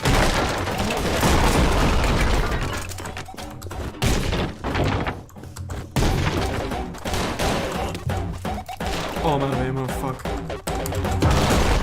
Nice, oh god. Alright, we're schmoovin' right now.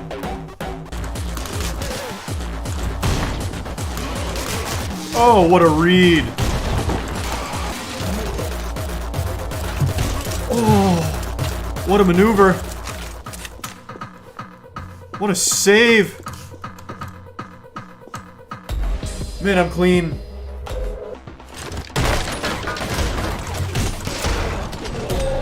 What? Oh. God damn it. Killer Crocs Gangnam styling on me.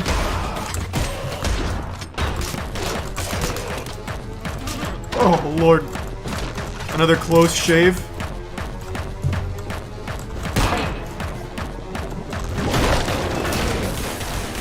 Ooh.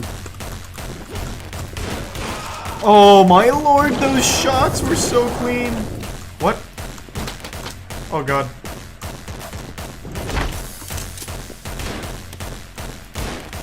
Alright. The Kraken's here, I guess.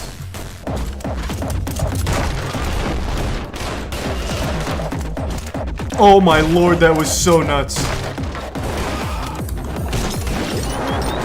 Yeah. 42 seconds. That's how we do it. Easy game.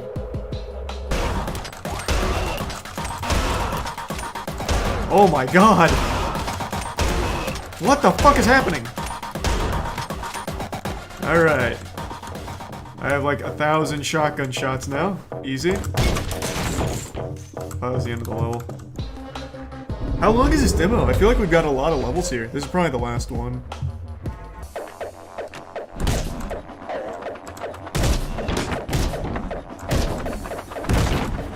Right. Whoa! So this is the boss. I wondered. Wait. Oh, I'm just supposed to pick it. I see.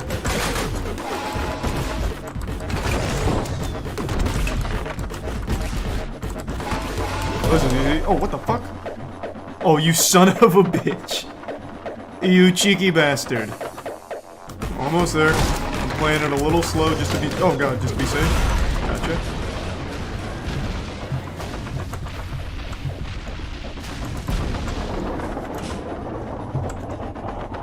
Oh god, phase 2?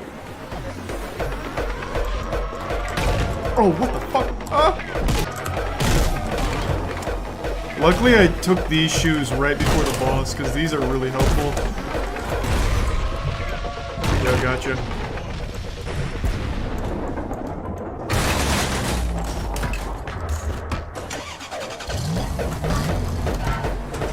Oh my god. What the fuck? Can I just lead him off the building? There we go. Alright, what's up, boys? Ready for the rave, huh? Bro.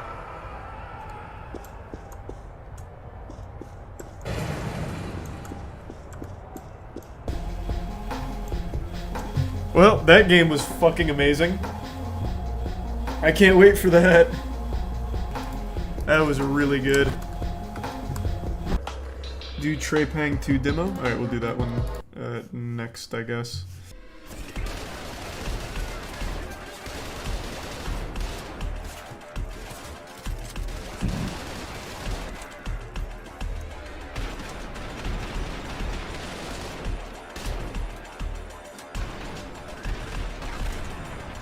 Kind of reminds me of Fear for some reason. Oh, it's inspired by Fear. Oh, fuck yeah, okay.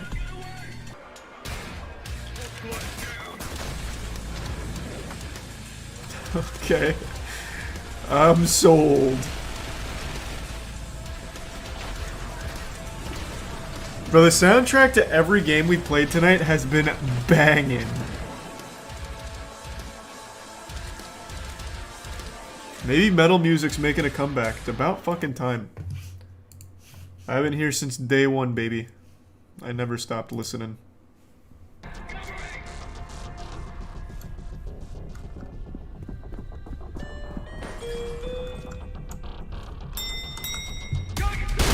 Oh, fuck.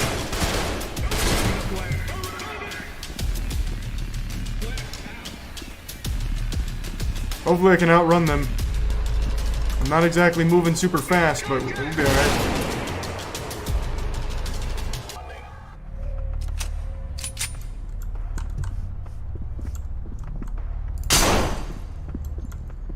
Oh wow. Okay, this looks like some pretty cool gore. They have like lungs and shit in here. I think that's a liver, that's a brain. This is medium rare sirloin. They got like everything, okay. Whoa. Oh god, whoa, whoa, whoa, whoa, whoa. I keep wanting the ADS.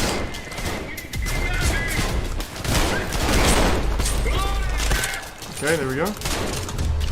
Give me this. Alright, hold on. I'm getting warmed up. Okay, so F to take an enemy, and there's Q and E. Got it.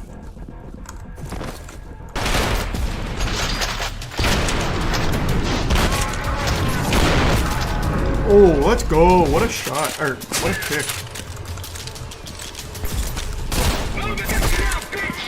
Jesus Christ! Wait, my kick is stupid strong.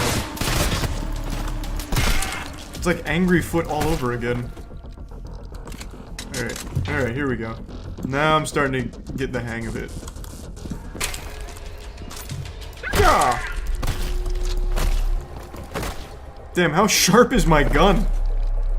Looks like something out of Forged in Fire when they're testing if a weapon can kill.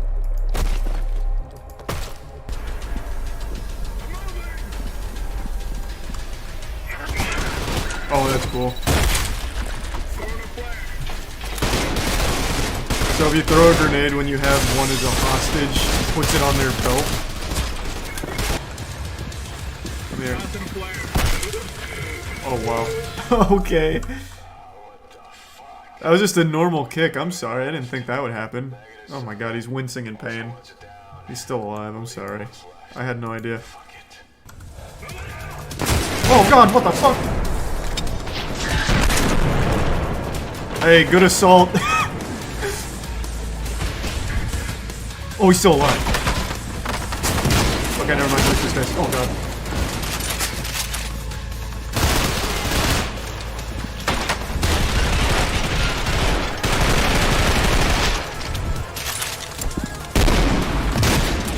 Okay, this guy's pretty tough.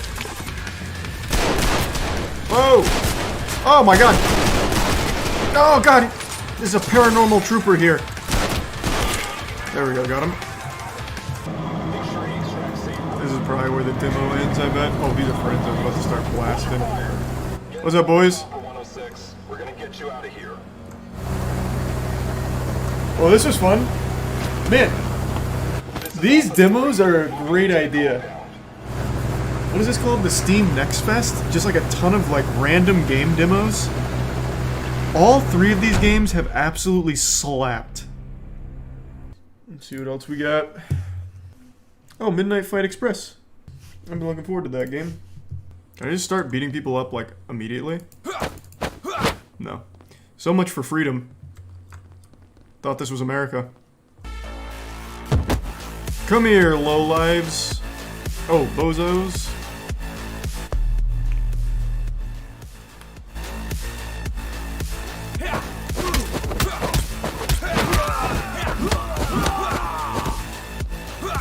Oh, Jesus Christ.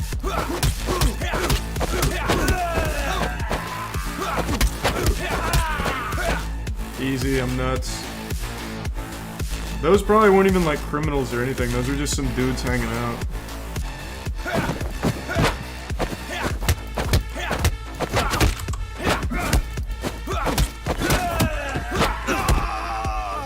My parry timing is perfect.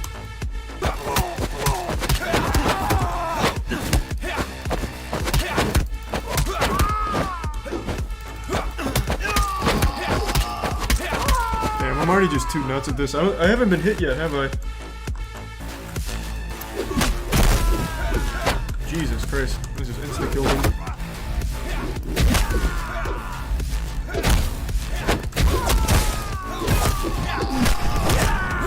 So how do I throw? Okay. Wrench makes it too easy. But I'll still keep using it, why not? Oh my god. This is exactly what I'm talking about. Holy shit. There we go, finally.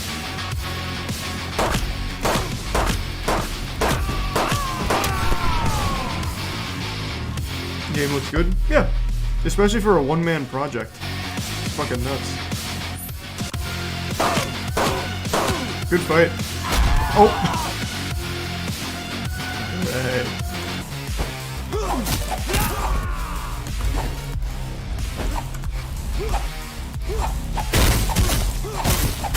Well, that was an easy boss.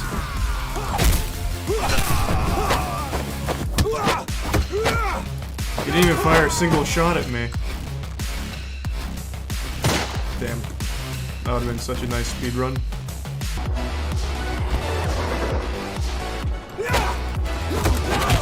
Why? Stop! Christ. Okay, now I'm starting to really cruise. Alright, looking much better now. Now that I'm using that new ability.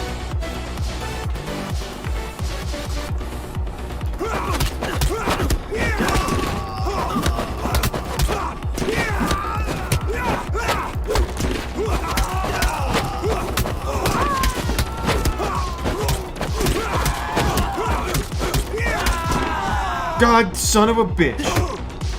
Come on. The spamming method's working pretty well. Oh god, that was close. Huge. What a play. Oh. Nice. That's how we do it.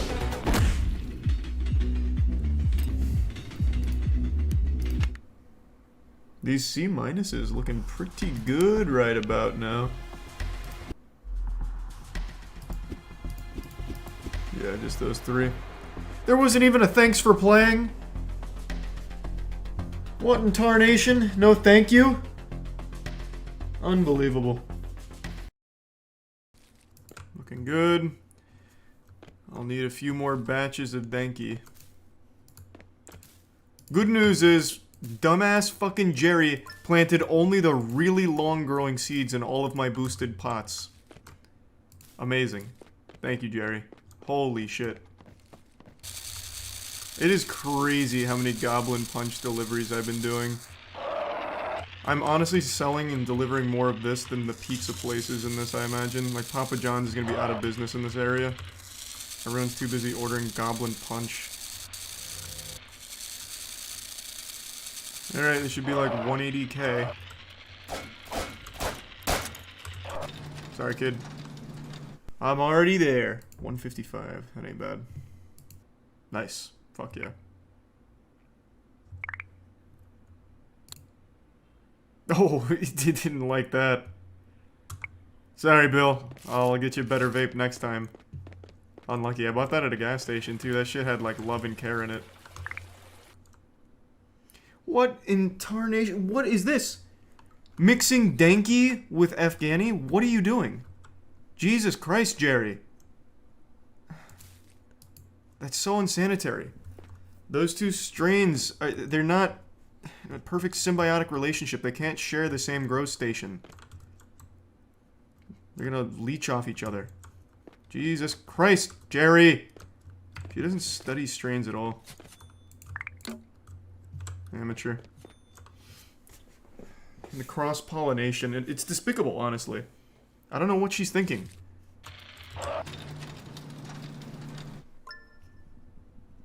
Huge level up, let's go.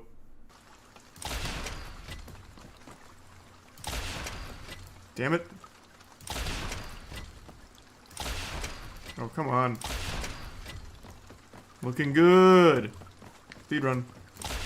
Oh, what a shot. Dude it up in the sky. What a waste of ammo, but sure.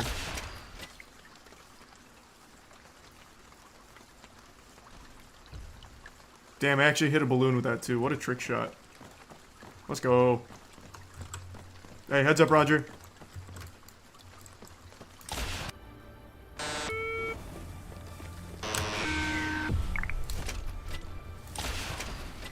Damn, I was hoping that could push him. Damn it. That'd be such a huge play if it could. I have to get around this guy. Got it. There we go. 41G, not bad. Oh, it's way too high. Get off of this planet! Oh, they're dropping bombs.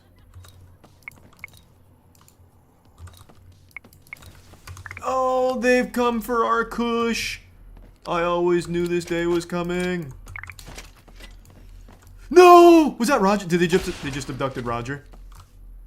That's probably like the 5th time that's happened to him. Fire! Fire! Christ. I'm coming, citizens! From way downtown?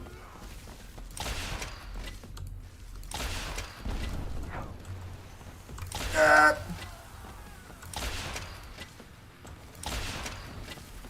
Oh my god. That pilot's a master. I wish there was a faster way to pick up shit that they drop. It's so inconvenient right now. Oh, close. Almost clipped into the building and made the great escape. Good news is, though, I'll never be able to get the item from that. Because he went inside the fucking building. What a bastard. Thanks to give sub meat.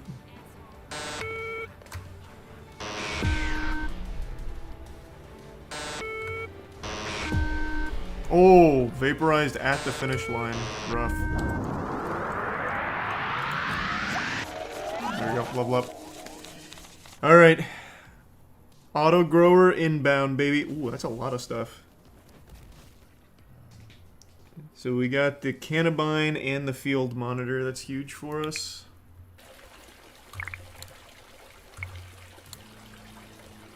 Oh, fucking huge! Oh, I still have to water these. This is a big time save, though. Don't worry. Citizens. Oh. Oh, wow. That guy just hit me with a nasty maneuver. Well, let me kill all the aliens first, then I'll come back for the merch they're dropping. What deliveries do we got? Can't do this one. I can do this. More fucking Goblin Punch. This entire city is addicted to Goblin Punch. They absolutely love that shit. Roger just fucking phased in here. Good for him. Man's mastered the instant transmission. Oh, what a play! My speedrun strat looking really solid right now. Oh, right, I keep forgetting to look for a new employee. Keep forgetting, but now I've got it. No. Oh, I have Ash Blunts. That's right, I forgot that I unlocked her. I have nothing for her to do, though. I don't really need her stacking merch or anything. That just doesn't seem worth her time. Her going back into the grow room's also not helpful. Double security's worthless. Promo's worthless because everyone's already maxed. You can fill as many counters as you want in your shop. Yeah, it's just I don't see a need for it right now. Like, it's not going to speed anything up. Because, like, there's never any queue. You see? Like, all of my cashiers here are maxed. So they're really quick. I think for now we'll just farm for levels. Get ready for some vape and hybrid strains. I just need to find more locals. 55, big, big, big. Wow, I got pretty much nothing. A dual chamber rig. Don't know what that's good for, but sounds cool. When will the toilet weed come back in stock? I don't know, man. I don't even have toilets anymore. I've grown such a massive drug empire, we've transcended the need to shit and piss, so we don't even have restrooms anymore. I couldn't bring toilet weed back if I wanted to. I mean, I actually use this, so I might as well. 151 for the lava bong. It's such a waste of fucking money. Can I smoke out of this, though? I'm gonna try it. Absolutely massive waste of money, but let's see. No.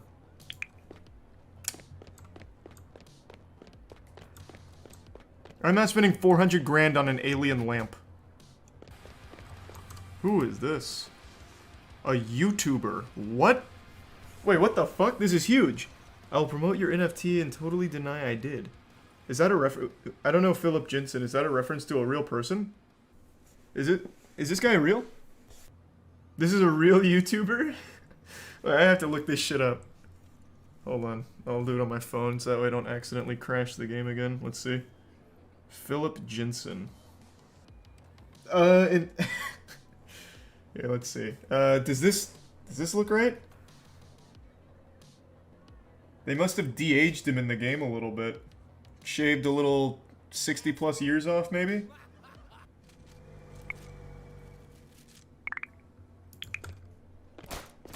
What? Jesus!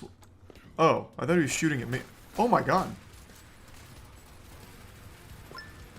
What was... This man's just blasting.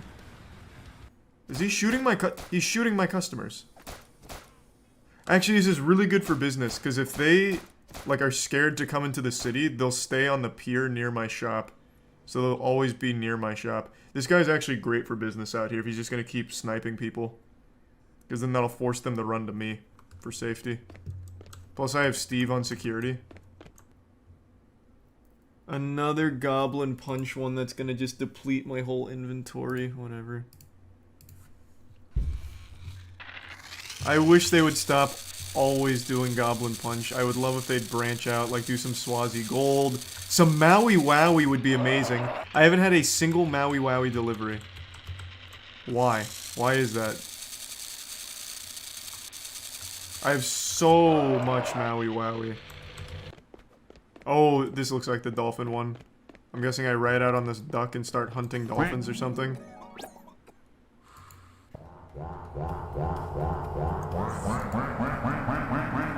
Holy shit. Oh my god.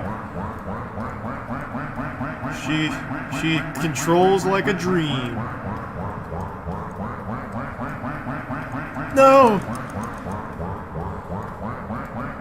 Every time I do a minigame, a snitch enters my shop. I don't get it. That's so sad. Luckily security's there though.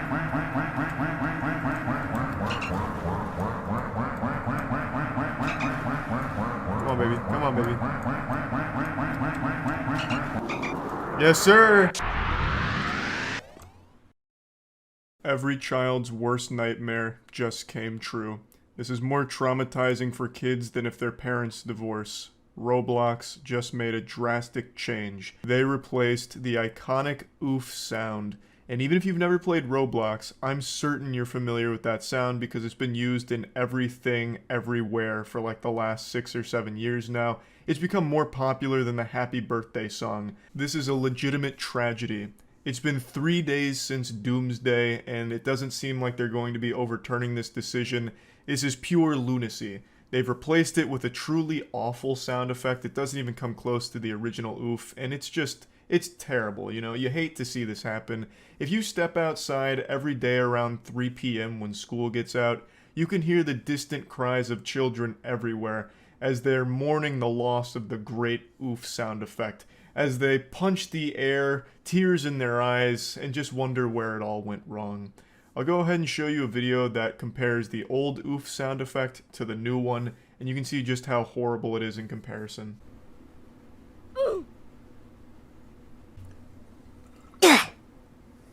It hurts my ears, honestly. It sounds like Eric Cartman getting punched in the stomach and being winded.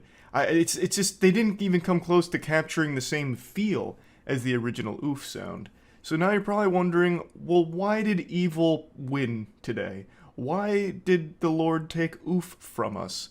And Roblox has an official statement on it, which I'll show you now. This is their tweet regarding this stance. Related to sounds, due to a licensing issue, we have removed the oof sound from Roblox and have created a replacement default sound which launches today. We plan to expand our avatar shop with a whole range of both old and new sounds in the future. More to come on this.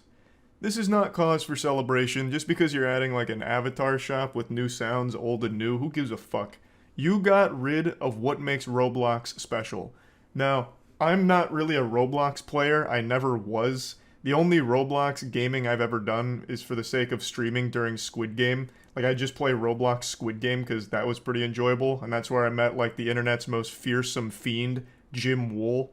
And, I mean, it was a good time, like, I enjoyed it, but Roblox was never really for me. But even I had an appreciation for that oof sound. It's the only reason people played Roblox. Without it, the game is kind of dead. You know, there's not a whole lot to do now that you can't hear oof a million fucking times every couple of seconds.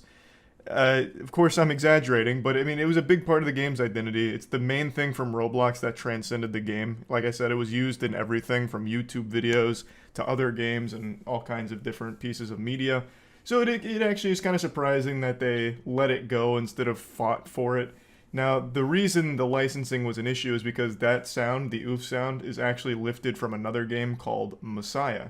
It's not a Roblox original, it was something they took from Messiah and put in their game, so they never really owned it in the first place. And actually, in 2020, Roblox started charging creators $1 just to include the oof sound effect in the games they create for Roblox. And this was just because of an ongoing dispute with the actual noise creator, Tommy Tallarico. He wasn't super pleased that Roblox had included the noise, and I guess this was their way of making it better by charging $1 every time it was used. And I suppose that arrangement worked for a little while until this week they just said, fuck it, we're done with it. Here's a new sound that we created by one of our interns getting slapped in the face. It's not a great replacement, though I suppose the community will probably have a way of replacing it themselves if they don't already. I've seen a couple videos of people giving tutorials on how to bring it back, but as an official capacity, I guess it's dead and buried now. I just wanted to talk about it a little bit because I'm not a big Roblox guy, never have been. I never dabbled in the in-game Roblox stock market for kids, nor did I invest in the real-world Roblox stock market for idiots. I just thought it was an interesting topic, and even if you don't like Roblox, you know that oof sound, and now it's gone. God rest its soul. That's about it. See ya. Top 10 ghosts caught on camera. My mom said don't watch these, but I'm staying up late and watching them Appeared on anyway. YouTube over 8 years ago and were uploaded by YouTube user Marvin Kagawas. Marvin explains that after his grandmother passed away, strange, unexplained events began to occur in his family home. One night, he you for that. captures the terrifying activity on camera. Maybe drifting. Nice resub, Spooky.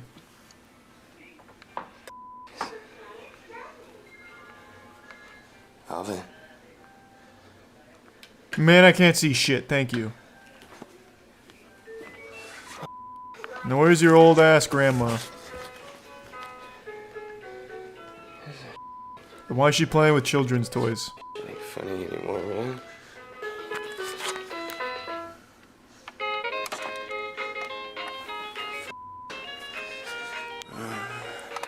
Wait, was that the... When you stub your toe and it hurts you, the Ed and Eddie one? Friends song? Ain't funny, man. Oh, it's so cute. Oh, there's gonna be something in the mirror. Oh my god. Grandma's trapped in the mirror. That clumsy old slut. Oh my god! She slapped the light. When he gets back to the living room, a lamp hanging from the ceiling is Ah! swinging back and forth. Marvin is just done, and he runs back upstairs to his bedroom. In another video, Marvin is playing around with the settings on his Xbox One Connect. Well, that's where you fucked up. That actually might be haunted. Feature and tries Xbox it out. One. What he captures Jesus Christ. is downright chilling. Hey you guys, I just wanted to show you guys a pretty quick feature of the Xbox One and its Connect. It actually has a pretty cool night vision that I just found today. If you guys are The only people playing Xbox One are probably I'll ghosts. show the people who don't know night vision for you guys. As you can see, it's just it lights up the Who the it's actually fuck is over there? I don't know Oh if they my have an god, app for this it's a or Demogorgon. not, but you also have this version of the camera. I don't know what it is. I think it's either infrared or something like that. Yeah, I think it's infrared. And, back to dark. Does it come with an So EMF all you can reader? see is my Xbox controller. Connect EMF? And then back to night vision. It's actually, you know, pretty cool feature for the Xbox Connect that I haven't really heard of until now. Maybe they have an app for it or something like that. But yeah, thanks for watching. Someone or something can be seen standing in the back room, but Marvin Is that doesn't my notice. dad? He turns off What the night fuck is your vision, dad and doing when he over turns there, it huh? back on, the figure is gone. Man's trying to make a YouTube Marvin video. says he has no idea who or what this could be. But interestingly, before Marvin's grandmother passed away, this room in the back was her sewing room. Marvin says his family What? moved shortly after this incident. The room in the back was... This isn't the room in the back. That's like literally the family room. So is the whole downstairs her sewing room? And why don't you have like a whole room dedicated to sewing? What is it, like a fucking 15-room house? This next video shows a Thanks to family Prime spending a Nutbob fun day at and the Liz park and somewhere Tier 1 in Bear Japan. and Resub A young Grush. boy dips his feet in the water of the wading pool and trudges along the edge. But there's something else in the water. Oh, the Loch Ness Monster. I already know it. It's gonna come out of that tunnel. That bastard. Awesome. What is a baby alien? What's down there? Now, some superstitious viewers of the video believe that the hand belongs to a Japanese amphibious water sprite known in folklore to be a kappa. Oh, a kappa? Friendly. Throughout history, the little water Wait, monsters what the have fuck? been said to lure and drown victims. That might in actually have been a ponds and kappa. Rivers. So could this little hand belong to a kappa? Kappa. Or Bro, could this kappa. be something else entirely? Late one night, Young is live on Twitch when he encounters something that sends chills down his spine. Is it a bath salt attic?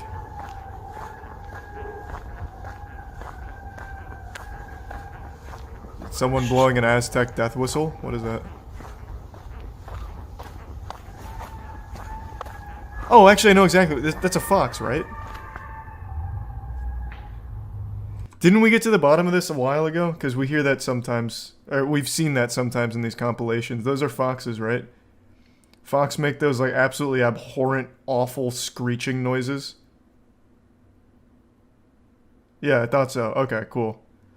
Also, Aztec Death Whistle, I don't know if you guys have heard that, but those things are nuts. They make a brutal sound. If I remember correctly, they used to be made out of the skulls of their enemies or something.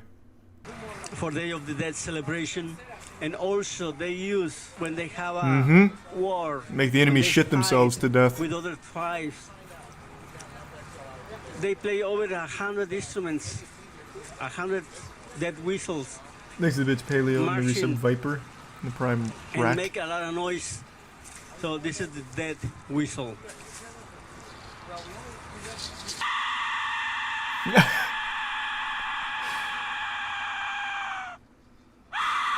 Isn't that shit fucking awesome?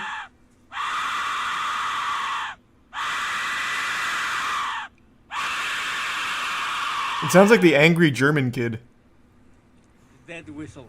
That's pretty much what every League player sounds like when they're playing ranked. Yeah, so that's definitely a Fox though.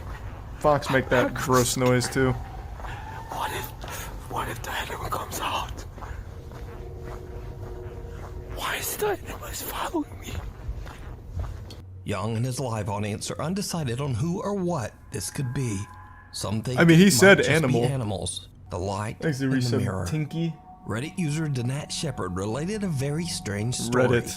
He said that he woke up Now one I know night I to can a trust strange it. light shining somewhere in his bedroom. He grabbed his iPhone and caught the strange The upside event down. on camera.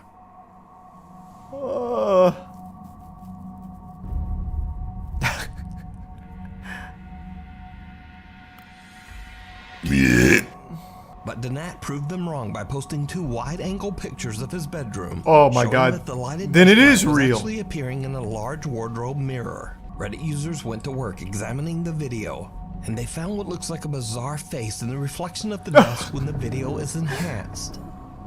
Oh fuck. It's the desk lamp ghost. But Danat I mean, this is a very easy video to fake, but if you want a practical effects definition, oh, actually, he might get to it. Did Danat experience an unexplained event? Or is it all just an elaborate hoax? I wish you would stop saying elaborate for things like this. It's a very easy thing to fake. You could edit it, obviously, but if you want an even easier, like, practical solution, he can just turn the light on when he turns the camera towards the mirror. He takes a long time going from lamp to mirror. So as he's turning the phone, he can just flick the lamp on. Like, it's super easy. There's so many easy ways of faking this. It's not super elaborate. What is this, like the youngest burglar of all time? Is that the kid? Oh, I see. The little boy backs out of the room and seems a bit startled as he looks up at something that we can't see. The light flickers and he walks away, but something seems to follow him. Yeah, it must be Slender Man on all fours. Appears to look like him, but what do you think this could be? Probably, I think it's a And doppelganger. Why did the TikTok account suddenly disappear? Waking up to a nightmare. The clip is chilling, but unfortunately, the source is unknown. It shows a man sleeping in bed, and then things get weird.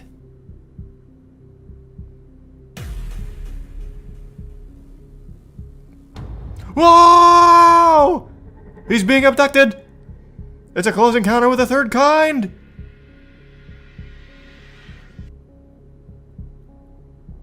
Wow, he's handling this really well. He immediately meditates. Now, I don't know who this guy is or whether the footage is real or fake. I think it's real. But it has terrified hundreds of viewers who found it online. So, what do you think? Is it real? Or is it all just an elaborate hoax? Very elaborate, decide. actually. Perhaps. Hospital of And I have Horror. decided it's real. Paranormal. It is also said that a dark demonic presence stalks the building. Why, though? Some even claim to have seen the gloomy apparition of an old nurse roaming the hospital halls. But why would The she? Archivo Extinto team splits up to explore different paranormal hotspots throughout the maternity hospital. Don't touch my vest. That's my coat.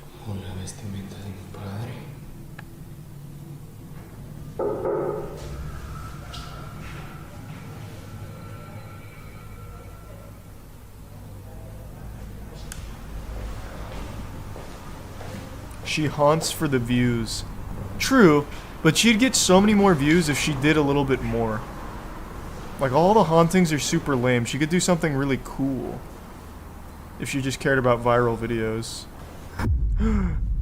See, that's fucking lame. Like, why wouldn't she do something cool? Like, she could, like, run at him holding the robe. The ghost filmed it. Imagine that twist. Guys, there's something I didn't tell you. I didn't come here with a cameraman. And the ghost just turns it on themselves. It'd be fucking nuts.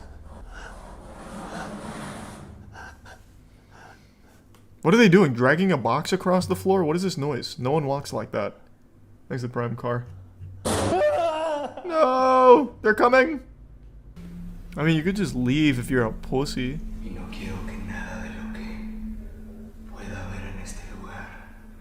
Thanks, Yusuf Hawk. Don't pray, you're gonna make the ghosts mad. Praying just attracts them to you? Yeah, I don't know what he's thinking. Ghost orbs. Ghost orbs. Oh, fuck.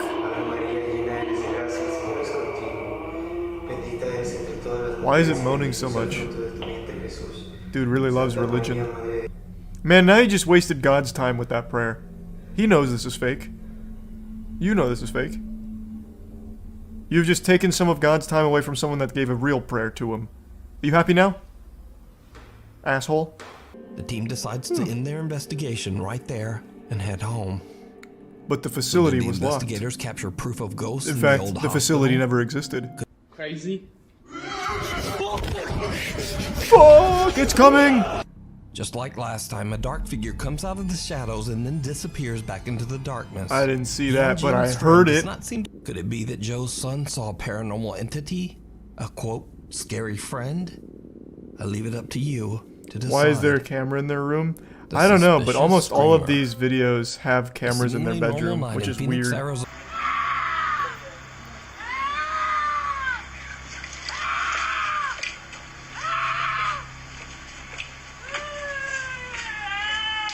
Instead of going to help, they just go inside.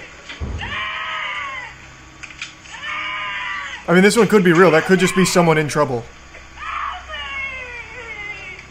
What if they could have just saved her Moved life? into the neighborhood 4 months earlier and ran inside to keep his 14-year-old cousin safe. Like, just at least call the Later, police a to help her. strange SUV drive. Could be sketchy, could be used for robbery. Yeah, I'm not saying they have to, like, go there physically and, like, check on her. You could just call the police and be like, hey, there's a lady here, it looks like she probably needs help. Like, that could have also been someone that just escaped from, like, a captive. Someone that'd been kidnapped.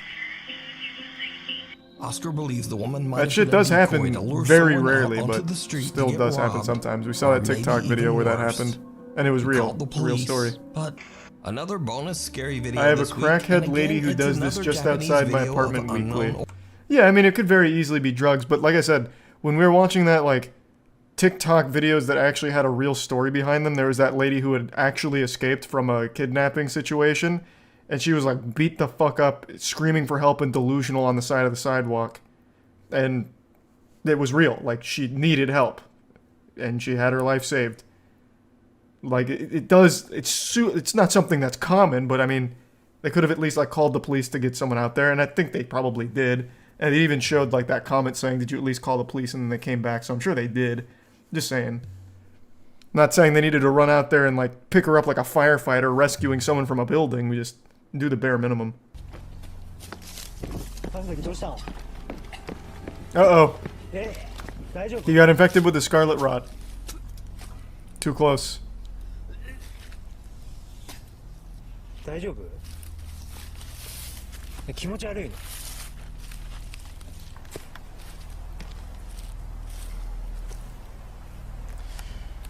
God damn. This is getting intense.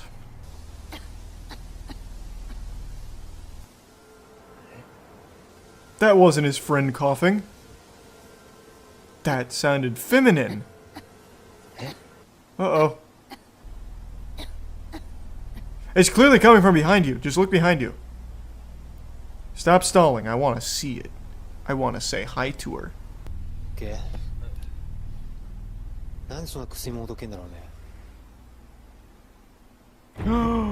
Whoa! It's the shoe ghost.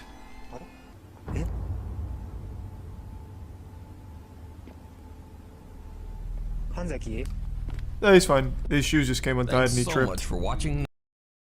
I know when you all look at me, you see an emotionless alpha sigma male hybrid fusion. Just a 5'6" slab of masculine meat.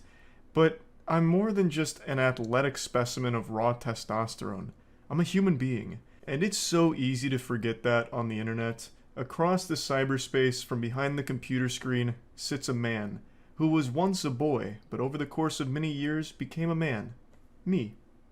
And I sit here in my throne of swamp ass, and just like every Facebook status for every teenage girl during the early 2000s, I live, I laugh, I love.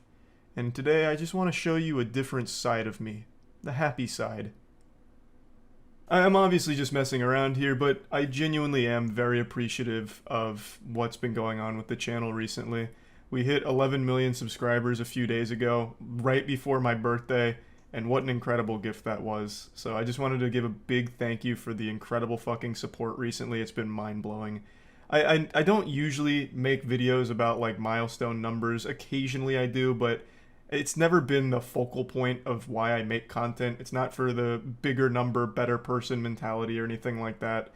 But it's hard not to recognize what these numbers actually mean. It's 11 million people that like the shit that I post. Things that I make for fun, people also have fun watching. And that just means the world to me. And I've said this before, but I just want to say it again. A genuine, heartfelt thank you to every single one of you who watches all this. So I just wanted to give a big thank you and show you myself being vulnerable. A lobster removing its hard outer shell. This is the soft insides of Charles. I know it's a cliche, but this is something I never would have imagined for myself. I came to this website right after the Falador massacre in RuneScape. God rest all of the poor souls that lost their lives in that battle. And I've been here ever since. I was 11 or 12 years old at the time in 2006, and I could have never ever possibly pictured this happening because back then, YouTubers weren't even a thing. So this was never even a thought in even my most outlandish of dreams. I'm 28 years old now, so I'm getting up there in years and my bones are turning to dust, but I couldn't be happier with all of this. I am extremely lucky to be in the position that I'm in, and it's entirely thanks to all of you. When I was growing up, I was convinced I'd be playing in the NBA when I was an adult, and God knows how close I was there. I was absolutely knocking on the door on that one. But you know what? I'd choose what I do right now over playing in the NBA every time. I truly mean it. Thank you to each and every one of you. And now I think there's one very important thing that I should address. I want to clear the air on something. My thumbnails. I see a lot of people mention the stretched thumbnails. It seems a lot of people think I do this on purpose as some sort of silly haha comedic thumbnail, but I don't. I don't put like any thought into thumbnails. A plant has more thoughts during photosynthesis than I do during thumbnail creation. I've said this for over a decade now, but I'll say it again. The majority of my content thumbnails are random, auto-generated thumbnails. When they're stretched, it's because I had to step in and do it myself. Because what happens is, sometimes there's black bars on the side of the thumbnail, and that bothers me. I don't really like when a thumbnail doesn't take up the full space, so what I'll do is I'll then take a random moment in the video, put it into Sony Vegas. Yes, I'm one of the last 3 people on this planet that still use that software, like a fucking Neanderthal. I'm pretty sure I'm like the only thing keeping that entire fucking operation afloat by this point. I've been paying for that for like 8 years now, and allegedly may have pirated it when I was a kid, so I've just become super used to it and stick with it. So when I take that picture into Sony Vegas, I'll stretch it so it fills up the entire space. And since I have my Sony Vegas set to not maintaining aspect ratio by default, when I stretch it, the entire image stretches. So it doesn't keep the same aspect ratio, which leads to all the distortion. And I just let it ride. When I do remember to flick the aspect ratio back on to maintain it, you'd have no idea that I made it fill the space. But I don't always remember to, and I just say, fuck it, we'll do it live, and post it with it stretched. Because it doesn't personally bother me when the thumbnails are stretched, but it seems like it does for other people, or it gives them the misconception that I'm doing it as like a joke, when in reality, the truth is much more pathetic than the fiction. I'm doing it out of technical incompetence and laziness.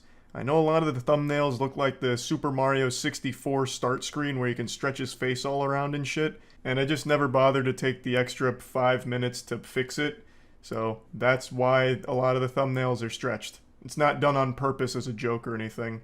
So now with that out of the way, I want to go back to putting on my smile and cheesing and saying genuinely thank you to all of you so much for watching and being so supportive and sweet. It means the world to me, and I can't wait to show you more of the wild shit that we've been cooking up. So yeah, really, that's about it. See ya. Alright, fine. I'll finally address the cupcake in the room. Yes, I know EDP is back on YouTube. It's been about like a week and a half since he rose from the ashes like a phoenix and made a YouTube account again. And since then, people have been emailing me and asking me during streams constantly why I haven't talked about it, why am I not bringing it up. And there's a great reason for that, and it's a pretty simple one. It's because it's not going to last long. This is like my 5th time talking about EDP, so the recap for the last episodes of Dragon Ball Z are going to be really brief this time around. EDP, Eat the Pussy 445, used to be a massive YouTuber, and then he was caught in a Chris Hansen-style sting operation that brought to light messages that he sent to someone he believed to be an underage girl, and then also going out of his way to meet them, which led to the infamous cupcake excuse where he said he wasn't there to meet a child, he was there to get a cupcake. And he also sent pictures of his poop in a toilet bowl to the kid.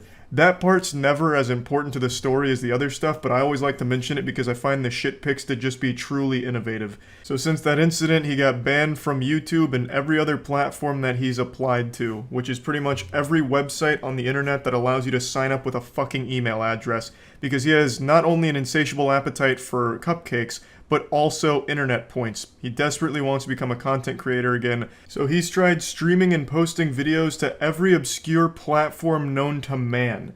I wouldn't be surprised if he tried to launch his own podcast exclusively through Team Fortress 2's voice chat, but no matter how small or unknown the platform is, they always ban him because of his past.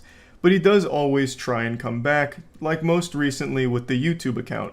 He did make a new YouTube account to post videos where he's talking about the Eagles, per usual, and he wasn't banned immediately, so people started panicking. People for some reason thought that YouTube was just gonna let this fly under the radar, which they haven't done any time in the past here, but this time was different. They thought like maybe EDP finally weaseled his way back onto the platform, like there was a handshake between Susan and EDP, like you're forgiven, you're welcome back.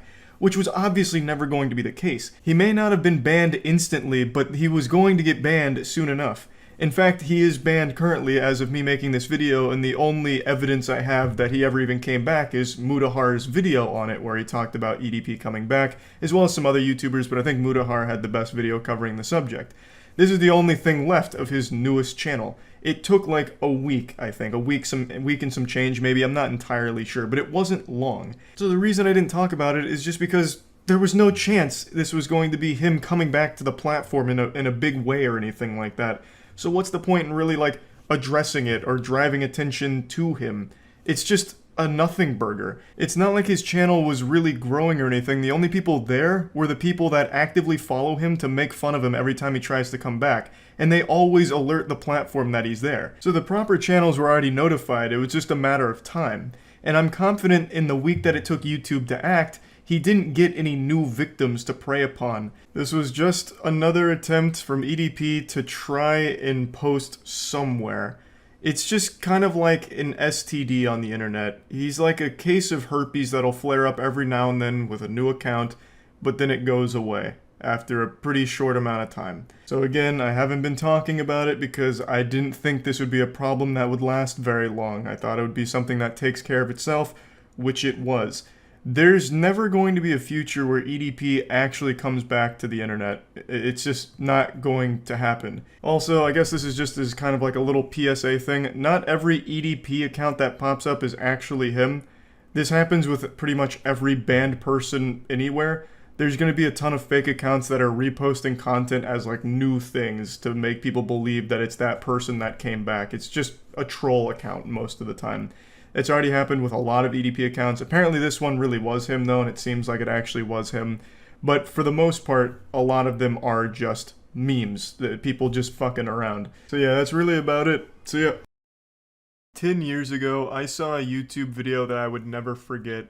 It's not a super popular video, though it does occasionally pop up on Reddit and TikTok for people to be confused about, and I just figured, since it popped up again today, why not talk about it? Now, to give just a bit of context to the video, what happened is there was a man publicly filming a woman who was doing like stretches in New York. I believe it was for a photo shoot.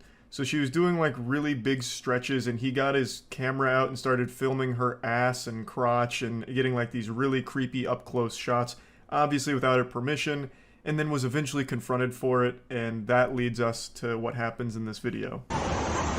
Excuse me, I don't really want you taking a picture of her butt. Excuse me, old pig. Are you taking a picture of her? Excuse me? Are you taking a picture of her? I'm videotaping her, yeah. Well, you have a problem with that? Yes, I do. Why are you doing it in public? I can't videotape? You can't videotape her butt. I can videotape her. He was being blatantly obvious with what he was doing here. He wasn't trying to hide it. He was getting like up close shots and cinematic angles of her ass, damn near treating it like he was giving her a colonoscopy with his camera, so the crowd called him out for it. This is the first time we get to hear his voice, and what a pleasant sound it is, like a chorus of angels. This guy's got some golden pipes. His voice sounds like an actual cartoon character. He sounds like he'd be a scummy businessman on Rocco's Modern Life. Like he sounds like Foghorn Leghorn pitched down and chewing bubblegum. It is such an interesting tone that this guy produces from his vocal folds. I can't believe it actually exists in the real world. So he gets into an argument. He calls this lady an old bag, which again is an insult straight out of an old 60s cartoon. And then it continues to escalate a bit further. Try. Videotape her crotch. Excuse me? You don't have to videotape. You're the one thinking the thoughts. I didn't say do that or think right that. there. I'm shooting from this angle. That's mind your business. I'm in public. I'll do whatever the hell I want. Shut up. I mentioned this happened over a decade ago, and you can really tell. You can kind of carbon date this video, because we as a species have devolved so much since then that if this happened today, no one would have really directly intervened. They would have just pulled out their own phone to videotape this guy to shame him on TikTok instead of actually try and like get into an argument in person. It would have just been all fought through Twitter and TikTok counter videos. Now, I don't want to bring the mood down, but the person filming this was actually a known IRL troll. His name was Joey. I'm saying was because he's no longer in this corporeal realm. He died of a heroin overdose about 6 years ago. But his claim to fame was he would go out in public and just annoy people and make people mad and film it. From everything I've ever seen from this guy, all he did was just try and make everyone around him miserable in public. So he was kind of like the world's first IRL streaming nuisance way before it got popular on Twitch. Excuse you. Excuse you. Who the hell are you? Don't worry about who the fuck I am. I'm right in the middle of your shit, so what the fuck? What the fuck? This is what it's all about. That line is what makes this video so special. An iconic line up there with the best, like "May the Force be with you." A timeless classic. The biker comes in and he says, "Don't worry about who the fuck I am. I'm right in the middle of your shit, so what the fuck?" It's just, like there's just so many layers to that onion I couldn't even begin to peel it. Like you just like it takes so long to just digest. It's something that just marinates with you for so long. You know, it's hard to wrap your head around it. The human mind wasn't meant to comprehend that level of genius. It's perfection, honestly. You know, he's there for the right reason, right? Like, hey, this guy's being super creepy. I'm gonna step up and, you know, get this creepy guy away from everyone. But he's also very confused, right? His heart's in the right place, but, you know, he doesn't exactly know how to go about it. It's as the expression goes, his eyes were bigger than his stomach. He bit off more than he could chew. He knew what the mission was. He knew the assignment, but couldn't quite get a grasp on how to complete it. But I'd say he failed successfully. Fuck. All right, goober. Let go of my camera, goober. Let go of my camera, goober. Get that out of my face. Don't touch my camera, goober. Get that out of my fucking face. I don't think so. I'll leave it right there, goober. All right, goober. Nice outfit, too. Yeah, you wish you could work as hard as I can. Right. Unfortunately, yet another blunder from the biker here, trying to puff out his chest with another line that he doesn't quite nail the delivery of. He says, yeah, you wish you could work as hard as I can, or something to that effect.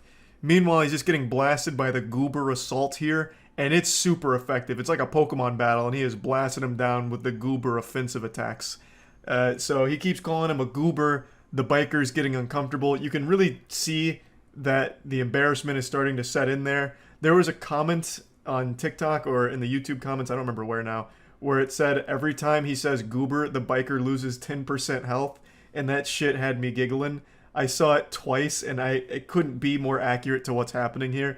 And I feel really bad because the biker's the one on the right who's trying to stop this guy from just filming ass non-consensually in public. Like he's being a real weirdo. But the biker just can't quite pull it off without embarrassing himself, too. Right. Right. Right. You're not getting shot. I'll see whatever I want. Dude, you just rode over my foot. Hey, man, chill out, dude. I'm 17. I'm gonna ask you. Dude, you just rode over my foot. Get it? Don't touch me. Don't touch me, dude.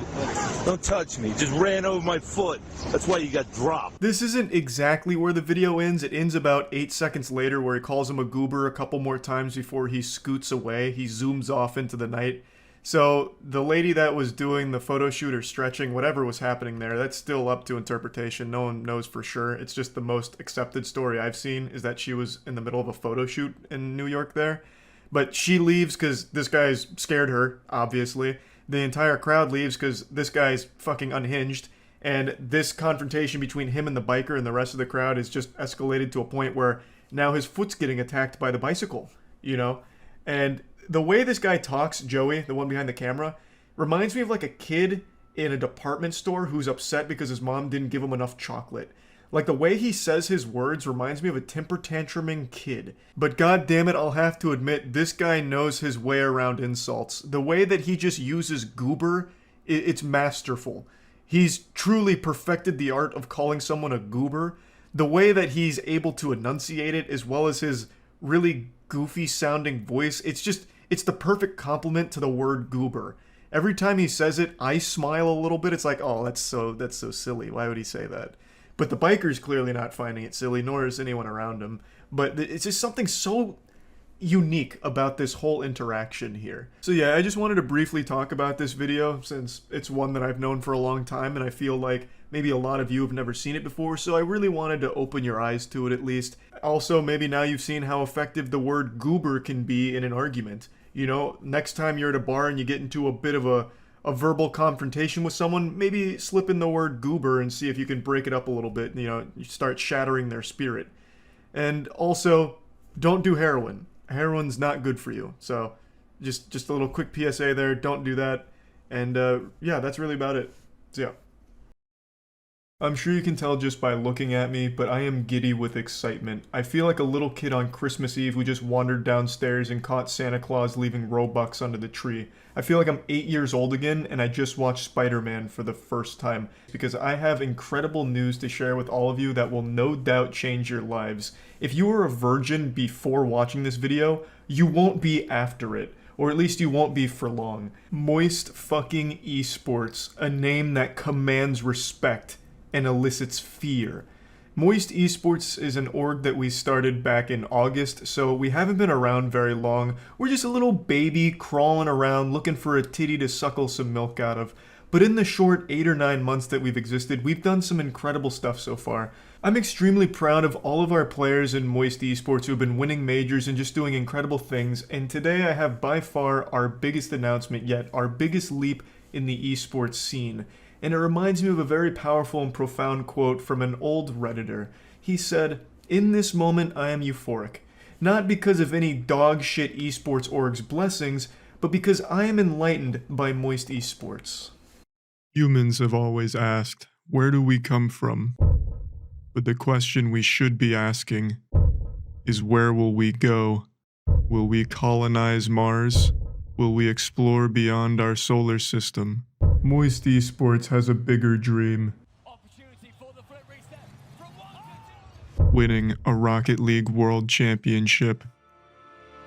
Side of flip reset on the side of run, flips it beautifully, up and another, down for the touch, Joyo! One heck of an Yeah, it's not a prank or anything. Moist Esports actually did acquire the Queso roster. If anyone's familiar with the Rocket League esports scene, you no doubt know of Team Queso. Team Queso made some massive waves recently, being probably the best team EU. And we've been working very hard recently in order to give them the best possible deal to get them excited to join Moist Esports, and we were lucky enough that they said yes. So the Queso roster is officially part of Moist Esports and will be representing us in the upcoming major, which is actually tomorrow as of posting this video. Now, I will be streaming the entire thing on my Twitch stream, twitch.tv/moistcritikal. I like to do that for pretty much all Moist Esports events, at least as much as possible, and this one is definitely one I don't want to miss. We're extremely honored that the Queso guys chose us, and we hope all of you are as excited about it as we are, and hope that you'll get just as fucking wild and wacky as we do when we're watching them play. Rocket League is a game that all of us have really enjoyed watching at a professional level for a long time, so being able to join the scene really means a lot to us, and to join with a team of Queso's caliber is a dream come true. That is absolutely unreal, and we are so unbelievably fucking excited about it. Not only are they good players, but Joyo, Rise, and Vatira are also just really good people. Like, they're extremely entertaining as well. Recently, I got the privilege of playing Rocket League with Rise and experiencing his wrath firsthand. Now, I'm a Plat 2 player in Rocket League, which means I'm in the top 1% of all gamers across the entire universe. And yet somehow Rise is even better than I am. It was incredible. But we were able to really synergize together and make some incredible plays happen on stream, and it was just a ton of fun. Just to shoot the shit with them and just casually slap ass on Rocket League. The entire group isn't just extraordinarily talented, they're extraordinarily entertaining as well, which I think just makes it even more exciting. For anyone that wants to stay up to date on everything Moist Esports related, make sure to follow the Twitter account at Moist Esports. Now, I'd also like to give one other big announcement for Moist Esports right now.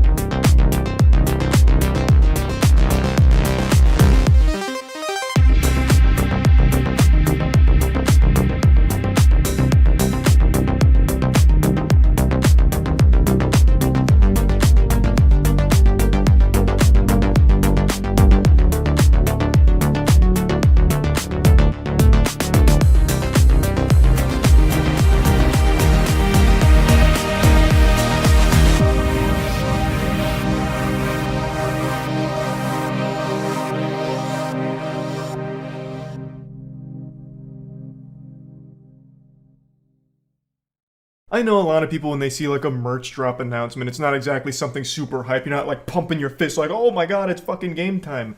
But for us, it is always a big deal because we put a lot of work into these things and hope that you guys like them. This is our second merch line ever and our first one for the Moist Esports brand. So this is directly going to support the whole Moist Esports project, all the players and the whole team going forward, basically.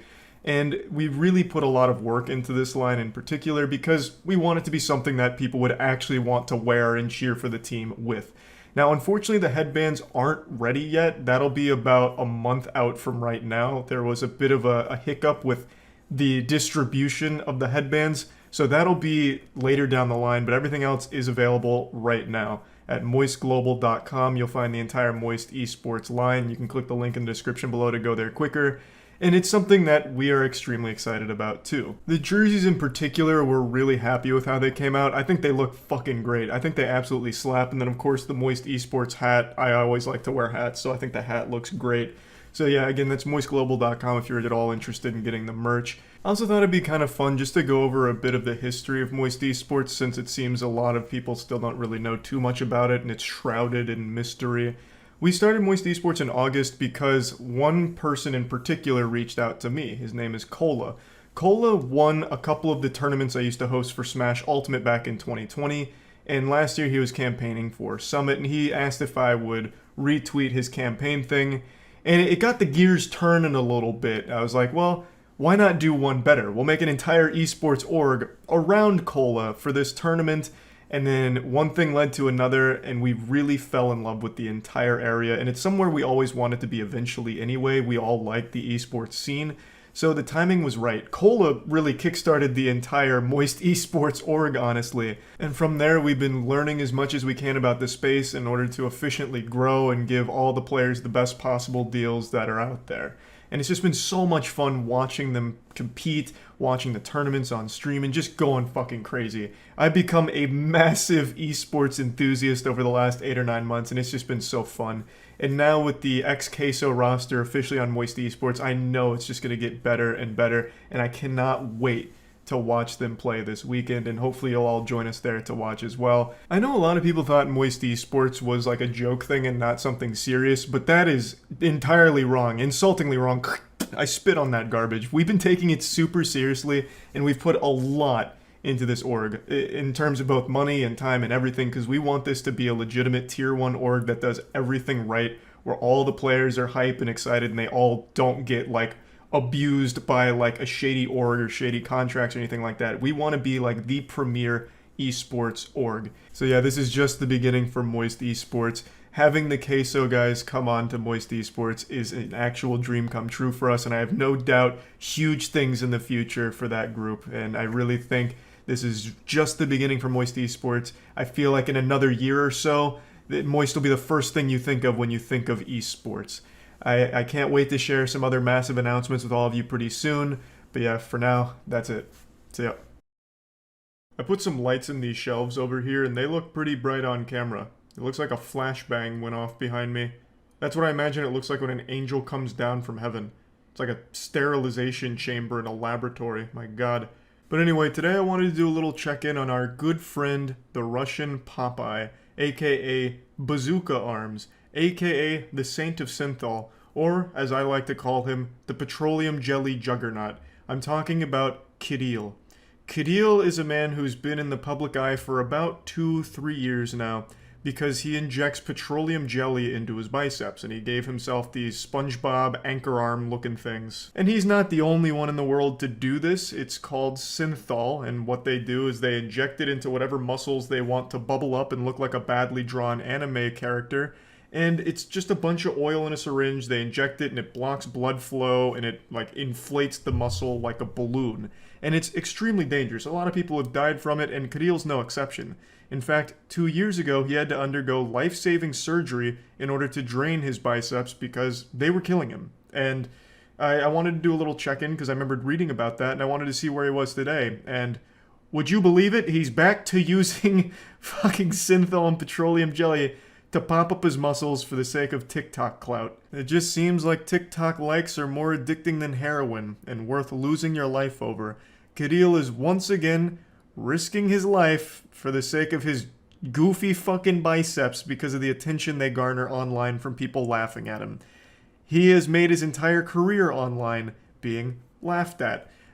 Most of you may remember Critikal from the slapping tournament from a while back where he went up against Vasily Kamatsky and got absolutely blasted and banished to the Shadow Realm. You also might recognize him from his lackluster MMA debut where he fought someone named The Old Man twice and lost both times in a pretty humiliating fashion. He's also had numerous other videos made about him and why he continues to inject. He does it because he likes it. He likes his biceps being that way. It's his entire personality. There's more jelly in this man's body than there is in a fruit gusher, and he won't stop, it seems, even after having to undergo multiple life-saving surgical procedures in order to stabilize him. He is still continuing to use to this day. In fact, he posted on TikTok just 4 hours ago. I'm gonna have to not play the original audio here because of DMCA, so just a heads up, I might just put like 2019 guy instrumental on it or something.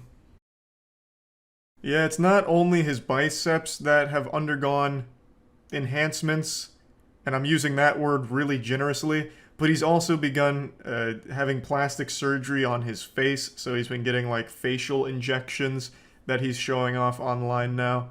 But he has fully gone back to injecting into his biceps, and they seem to be just as big, if not even a little bigger. The move that he's doing right there, that little boot scootin' boogie, it's syncing up nicely to the 2019 Guy song, so I actually think this is an improvement to the original video. But yeah, so as you can see, he's fully back in the swing of injecting his arms with synthol, petroleum jelly, whatever, for TikTok views and Instagram views, of course. His Instagram is a lot of just like making out with girls or like having a girl on top of him as he squeezes her ass or something to prove that he has sex. I don't really get it, but yeah. His arms once again look like Ed, Edd n Eddy when they put a jawbreaker in their mouth. And it's kind of sad because he almost died from this. His life was saved, and he's just going right back to what almost online branding is. He calls himself Bazooka Hands. Like his TikTok is Bazooka Hands. But his hands are normal sized, it's his biceps, so why not Bazooka Biceps? Or even just Bazooka Arms? Why hands? His hands are the only thing on his body that don't seem modified at the moment. So I just feel like maybe there was like a language barrier there or something, but it doesn't really work. The name doesn't match what you get. When I hear Bazooka Hands, I'm expecting like fucking lunchbox-sized bear claws, not normal boy hands plus Popeye arms, which is why people call him Russian Popeye, because it looks like Popeye after he gets his spinach. So I don't know why he settled on Bazooka Hands for his online handles. I just think that was a bit of a misstep. But I'm not his PR agent, you know. I'm not here to really, you know, nitpick it so much, but just a little confusion there. As for all of the facial modifications he's undergone, I don't exactly know when that happened because it kind of just came out of nowhere when following his Instagram. So I guess at some point he decided that the biceps weren't enough. He wants to continue to mod his whole body. And I don't know how he's doing the facial stuff, if that's under the supervision of a professional plastic surgeon or if he's, again, just taking matters into his own hands and using old trusty petroleum jelly. I hope not, because that'd be awful, like even more awful to inject petroleum jelly directly into your fucking face, but who knows? He has a history of abusing these kind of substances, and it's just honestly sad to see him get right back on the saddle and put his life in jeopardy just for the sake of more internet attention. It's a real shame. And I think this is like an actual case of a mental illness, being addicted either to the attention or to like the appearance of the big biceps. Even though they're literally killing him, he doesn't care, it seems. Which is odd because when they interviewed him when getting his life-saving surgery, it seemed like there was a level of self-awareness where he was like, yeah, it's pretty stupid to start doing this when I was 20. I really hope, you know, all the surgeries go well and this and that. And then, you know, fast forward not even 2 full years later and he's right back to doing the same thing. So it's just, I feel even worse for him is he treats himself like he's a circus freak performer, where he'll go towards the camera and like jiggle his like biceps around in order to try and make it like a shock thing, I believe, because they look like diseased. Like the biceps, they look like they're about to fall off at any moment. It looks like he's smuggling rocks under his arm. It just doesn't look normal, and I'm sure he knows that, which is why he takes it right to the camera and gets like all up in close on like all of the dead skin and all of that. I don't know, it's just really upsetting because, like I said, I remember reading when he had his arm drained, and I would have assumed he'd turn his life around from there, getting a new lease on life, a second chance, but instead all he did was go back to the exact same routine and the exact same set of circumstances that landed him in a life-risking situation to begin with. So yeah, I just want to do a little checkup here. Unfortunately, not exactly a happy ending to it, but hopefully his arms will get drained again and he'll survive and finally learn his lesson. Who knows? But anyway, that's about it. See ya. For those of you that have been around for a while, you might remember that I was a big fan of Live PD back when that was still airing on TV. I watched pretty much every episode ever. It was a bit of a guilty pleasure. I didn't like everything that happened on the show. There were some real douchey officers there doing some questionable shit, but it was hard not to appreciate the goofiest moments on television history. Like, there was a chase that I vaguely remember where someone was fleeing a crime scene on a golf cart that was made to look like a Gundam. I don't remember exactly what happened. I guess there was like an anime convention disagreement and they were running away. And they engaged in a really awful pursuit. It was like something out of a B movie because the golf cart obviously wasn't exactly pushing numbers, you know. That wasn't going to be reaching 88 miles per hour anytime soon. And the police were more than content just to like have a casual conversation as they slowly chased them into a Walmart parking lot.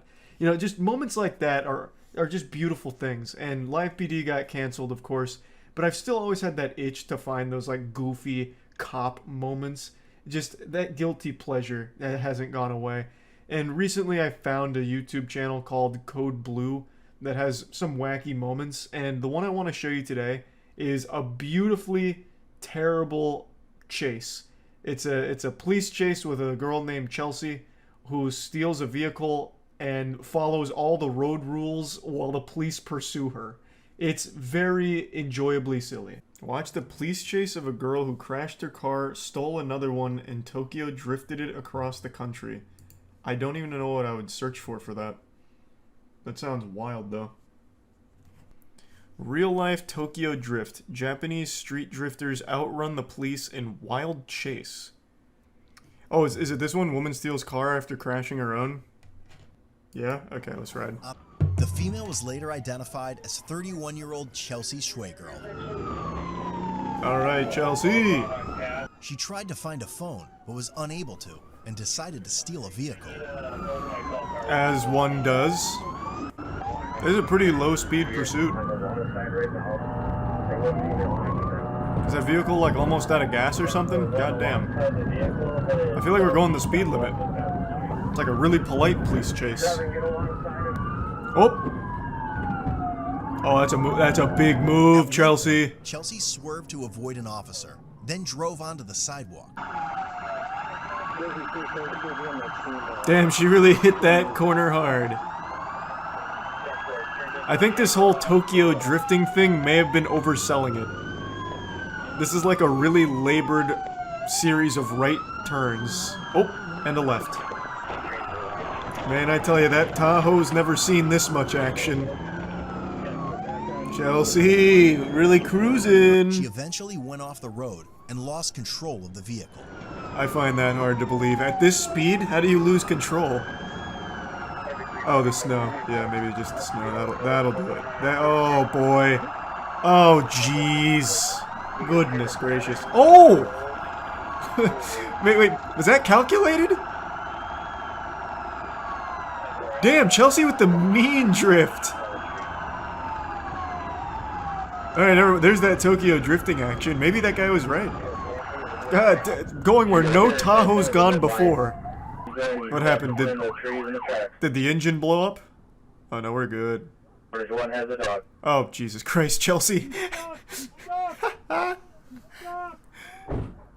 Oh wow, what a sad ending. Great technique from this officer here. He's too lazy to use his other hand, I guess. Hey, just get out of the car. I mean, come on, I'm fucking busy. Please, get the fuck out of the car. Oh, Chelsea's not done yet. Round 2, baby.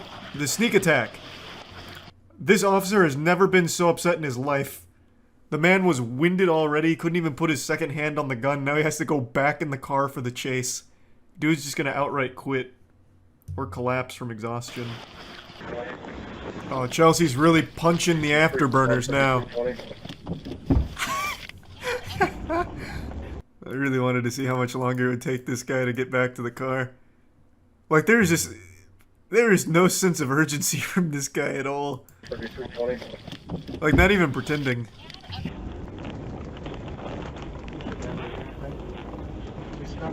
No, don't hit the Tahoe! After police pinned Chelsea's vehicle from leaving, she attempted to push the deputy's squad car out of the way.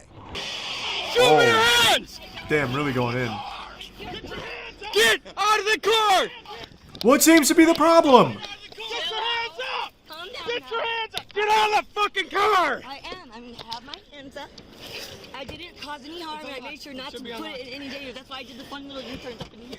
Get her out on your side. She's making a good point, actually. You have to get the keys out. Get out of the fucking car! You're yanking her two different ways. You're gonna split her in half. Stop resisting. I think this could have all been avoided if she just stole a faster car. It's actually my car. Hey Chelsea, thanks for the fun drive today.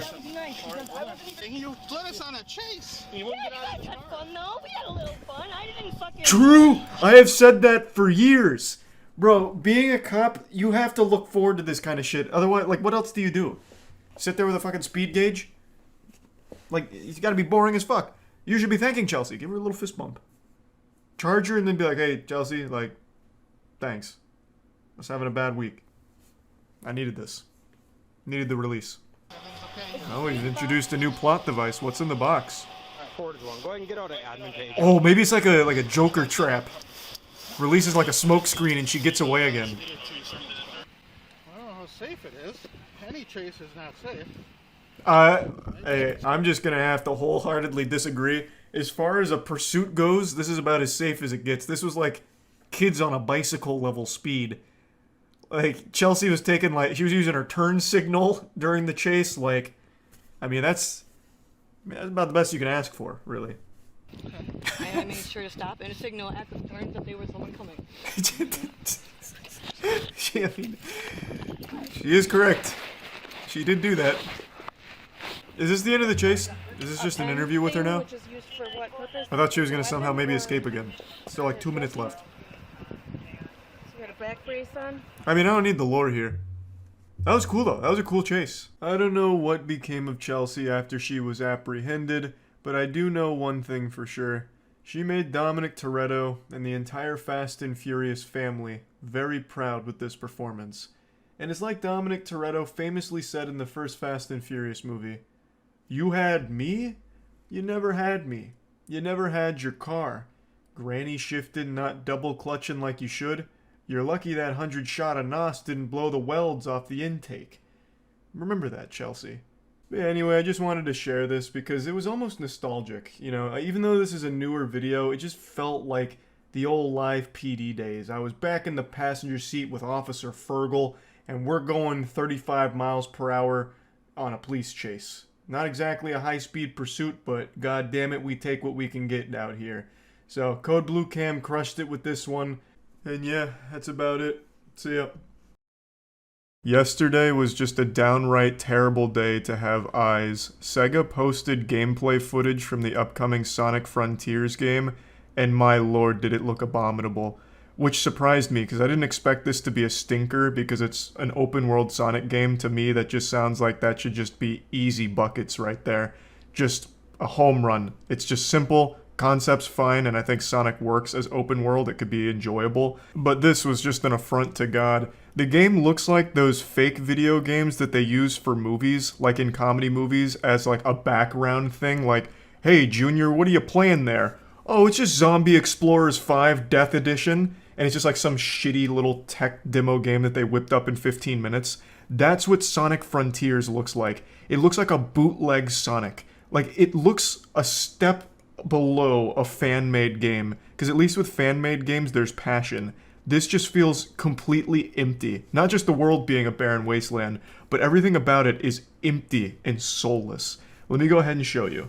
Frontiers. This reminds me of Sonic 06. We've got previews, and we've got Remember when they brought in like human characters that Sonic fell in love with, that girl? Yeah!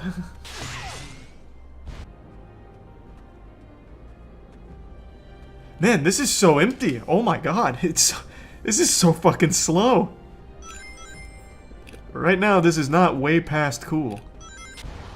It's just like a random assortment of shit that you can go on for like a brief 10 seconds of like speed.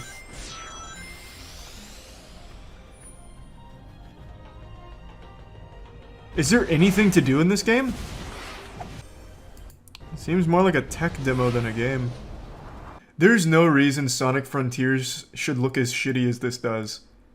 It is baffling how they could have fumbled this so hard. It's just open world Sonic, but it looks like they just dumped like a stock asset Sonic from like the Steam community store and put it into an Unreal asset flip. It's just random floating platforms with a couple of Sonic assets dumped in. I honestly can't believe how awful this looks. There's just nothing in it except blank generic terrain and just random stuff. It blows my mind. Then there's like little mini games that you can do, if you can even call it that. Where was the one we saw at the end? These little like pseudo puzzles for 4-year-olds out in the world, I guess. Then a little mouse wheel. I just don't know what they were thinking. And it's like not fast. They slowed Sonic down. He runs about as fast as I do. It's so stupid. They're there.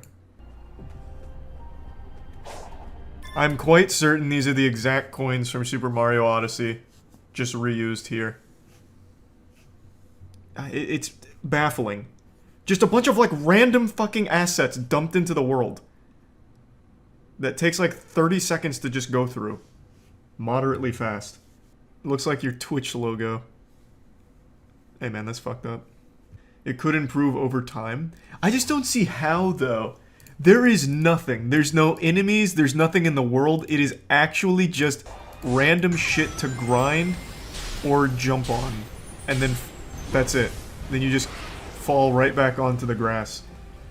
This is, without exaggeration, the exact type of shitty game we would find on a bad game night going through Steam new releases. Just like a fan-made project from itch.io. I just don't get it. I don't know how you fucked that up. Open World Sonic should have just been an easy layup. Like, passably fun. Probably not amazing, but there's no reason it should look that boring. Apparently the teaser's a little bit better, but obviously it's not going to show the gameplay we just saw, I guess. Hey! Okay, there's an enemy. Okay. Stuff to do. You fight eyeballs. If this genuinely manages to be good alongside the movies, we're officially in the Sonic Renaissance. The movies do slap. I feel bad though, because that did not age well. 18 hours later they posted this. I'm so sad the Sonic game looks like ass. Yeah, you and everyone else that's ever been on DeviantArt. Again, I don't know how you fuck up a Sonic open world concept. It's just an easy dunk. There's just no reason to make it shitty. Just make him go fast and give him a lot of things to go fast on. Bang. And then, of course, some enemies to fight, which I guess they completely forgot about. When does Sonic Frontiers come out? When's the, like, tentative release date? Because maybe it's, like, still 2 years in the future and we just watched, like, the previs. It comes out holiday 2022. Wow, so it comes out this year, huh? Jesus Christ. This won't come as a surprise because it's not a big secret. I'm not a huge fan of Sonic games. I think the two best Sonic games are Sonic Adventure and Sonic Adventure 2. But throughout like the 30-year history of the franchise, I do think they've had some bangers sprinkled in there throughout it. But for the most part, there's more misses than there are hits for Sonic games. And this is absolutely looking to be one of those misses. If this was a game that wasn't coming out till like 2024 or late 2023, I'd be like, okay, there's still a chance. I'm skeptical, but they could still salvage this. Apparently the game comes out this year. There's really not a whole ton they can add or change within like 5 months, because it's not going to be 5 months of pure development time. They still have to have the game go gold at some point. Like, there's just not a whole lot of time from now until like the scheduled release for them to make this look fun, or like there's anything to it. The teaser trailer shows a bit more with like at least some enemies to fight, but even then you're still fighting them in this blank, empty, garbage open world. Like a generic asset in the Unreal Store. There's nothing in here that even looks like it would be a Sonic game other than the fact that they dumped a Sonic model into it. I just don't really get how they could fuck this up so colossally. And who knows, maybe they're just showing the worst part of it for some reason. I couldn't tell you why, but maybe there is a lot more to it than this. Maybe it's more than just an open world with a few floating platforms around with some rails to grind on. But that's all we're seeing. Even in their own teaser, that's still pretty much all they show. and then they show 2 pieces of combat, which still look pretty uninspired and unfun. Which is a shame because, again, I thought this would just be a fine, fun game. An open world Sonic, let it ride. Sounds like I'd have at least a little bit of fun with it. But I just don't see that happening. I don't see this being fun with everything they've shown. This feels like one of those old cereal box games. Remember back in the early 2000s where you get games in your cereal box and they were just kind of shitty throwaway shovelware? That's what I feel like I'm looking at with the gameplay of Sonic Frontiers. Hopefully, I'm completely wrong with all of this and it actually turns out to just absolutely go hard, Insano style, but it's not looking promising at the moment. And yeah, I just wanted to talk about it because I was pretty shocked. The Sonic movies are good. Like, it seemed like Sega got a handle on what Sonic needs to be in order to be popular and fun and well-received again. But it seemed like they were going in the right direction, and then this completely blew it. Well, at least so far. But again, it's not out yet. Don't know for sure. It just doesn't look very good at the moment. That's about it. See ya. Alright. That was quick. Let's get it. This'll probably scare the shit out of me. I'm ready to scream and cry for mommy. I'm such a misbehaving little boy. It's past 10 p.m. on a school night and I'm playing the Backrooms. Time to instill some discipline in me. I'm here. Time to get real scared. It's gonna be really hard to use the spray paint using my controller, I'll tell you that much.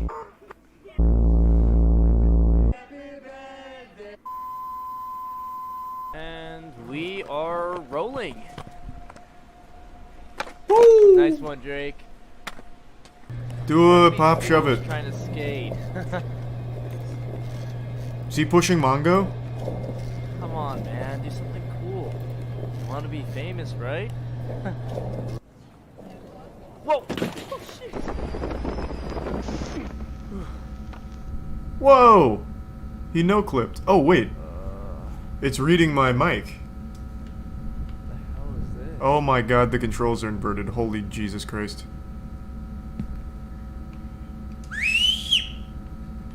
Whistle mechanic. I'll leave that music.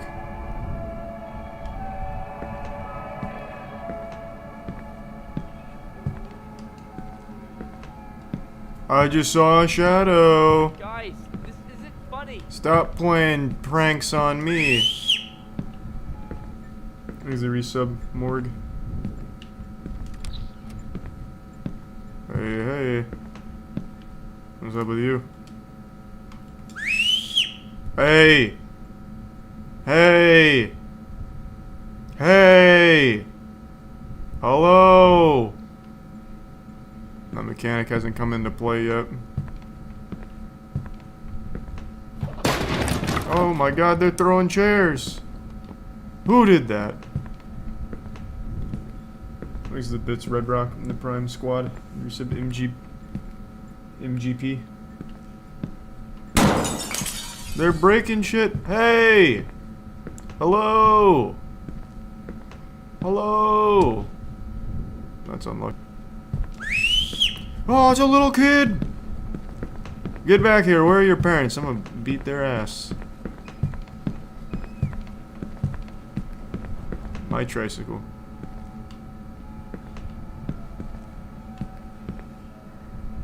There's the 5 gift subs to me. The bits abysmal. Hello!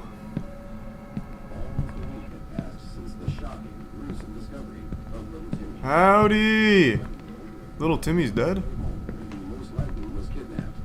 His mother made a public plea to the killer to release her son, saying she just wanted him home so she could cook him his favorite meal, spicy fried chicken. Parents to rescue him. Man, that's awful. Until he passed out from the loss of blood. Hey Timmy, I just heard your story. Man, that shit sucks, don't it? The autopsy also revealed that his last meal had been spicy fried chicken. The case is still on. Hey, well, I guess it's not all bad. Please reach out to local authorities. You got the spicy fried chicken. Hey, Timmy. I just heard the bad news. Hey, man. Sometimes shit just, you know, isn't good. I'm entering this door. I'm here. What is the point of picking up my mic volume if it doesn't do anything in the game? Like, speak to me! Hello? Hey, hello? Hello?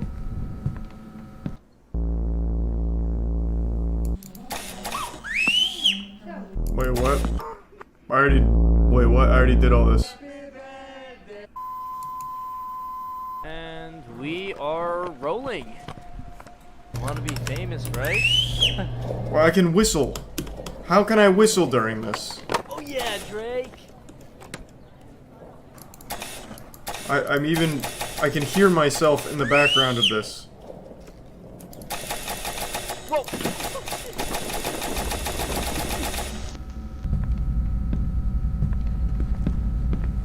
Oh my god. I'm going straight to hell. Ah! Whoa! Floating noodle. Guys, you think this is funny?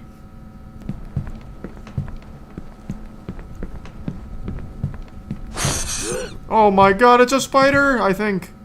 Get back here. This place is fucked up. Isn't this where I it need to came get out from? of here right now. P. It's such a stupid rule. Bro, everyone's gonna be so confused when they get to Rule 8. Dumb idiots. Fucking pranked. I'm out. Hey, the epic prankster rides again, baby. Am I right? Am I fucking right? Let's get out of here. Bunch of nerds in the back rooms.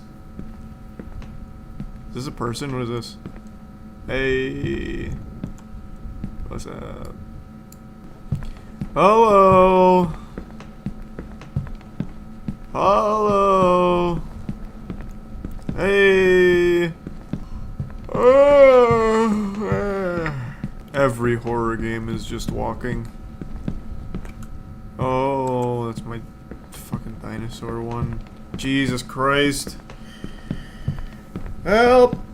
I'm stuck in the back rooms. Jeepers, help! Help!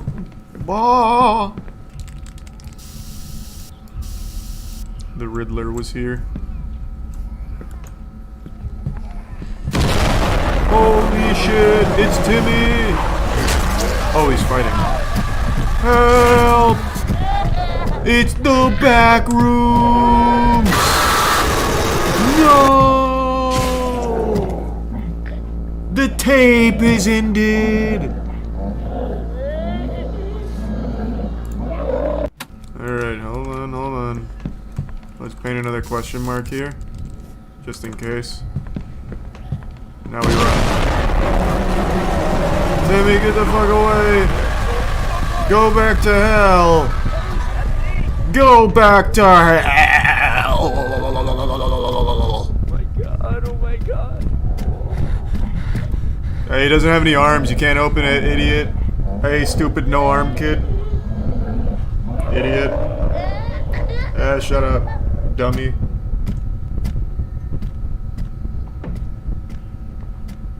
Let's go. Better stay quiet. Hey, bye-bye, idiot. Hey, can you say bye-bye? Can I get a bye-bye? Oh no, Georgie's coming. Get away from me, you foul beast from hell. You think he sees me? Hey. Hey, you look real dumb up there, don't you? What are you laughing about? Hey, stop laughing at me. Alright, well you can't get to me, huh? How about that? You can laugh all you want, but you're still in a bad spot.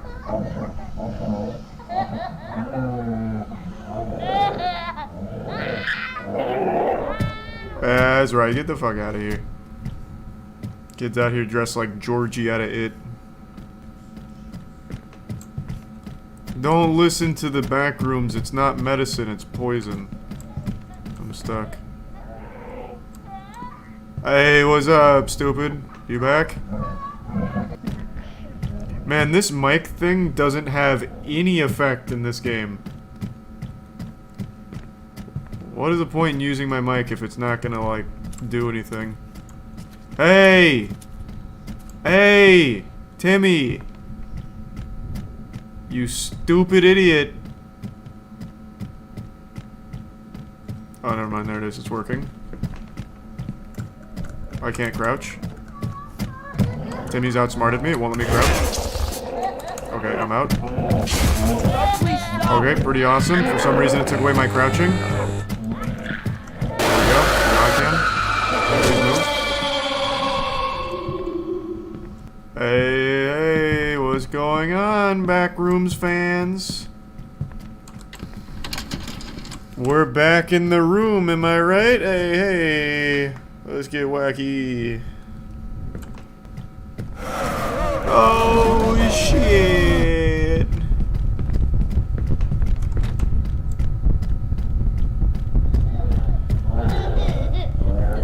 We did it. Have I been to this side? I don't remember. I saw someone peek their little cute face around the corner. Hey, mister. Let me see those braces again. We have not been this way. No, Timmy, don't fucking do it, please, God, Jesus, oh God, oh no, Timmy, oh God, oh my, he's gonna kick my butt. Ah. Oh God, jeepers, oh, zoinks. 1 HP in a dream. And that dream is to stay in the back rooms because it's so fun. Nice one, Dre. Trying to skate. What is going on? I'm not even playing. I'm still watching the goddamn movie. What in what? Yeah, Dre. Good golly. Come on now. What do you mean into the what?